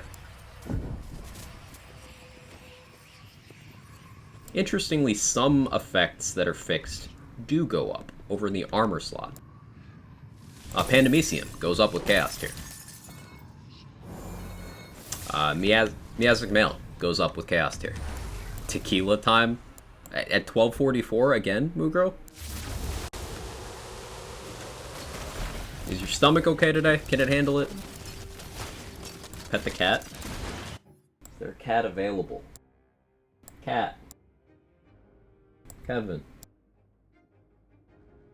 Pet the cat for you, Sora. A shock auto magic from a chest in story mode? That's gonna carry you a long while. Kevin.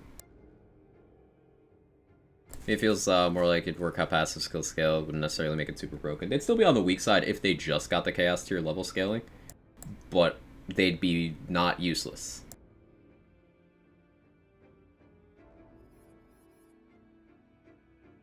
I've been keeping track of how long if Wonderland's open. I just don't play.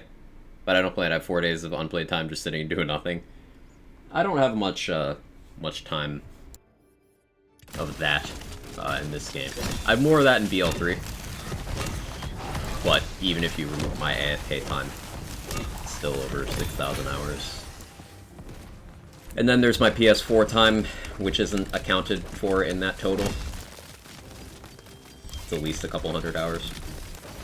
The first 3 months of BL3 I played on PS4. And I played it a lot.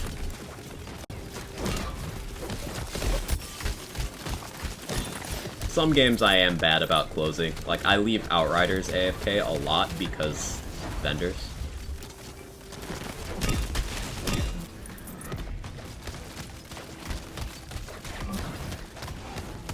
Godfall I leave AFK because I'll be thinking about an augment tree and then I'll just leave it there to go make food or something.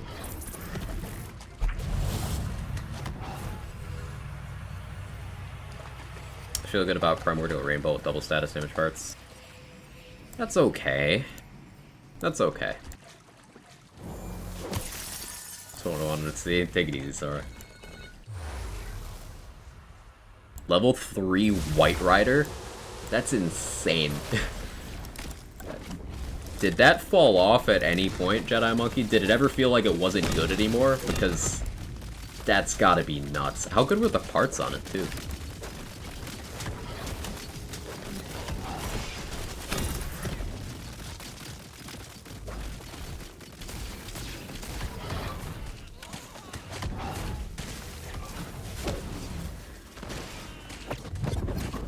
Oh, I'm stolen from the shadows. I'm not supposed to be on that. This is a Dreadwind build. Temporary Barbara knockoff.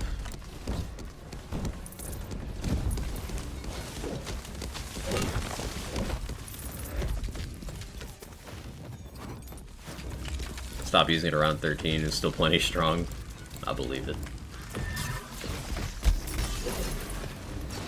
White Rider is one of those guns that's just like fun for me. I just enjoy it. It feels good to use. White Rider and Last Rites are that for me. Just very reliable guns. Not best in their category, but like front runners for just good guns.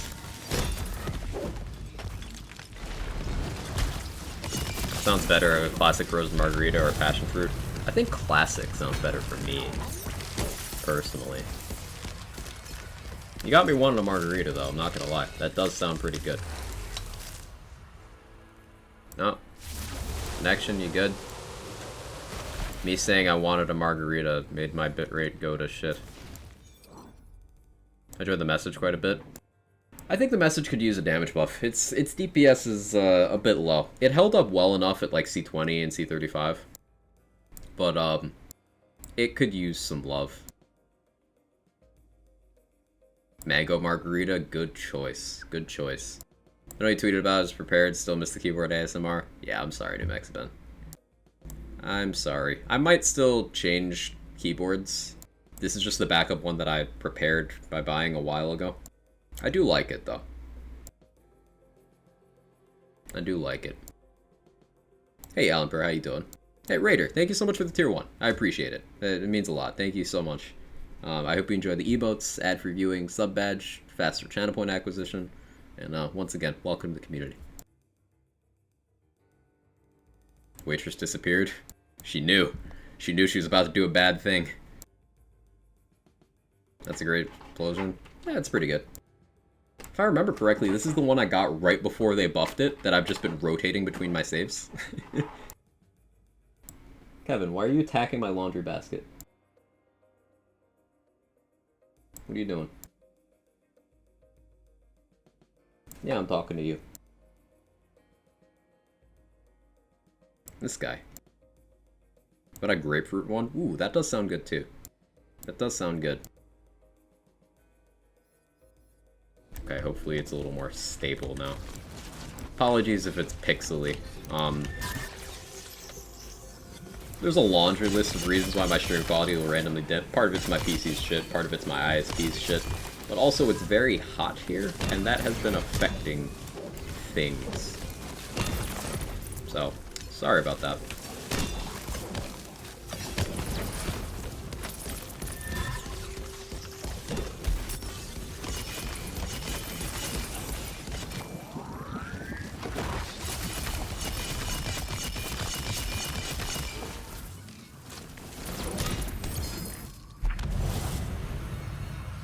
I need to tone down the hotness. I wish. I wish. For non-times 3 sword explosion, should you reload at a certain point or wait for all the blades still?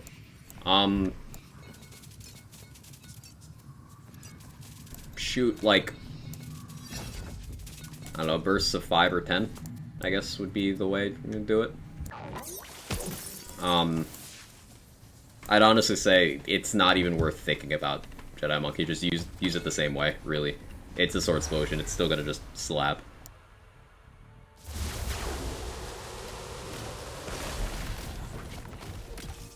Started my Chaos Climb, my Bereaver. I have a 5.5k capacity Purple Ward. She's got a 3k capacity Body Rune from Bunny. You think the Body Rune would be better even at a lower capacity? I believe so, Roddy, because the Body Rune is also going to heal you each time you get a kill, and it's going to give you that bonus element for additional damage. Just in general. And you got a balance. Sounds good, though. Have a good one. Body Rune Supremacy, it really is hard to beat. Wouldn't be opposed to a ward balancing week to bring some more things up to the Body Runes level. Like, Ancient Deity could go up. The whole thing we talked about with damage dealing wards, that situation could be resolved. All that stuff.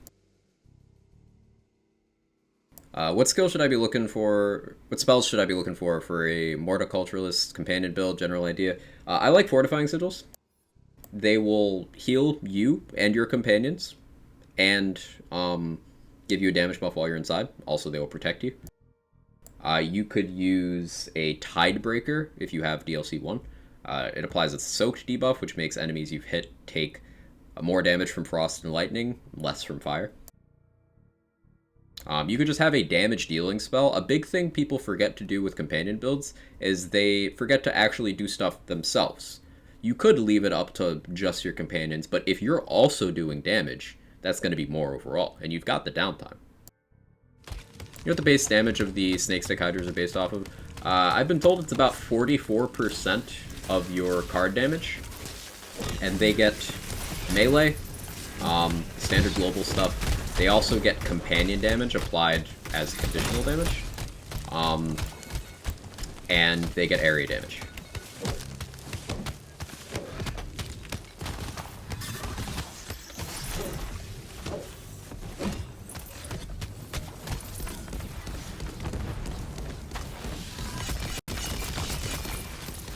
Title's misleading. What do you mean? What do you mean?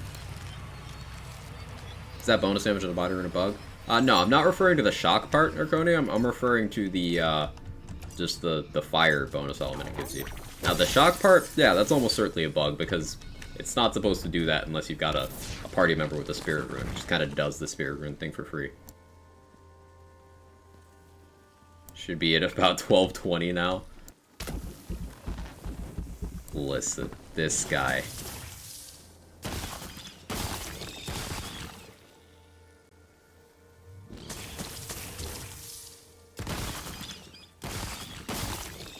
Thought so, and I'm running Reaper Bones, Body Rune Hope, keep that up. Oh yeah, definitely, that'll be big, yeah.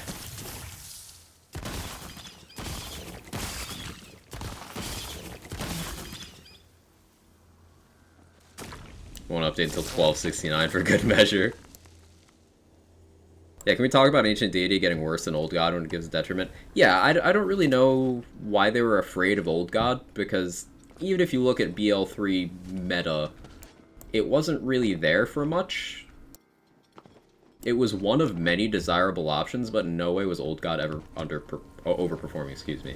Like, I don't think you needed to kneecap it when bringing it into this game.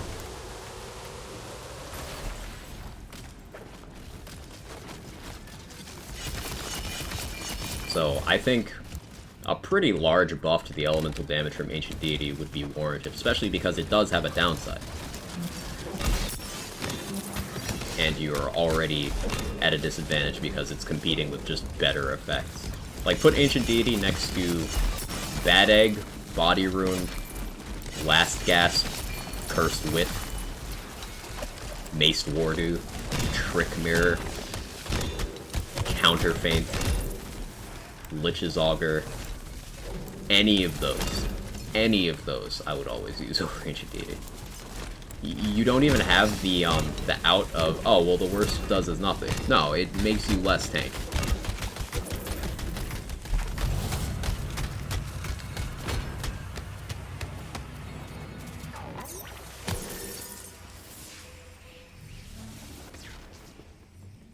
I don't know what you've read, but the Old Gods scare the hell out of me. Alright, that's fair. Guessing the full battery doesn't scale well in big kid chaos levels either. Starts out strong and the lightning retaliation can be really solid. Yeah, it's got the same problem as the likes of Nova Shield and Splat. Because it just doesn't scale at all. So that fixed damage number, if it's relevant at, you know, up to, say, Chaos 10, keep in mind how much more health enemies get later. And it doesn't go up at all.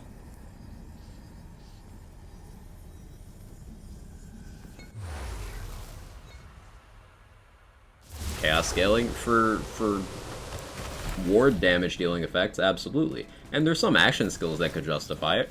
Feral Surge, Barrage, Dire Sacrifice, Blizzard, those could all justify some amount of scaling.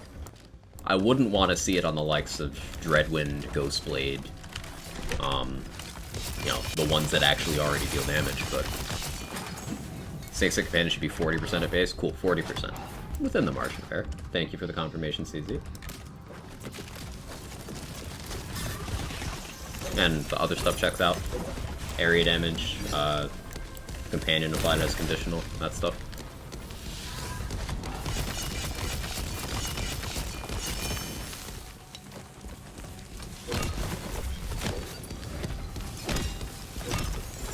Panamecium can use it as well. Yeah, Panamecium's a case of, it does fortunately go up with Chaos tier levels, so, like, an Ascended one's bigger than a Chaotic one. But it could absolutely use the scaling, especially post Contagion change. Ostrich, that's a good thing to bring up. Panamecium kind of lost its use case when Contagion was changed. I do think that the Contagion change was a healthy one for the game, despite the builds that got caught in the crossfire. But I think it was a necessary thing, both for integrity of the game. Like, tooltips should be accurate. They just should be. The skill now does what it says. But also, there's a few things that were introduced that would have made Contagion crazy. Stab-O-Matic Alchemical Agent with prefix Contagion would have been like, no, not okay. But Panamecium did lose its only serious use case at high Chaos tiers because of that change.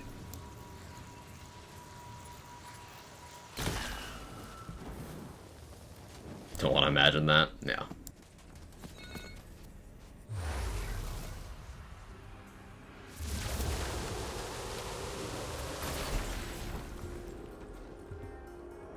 Hey Don, good to see you. How are you?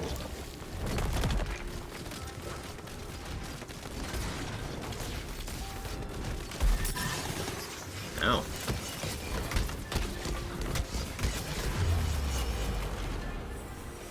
Luckily, Amnesia is goated. I prefer they made Contagion true melee, only leave as is. That kind of restricts even further. Like, people like the idea of spell dot builds, like with Gelatinous Cube, which is pretty much presented as a dot spell. Time Skip is another dot spell. Rain Bolt, that stuff. I don't think removing the possibility for those to benefit would be to any real advantage.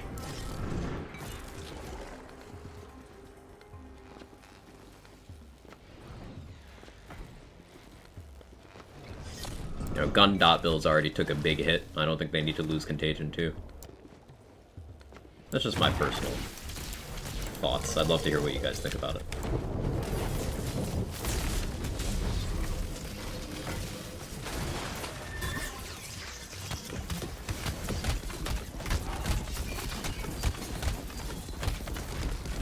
We'll hit him eventually.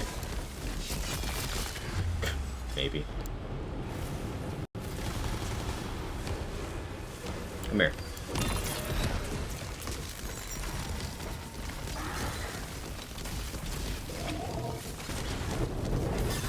Oh, what I'm referring to with what gun dot builds lost, by the way, is Magic Bullets was impactful for their dots. So they lost that and Contagion.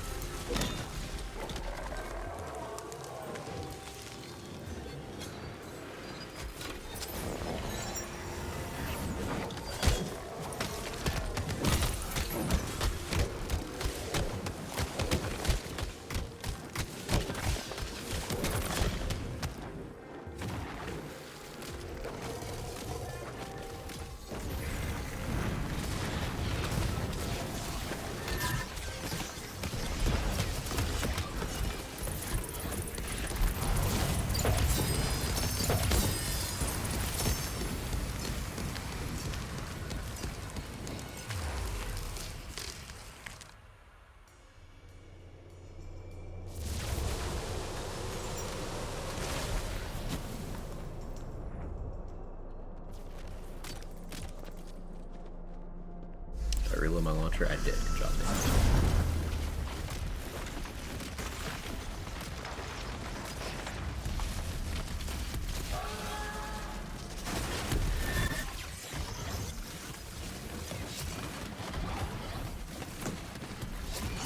Lost hitbox.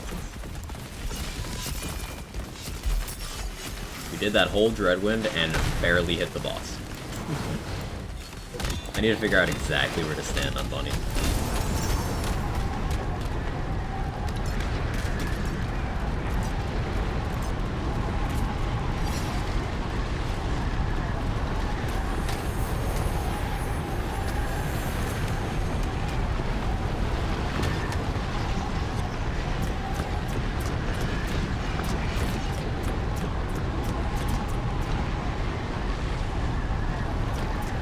Drill whose HP is less.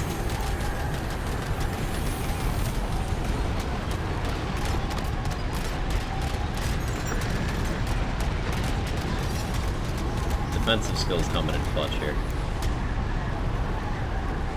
I'd like to see Bunny take a little less damage from nuking the orb.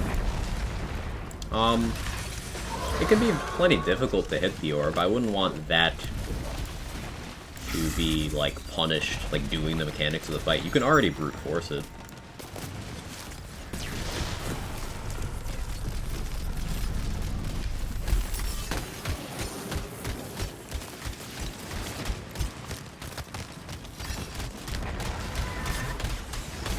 This fight gets weird if you let it take a while.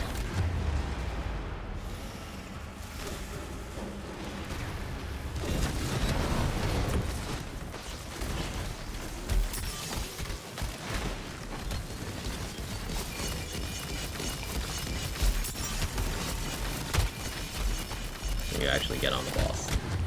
That will well.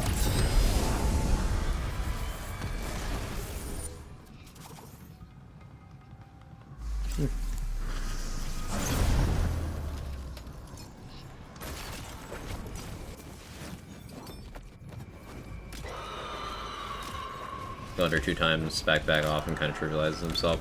Yeah, I think that's a product of RNG. Like, the weak spot does make money very easy to deal with, but I don't know, I see enough people have trouble with it that I wouldn't necessarily want to make it any harder.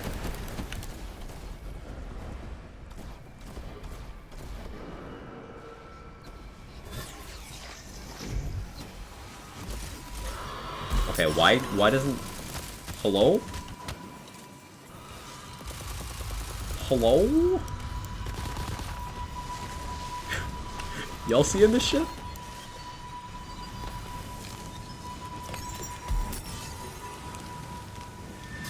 Fine, hit me. Fuck you.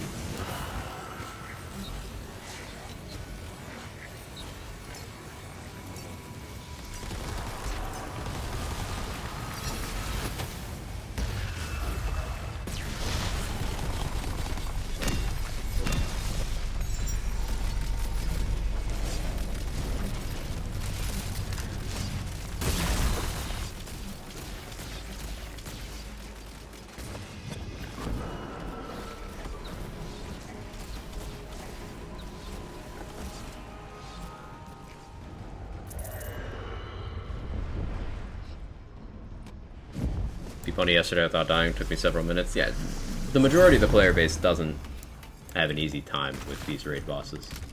So I don't think they need to be made any harder. I'm against making things easier because you can do that yourself with elective difficulty options.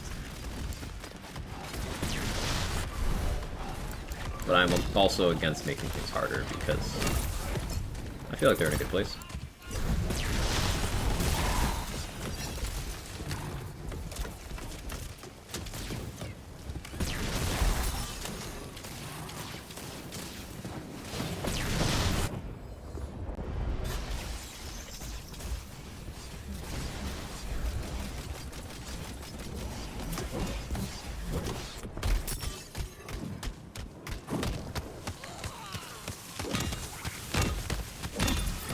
Banshee privilege being able to hit Bark here while it's in this position. Floating Ball, the invincible new raid boss, certainly seems that way, Sliced Trout.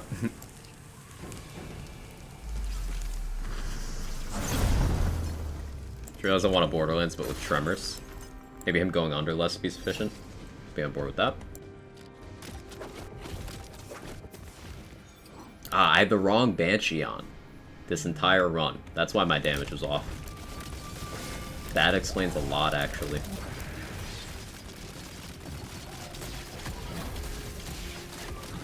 Well, it means I don't need to remember to swap now.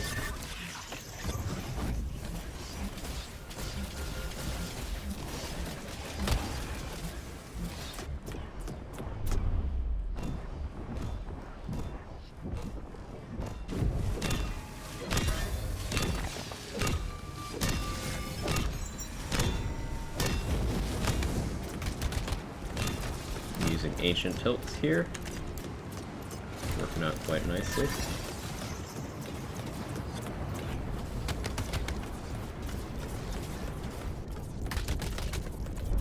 Just take advantage of amnesia. There we go. Easy clap.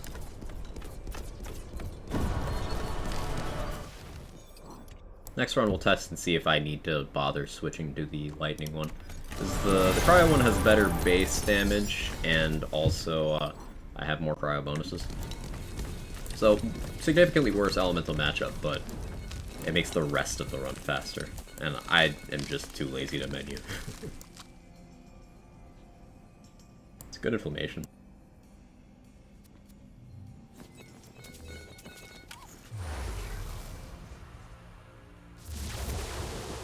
Buffed Reaper. Oh man, shredded. We're done Bark though. I like Bark because the spectrum of difficulty for Bark is very wide. Like, if you don't have the reflexes or the knowledge of the mechanics that you have to have reflexes for to begin with, then Bark is very punishing. It's an aggressive enemy that hits hard and covers a lot of ground.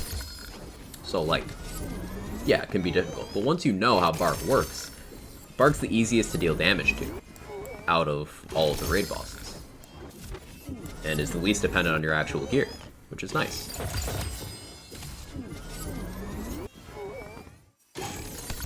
Agreed, not everyone's a professional game player, and some of what I'm seeing tends to make me think that if you're not a pro, you shouldn't play the game. I don't really think that at all, Eon Per. I think that if you are struggling with any area of this game, that you have options to bring the game's overall difficulty down to a level where you feel comfortable. Remember, we have 153 elective difficulty levels, because you have Chaos 0 through 50 on Relaxed, Balanced, and Intense. That's 153. And that's before the extra challenge layers of Curses, of Elite Rooms, and of Raid Bosses. And also different pieces of content inherently having a higher or lower difficulty than others. Think LeChance being a lot simpler to deal with than, say, DLC bosses. So I think there's a lot of tools to customize difficulty, so that there's no need to increase difficulty from where it is, because there's already enough ways to make it difficult and challenging. But there's also no need to lower the ceiling, because there's plenty of ways to do that yourself. I think there is something for everyone difficulty-wise in this game.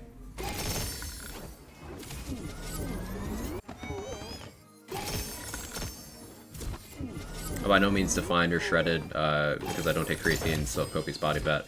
I'm strong as fudge, and the difference in January 2021 is staggering. Hey, progress is progress, Grumpy. I, for one, am proud of you. I can tell you've been working hard on it, and it's not just the exercise. The dietary stuff is something you've been very consistent on, and I should take a page out of your book.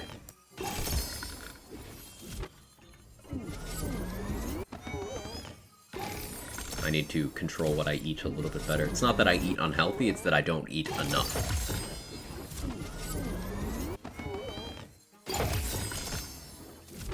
Feel pretty good beating 2 of the 3 raid bosses on Intense, far from pro level though, because it takes me time.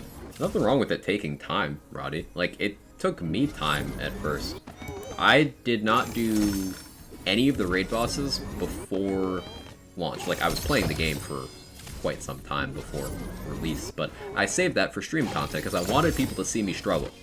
I wanted people to see me struggle with the bosses, to show that there's no magic content creator buff that makes you better at video games. No, there's plenty of people here in the chat who are not in content creation, who are far better than I ever will be at video games, including this one. Everyone has different levels of aptitude, and what I like showcasing is that you can just put in the work to the theory side of things. Through a combination of that and repetition, you can succeed with the best of them. Other people in the collective lands community who play these games who are far more talented than me.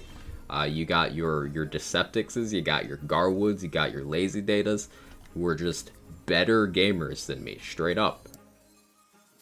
But I'm able to hang with them by, like, putting in a lot of time. That's how I do it. Anything you guys see me do on stream, you can absolutely do, I promise. I promise you. Ascended Mage Staff. That's like my 5th one. I hate it.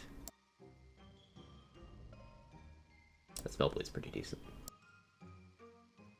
Sure.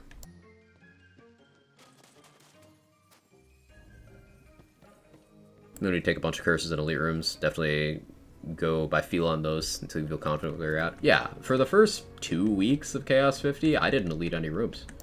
I was just getting comfortable.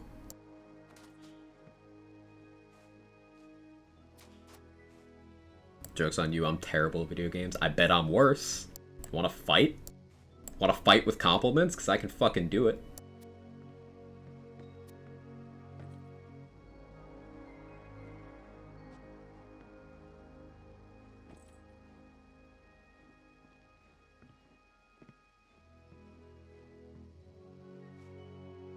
Yeah, I do? Okay. I like your name. I think it's very easy to remember, iconic, and I think it says that you have a creative personality.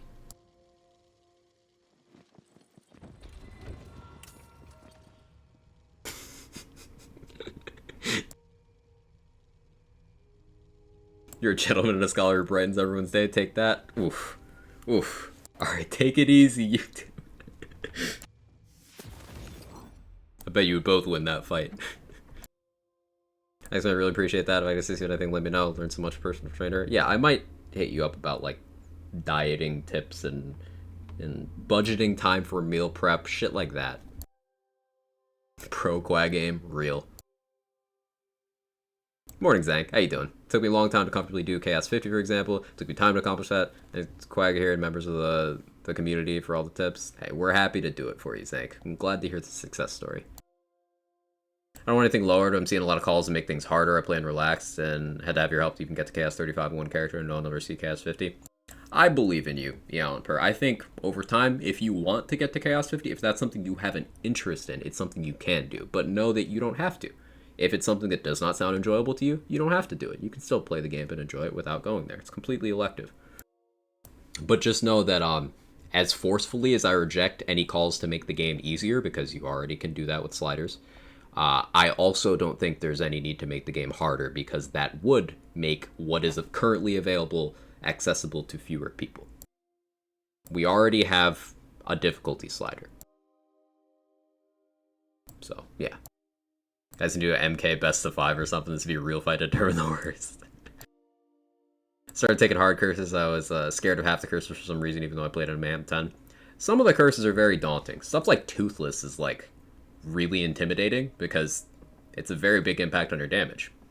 Like, minus to all crit damage matters more in this game than, say, BL3, where there's a bunch of stuff that couldn't crit. But in this game, everything but 3 things can crit. So it's a huge penalty.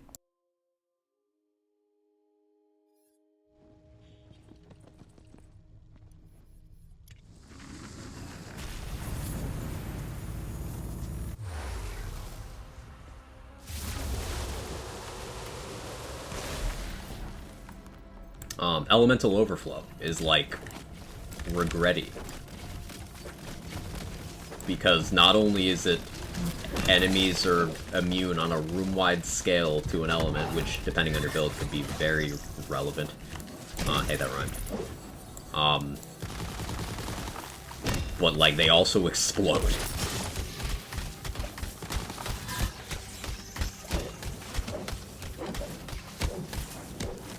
There's some pretty scary curses. Baja Blast.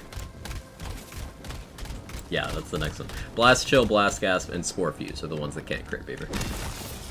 Spore Fuse is like the other one. We should honestly called it... We should have from the start called it like Blast Spore or something.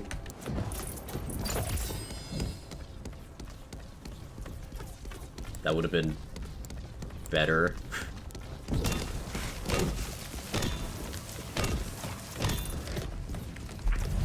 Stayback's my most hated. Stayback is one that I personally do not take. Because I play so much melee, Stayback simply makes melee builds unfun if used in the long term, so I don't take it. It's an elective difficulty option that, for the playstyle I enjoy, I opt out of.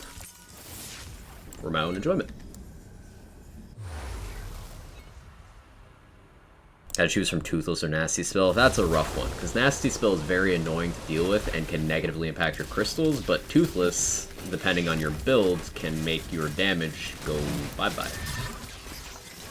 Stay back ain't so bad on a gun build. Yeah, I'll take Stay Back on my caster build or any gun build. It's just on melee builds where I don't fuck with it. And Toothless can be mitigated on setups that aren't as dependent on critting. But this setup, for example, there's a lot of crits happening, so it's a very easy way to lose damage. It's like the one with the spinners. Trapped Hearts? I don't mind Trapped Hearts, because it's a lot of area denial, but it's avoidable. It's very well telegraphed, and it's not too intrusive. I don't mind Trapped Hearts. That's one I'm okay with.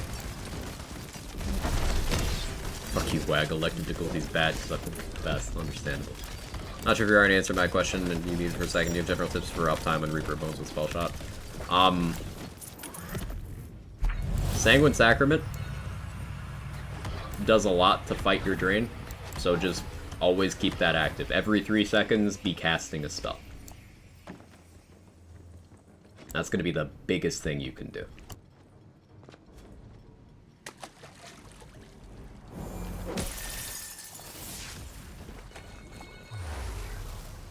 Know my limits, I don't have proper knowledge to make good builds, and that's my shortcoming, not the games. For some reason cannot grasp the interactions with skills, enchants, and equipment. And there's nothing wrong with that, Alan. It's a lot of information to parse all at once.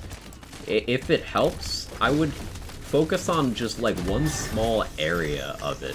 Because the way, at least I personally pick up this info, is I'll be focusing on one thing for a while. And you'll see this in how I do my stream content. Like, I'll play one build a lot for like a couple weeks, and then I'll just kind of move on. Sometimes I circle back, but pretty much I'll have phases. And during those windows, I'll be learning everything I possibly can about the things in the build I'm currently working with. And that's information that I retain for later. And in future builds I make, that information could become useful. So like a lot of things I'm doing in this build came from other melee builds that I've run over the life of the game. And that's stuff that I would not know up front.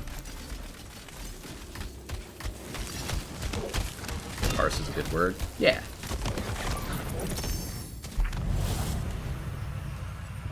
And body root. Body root's always a good tip.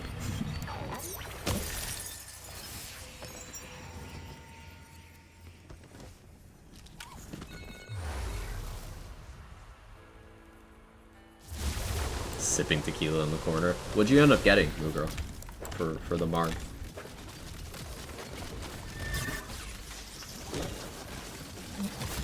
Favorite rune is Ancient Rune. That's a good one. Parse gives me flashbacks to my MMO days. I hate parsing. I was very competitive in parsing in my SWTOR days. Sub favorite. Very competitive. This was about 2014.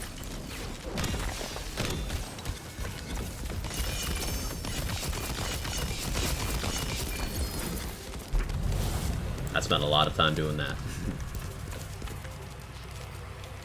Grapefruit. Food's terrible. Margs are good. Hey, that's something. Drink enough of the Marg, you won't taste the food. Drink responsibly.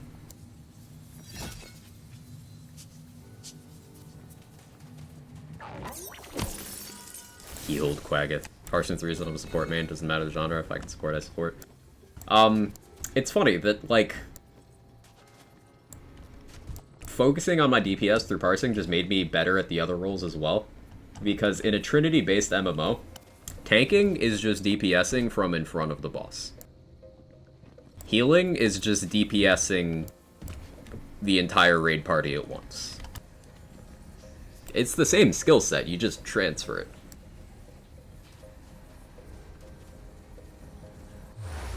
So that was useful to me. I was able to be a backup healer as needed. And I started out as a tank. I just kind of ended up becoming a DPS because people were like, hang on, we need you doing that.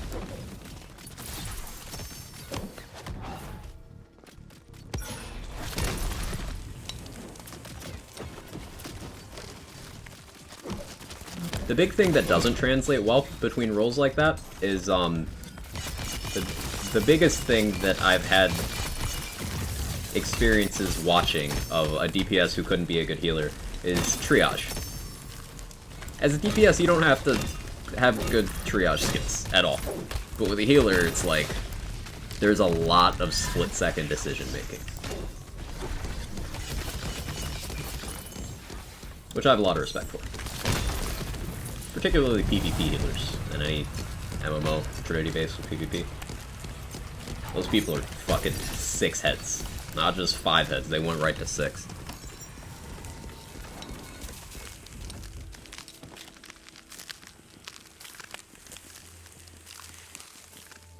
Does Alchemical proc from Blast Chill, or does Blast Chill impact in dot anyway? No, they're completely separate. Alchemical triggers off of melee, Blast Chill is ability damage that also triggers off of melee. So they're just kind of both happening from the same source of damage at the same time, but they do not speak to each other.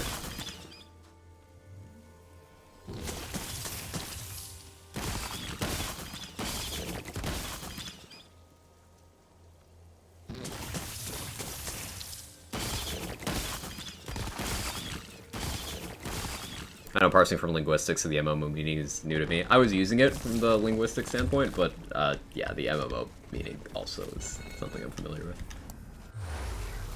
Getting insane dots. Yeah, I have really high melee damage, and I have some investment into the dot side of things.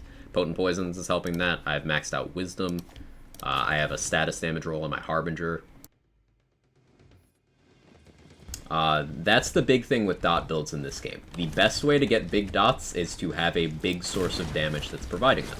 An Alchemical Agent is the most consistent way of applying a dot. And it also scales off of something that hits very hard. Keep in mind, Dreadwind hits at a rate of 4 times per second. And it goes off a melee crit chance, which is one of the easier crit chances to get, so I could apply 4 Alchemical Agent dots to one target in a second. Now I have Contagion on top of that, so each time I apply an Alchemical Agent dot, I have currently a 24% chance to apply a 50% strength dot to that target, or a nearby target. So, just churning out dots. And that is ignoring the natural dot chance from my melee hit, which is not going to be huge, but it's something, and the body rune dot chance as well. Or I'll always see my typos after I hit enter. Because your brain autocorrects as you're typing, but your fingers don't. So it looks right to you, but then you read it back and it's like, oh.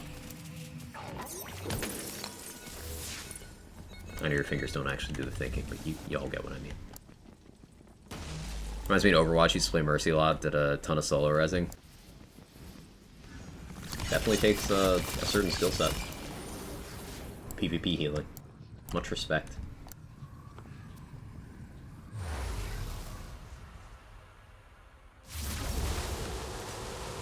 Striking me how much the combo with Solus at the end of Trespasser reminds me of the combo with Kreia at the end of KOTOR 2.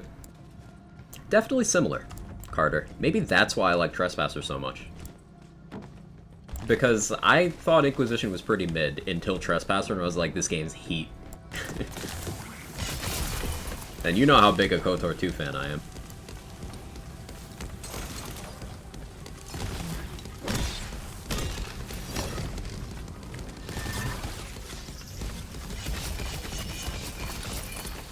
Replaying Inquisition has made me appreciate it 10 times more. Everything associated with Solus is great.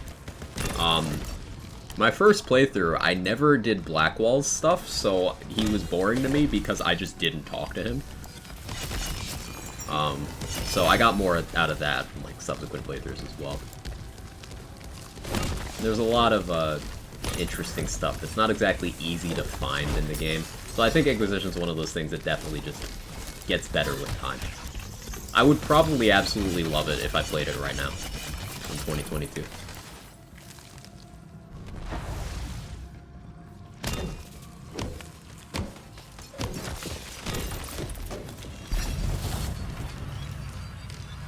Yeah, that's great. Glad you're enjoying yourself, Mugro. Character's fantastic, story's fantastic. With Trespasser, combat's great for different reasons, and Origin's still great. I think the combat didn't really resonate with me until Trespasser. Because Trespasser added a lot to the combat of the base game as well.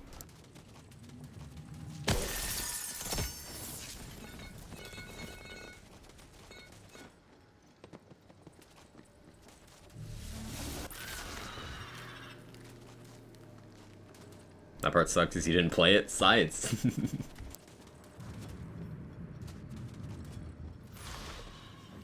Wanna play Dead Space? I'm looking forward to the Dead Space remake, and also the Callisto Protocol, which is like a spiritual successor to Dead Space.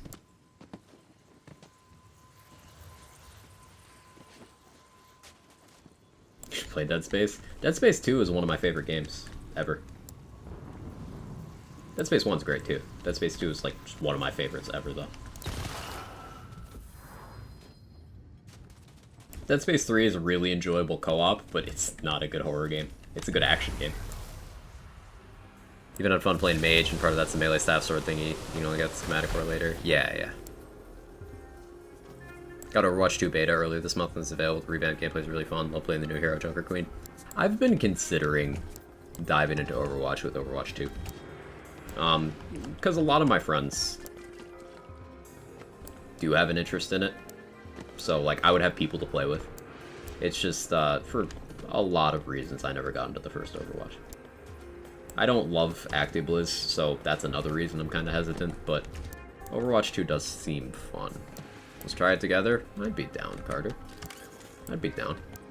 The Blizzard, I know. That's the biggest thing, Pragmatic. Like, that's why I haven't still put more than, like, a few minutes into Diablo 2 Resurrected, despite the fact I was so hyped for that for so long.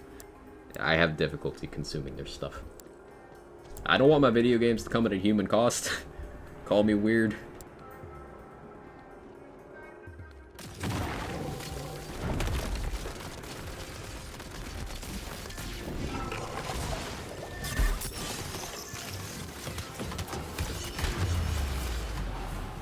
Put enough dot there? I did. Thank you, Contagion.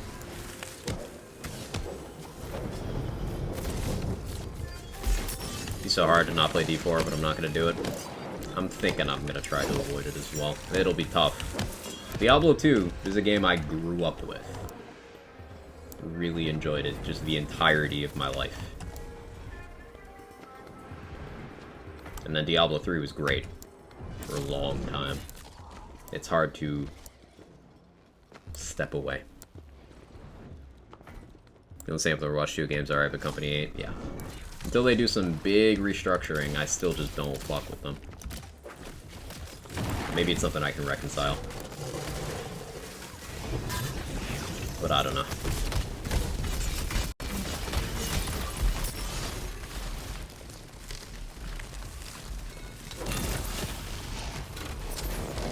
Hate the cookie cutter aspect of D3 after playing D2 for so long.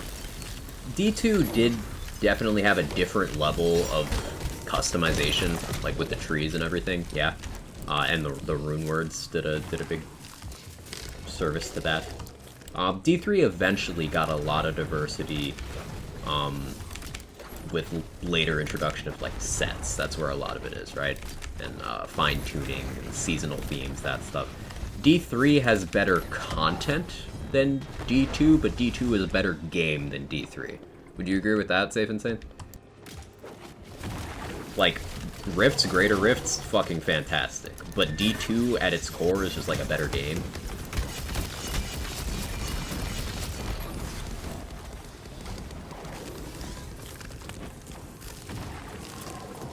Goes into the damage of Inflammation's Death Nova. Spell damage. I don't know if that bit gets the status. I'd imagine it does, but it's definitely spell damage. Global. I imagine it's probably also area. Conditional, that stuff. The Microsoft takeover not go through. That's gonna take time. The deal was, like, announced. I don't know if it's been finalized or anything, but it'll still take time for the acquisition to actually happen.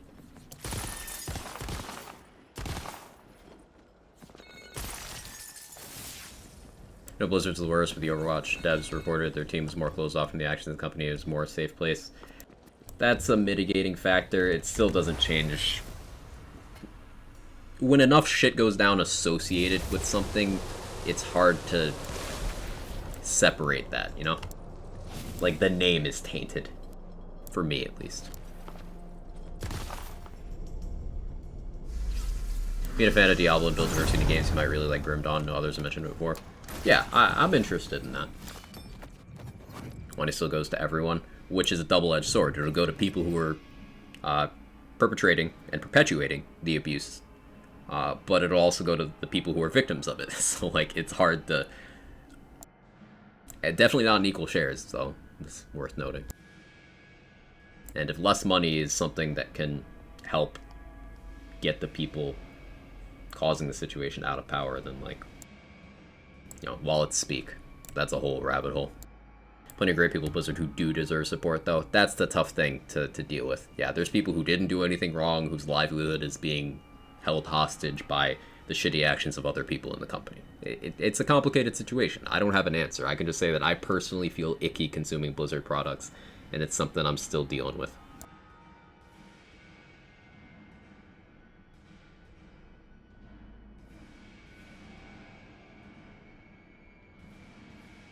You explained to me what's meant in the Reaper Bones text that reads action skill duration is based on current health percentage, cannot be modified by other sources, mean more health, more duration.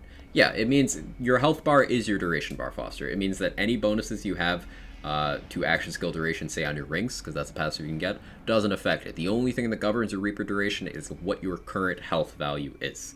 So if your health bar hits 1, Reaper ends. If it's any higher than 1, it's still on. And it'll just go until your health can no longer sustain it. Now, Reaper's drain increases over time.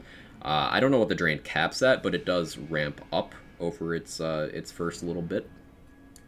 So it's a little easier to fight at the start, and then it gets harder. But you could, in theory, with enough healing, just be in there forever, is what that's telling you. Yesterday I caught your explanation of ability damage. How does it work? What are the ways to activate it? So ability damage is one of those sources. I'll re-explain partially for people who weren't around. You know how gun damage is a source, spell damage is a source, melee damage is a source. Well, ability is the fourth one there, companion being the fifth. So most things will tell you if they're ability damage. For example, Feral Surge here tells you frost ability damage. There's 2 classes that have absolutely no access to ability damage. Those being Stabomancer, neither of the action skills scale with it or deal it, and nothing in the tree does. And Spell Shot has no connection with ability damage whatsoever. Other things that are ability are, as I mentioned, Feral Surge. Blast Chill is ability damage. Dreadwind is melee that gets ability as a secondary scaling mechanic, meaning it scales with melee crit chance and damage and stuff, and counts as dealing melee damage, but ability damage, the stat, also helps it. Other ability damage, you have Barrage, you have Blizzard, you have the Spore Fuse enchant, you have Graveborn's Dire Sacrifice, and Blast Gasp, Dark Hydras, that's all ability damage. Clawbringers, the Nova from Cleansing Flames, the Lingering damage from Storm Dragon's Judgment if you leave the hammer out, Blasphemous Favor, and Storm Smite, and Rebuke, those are all ability damage. Is that it? I think that's it. Ability damage is less common than gun, melee, and spell. And most sources of ability damage in this game are currently overwhelming. Most. The primary exception is Dreadwind, which is primarily a different stat. So it's kind of amusing. Dire Sacrifice can be made to work okay in mobbing with a very specific setup, but does not hold up in bossing. Blizzard is underwhelming without extreme investment. Feral Surge is underwhelming. Barrage is underwhelming and is more used to trigger things than actually perform of its own accord. Storm Smite is underwhelming. It has been buffed. It's not bad, but it's underwhelming. Blasphemous Favor is underwhelming. Dark Hydras are used more for utility than their actual damage. Blast Gasp, Blast Chill, and Spore Fuse are the fantastic sources of ability damage. Oh, Play the Angles is also ability damage. Forgot that one. That one's really good. So there's 4 sources of ability that are really, really good. Spell Stabble gets no ability damage? Correct, Tyrant. There's absolutely nothing in that skill tree that deals ability damage, increases ability damage, or scales with ability damage. Nothing. The stat is dead to you if you are a Trapscallion. It does nothing except if you have a paradigm that is converting your ability damage stat into spell and melee. That is the only instance ability damage would do anything for you in that class. Does Polymorph on an immune target do ability damage? It might, but I don't remember if Polymorph even does immune damage. That might be like the super isolated exception to that flip. I don't know offhand. I mean that Dread Covenant increases time. Yeah, Dread Covenant will catch as long as the Lich is like paying attention. It's a little inconsistent. If Reaper would end and Dread Covenant's available, it'll just Reaper the Lich will die and your duration will go back up because your health went back up. Gives a number, doesn't say the damage type. You can probably look into that. It might be ability damage. It would make sense if it was, but it's one of those cases. It's like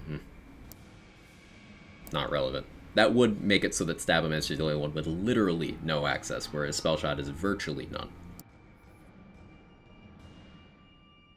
Change has happened top down. Change top only comes with failure. For real one effect, change it actively as you need to do it with your wallet. That's how I felt about it, Jaybridge. Yeah. You know, doesn't feel like you to consume your content. I appreciate that, Snowspawn.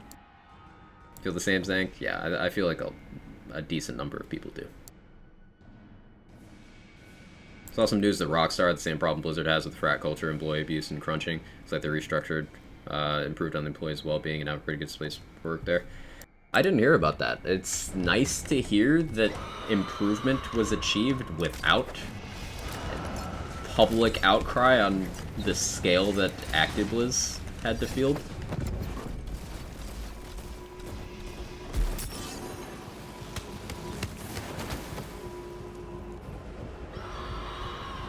Really, Gloop?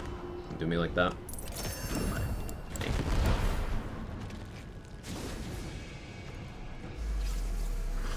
Riots at a previous scandal too. Apparent improvements were made. Like to hear it. Shitty that it happened, but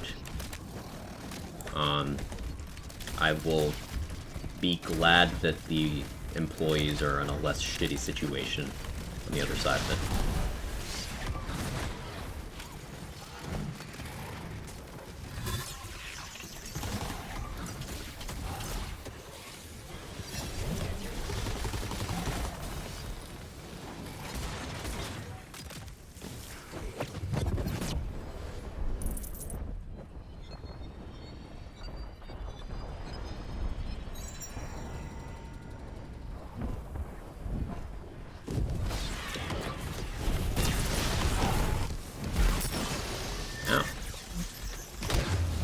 Ow.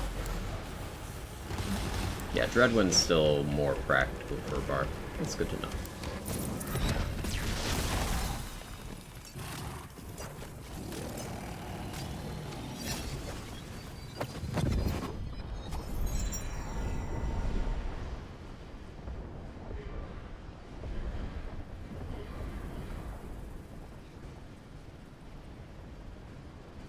Enough damage there?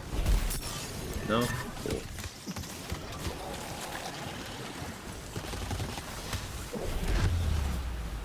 That should kill you. Come on.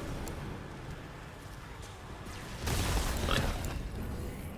Hey, Tyre, thanks for 300 bits. I appreciate it. Happy to provide the info. Random question. Does Ground Slam count as a melee attack? Kind of. Evil. Kind of. It triggers some melee effects, yes.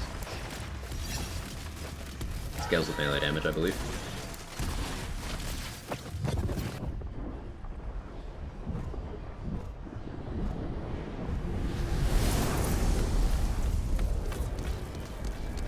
Team Cherry and Supergiant remain two of my favorite studios after all the recent scandals. Yeah. They're good ones to stand behind, Pico. Gearbox as well. In terms of, you know, ethics and stuff like that. They've been consistent.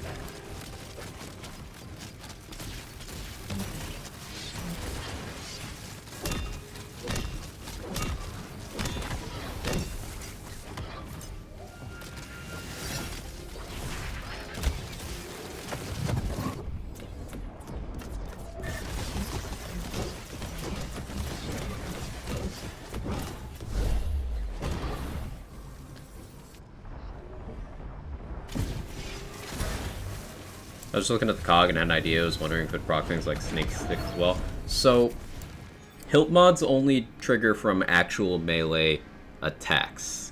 I misinterpreted your question before. Melee attack means only hilt swing. So slams are melee damage, they are not melee attacks. You can, for example, if your slam crits, you'll get Alchemical Agent, but like, you won't get Snake Stick Hydras from slamming. Yeah, I think that's something that could have been like the exception to melee attacks, design-wise. I think that would have been forgivable. Slams feel kind of pointless in this game. We don't have as many slam effects in this as we did in Borderlands 3. I kind of missed that. Spark Plug, Hot Drop, Cosmic Crater, Mana Well. We had cool slam tech.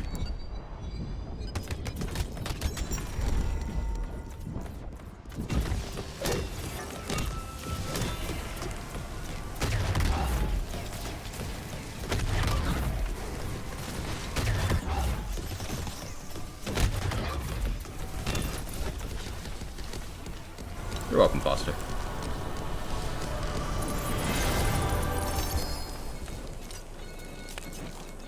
There's one time I was walking my dog. Randy showed up and did a magic trick. Oh no.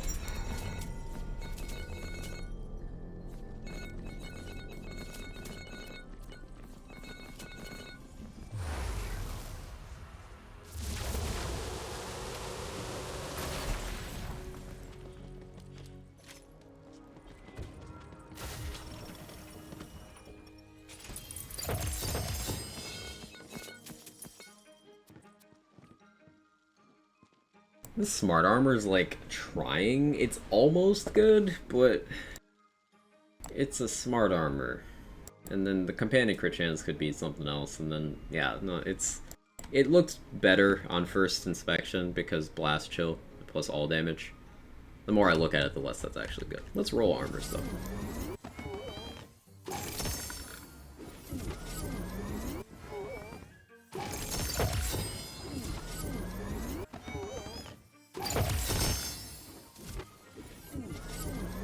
Another question, if I sit and hold the inflammation while wearing a Theurge, will each spell charge? No. So, Theurge looks for the start of your animation, and on-spell cast effects only happen at the start of a repeating spell.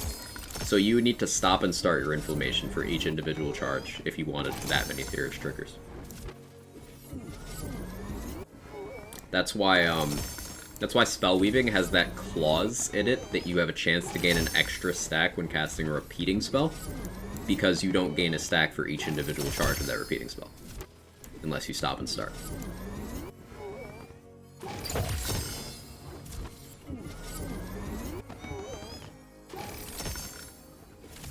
Yo, Deceptix.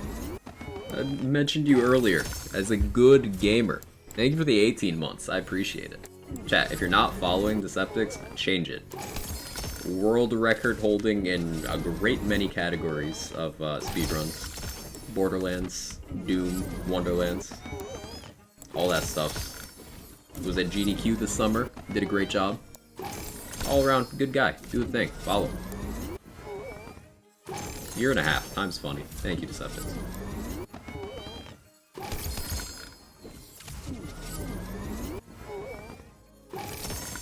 Thank you, Felicia. She's on fire.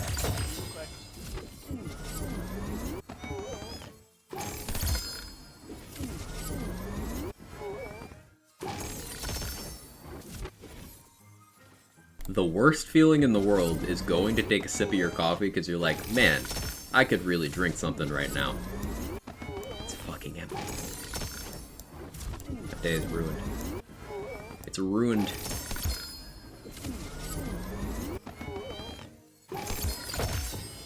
I think I slammed in this game other than to break the dice or open some loot chests. Yeah, I'll slam the open chests and dice. But I had entire builds that revolved around me ground slamming in BL3. Several of them. My favorite Zane build was that. One of my favorite Flak builds was that. One of my favorite Moze builds was that. One of my favorite Amara builds was that. First thing in the world, streamer mentioning coffee after I finish mine. Priz. The fact that you don't have a coffee pot ready to go on your desk in front of you still confuses me.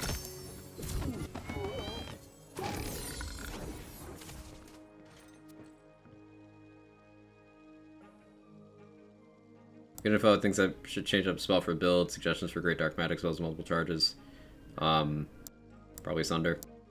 The thing you want to keep in mind, if you're using your spell to maintain... That's an Ascended Purple. What was that? What was rolls on that? To maintain Sanguine Sacrament to fight your Reaper Bones Drain, you want something with a good cooldown. And Sunders won't have that.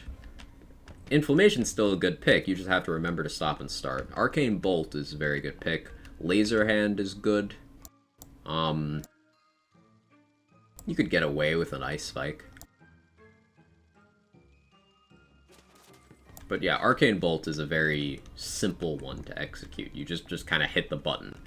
Aim it at an enemy if there's one in front of you, so you get the refund.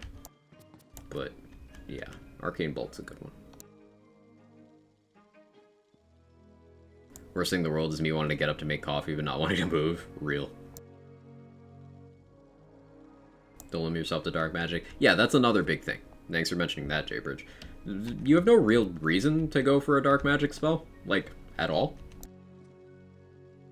Like, what would having a dark magic spell specifically get you?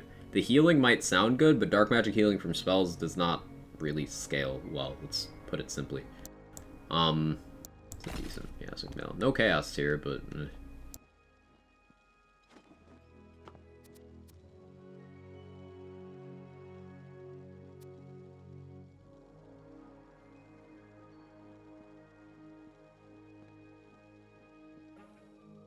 Amnesia with Mage Armor.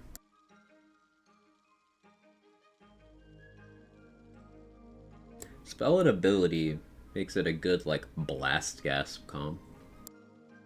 Ward Regenerate doesn't do much here.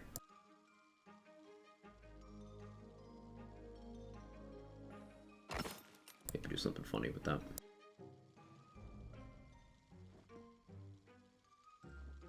Reaper Bones already gives you Dark Magic, so Element Match to make that bonus Dark Magic damage more. Yes, and you also likely have Stain of the Soul in your tree for another Dark Magic bonus element. And as mentioned before, cooldown is more important for constantly casting spells to keep your on-kill effect stacking if you're all the way down to the capstone. So you'll be getting an Ascension stack each time, which is health and spell damage. You'll have a chance of a Dark Hydra on each cast, which is more Fateful Thralls. And the Dark Hydra itself is Dark Magic damage and gets your Reaper bonus element, so that's more healing. You'll be keeping your spell cooldown skill up, and you'll be triggering Sanguine Sacrament, as long as you're able to cast it for 3 seconds. That's all more important.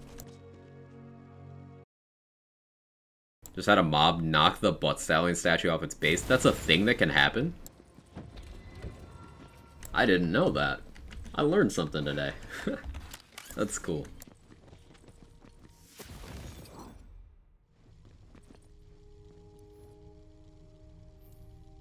Alright, one more run. One more. Just one more. Actually, cancel. We'll do a boss rush. Because I do actually have to end it like 2 sharp. Because I got things to do. Do boss run.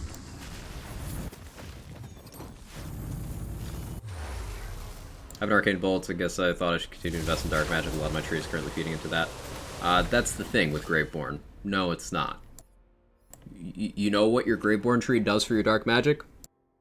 Dark Pact, which is equivalent to this. 4% per point. It might be higher, it might be 5 or 6, but less of a Dark Magic boost than a single amulet.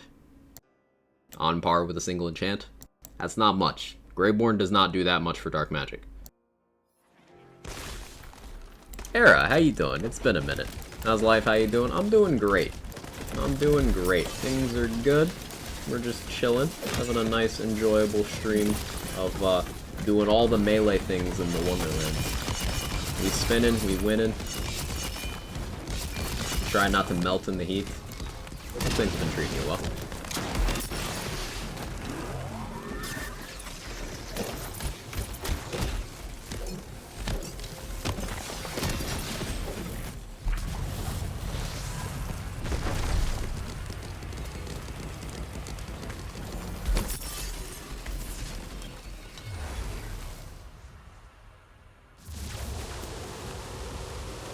Dragon Lord.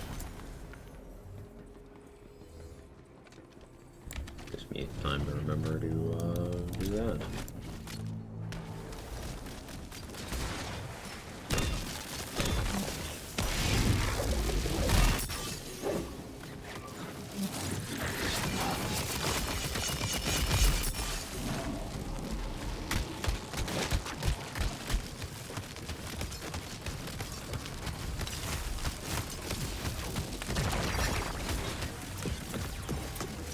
Come on.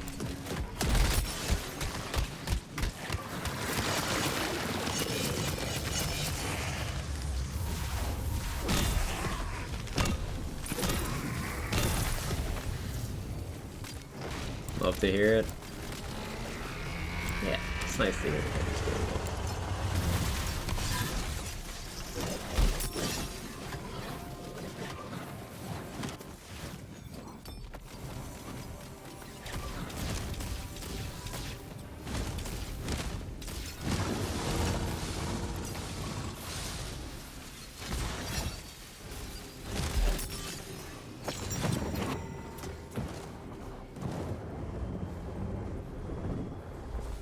Yeah, Tooth Raider is still more consistent here, and I'm not quite sure why. For Executioner's Blades on Burned Up. So I guess for this we swap Tooth Raider. Life changed a lot in the past few months. New job, new place, and new city. Many new people. This goes on and on. Good things, I hope, or at least a majority good things.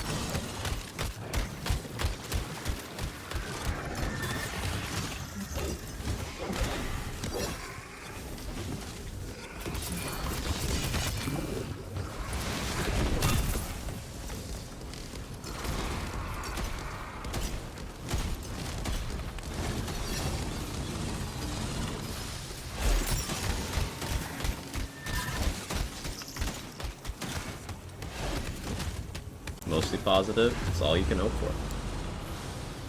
I'm glad you're doing well. It's good to see you thriving.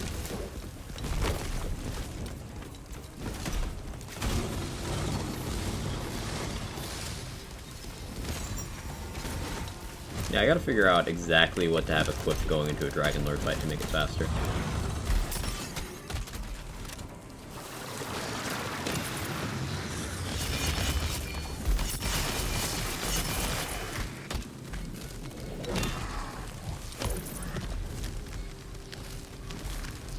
Definitely still want the Delusion, Tooth Raider. I might not need the Rapscallion, honestly. But the strikes don't really help me much here, so I can just swap that for that. But yeah, Tooth Raider is definitely the play for Burn Death. It's not close.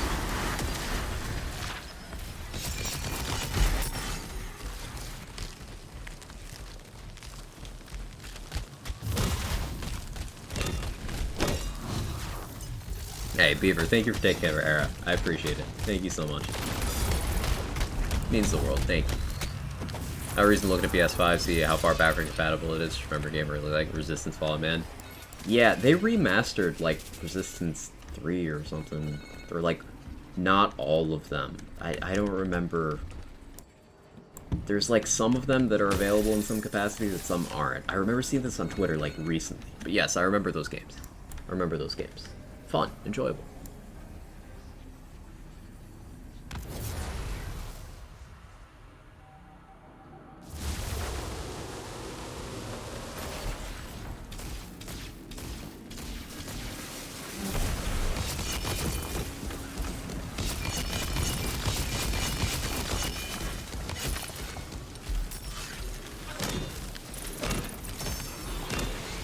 Thanks for the stream. Compliment fight literally made my day better. Hey, I'm very glad. Always happy to do it. Happy to have you here.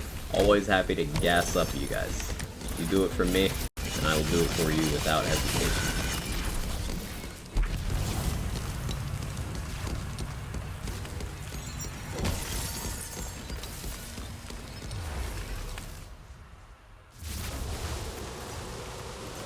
Nightmare.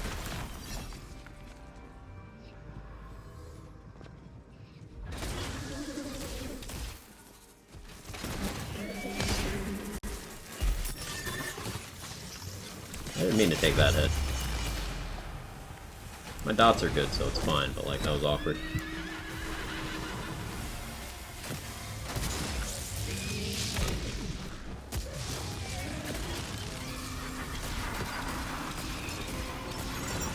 Hit me. Use a Citadel block with this, apply some cross bolts, get that chip damage in, hope you teleport somewhere convenient. Wait, did you just go to the same spot? Or did you not teleport? Did I misread that animation? Huh. Awkward.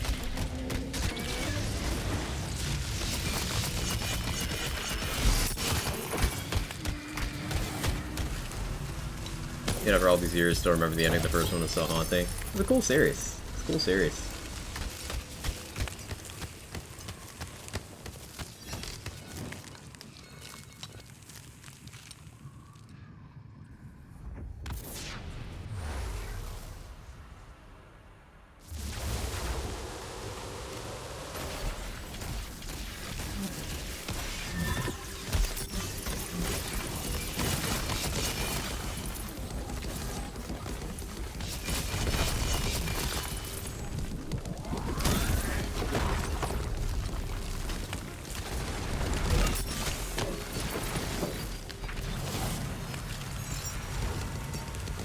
Spinning is feeling pretty efficient. Very happy about that. My alarm's gonna go off like during this boss fight. Blaster. Cool. Nice and chill.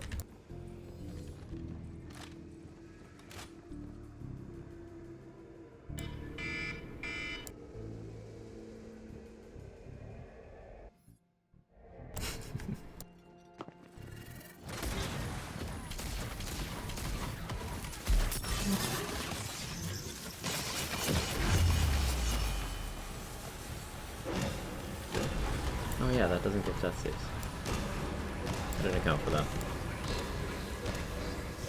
Hitting those guys back there, so it'll be fine. Yeah, Lastard hits hard. I gotta remember to respect his damage.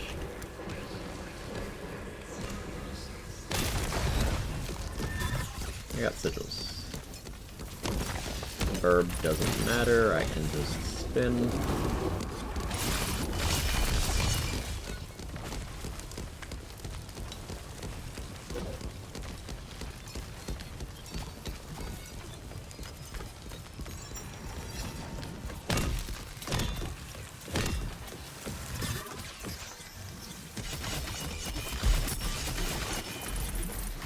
Cool.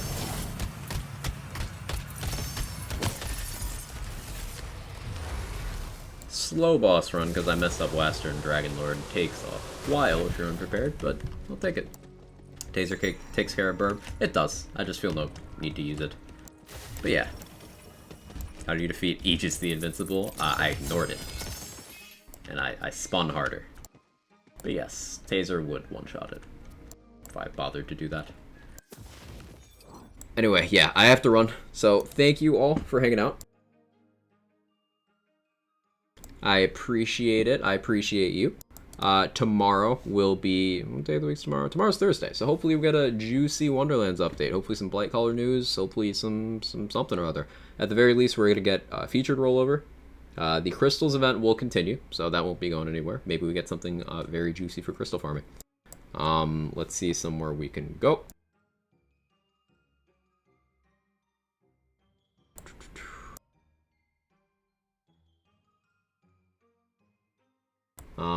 Epic's on BL3, Lazy's on Wonderlands, Alec is on BL3, D2H is on No Man's Sky, Birdman's on Warframe, Mercy Star's playing Fallout 4. There's so many people on right now. You'd love to see it. You'd love to see it. Let's go say hi to Alec. I'm not going to be there because I actually do have to run, so tell Alec I said hi.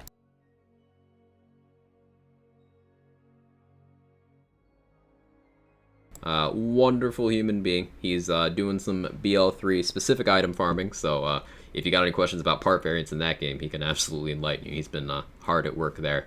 Also, make him tell you about his podcast that has been running every Sunday. That's very enjoyable, and you should totally watch. But I'll see you guys later. Have a wonderful rest of your day. I will see you tomorrow, and keep that positivity rolling. Y'all are amazing. I appreciate you. Bye.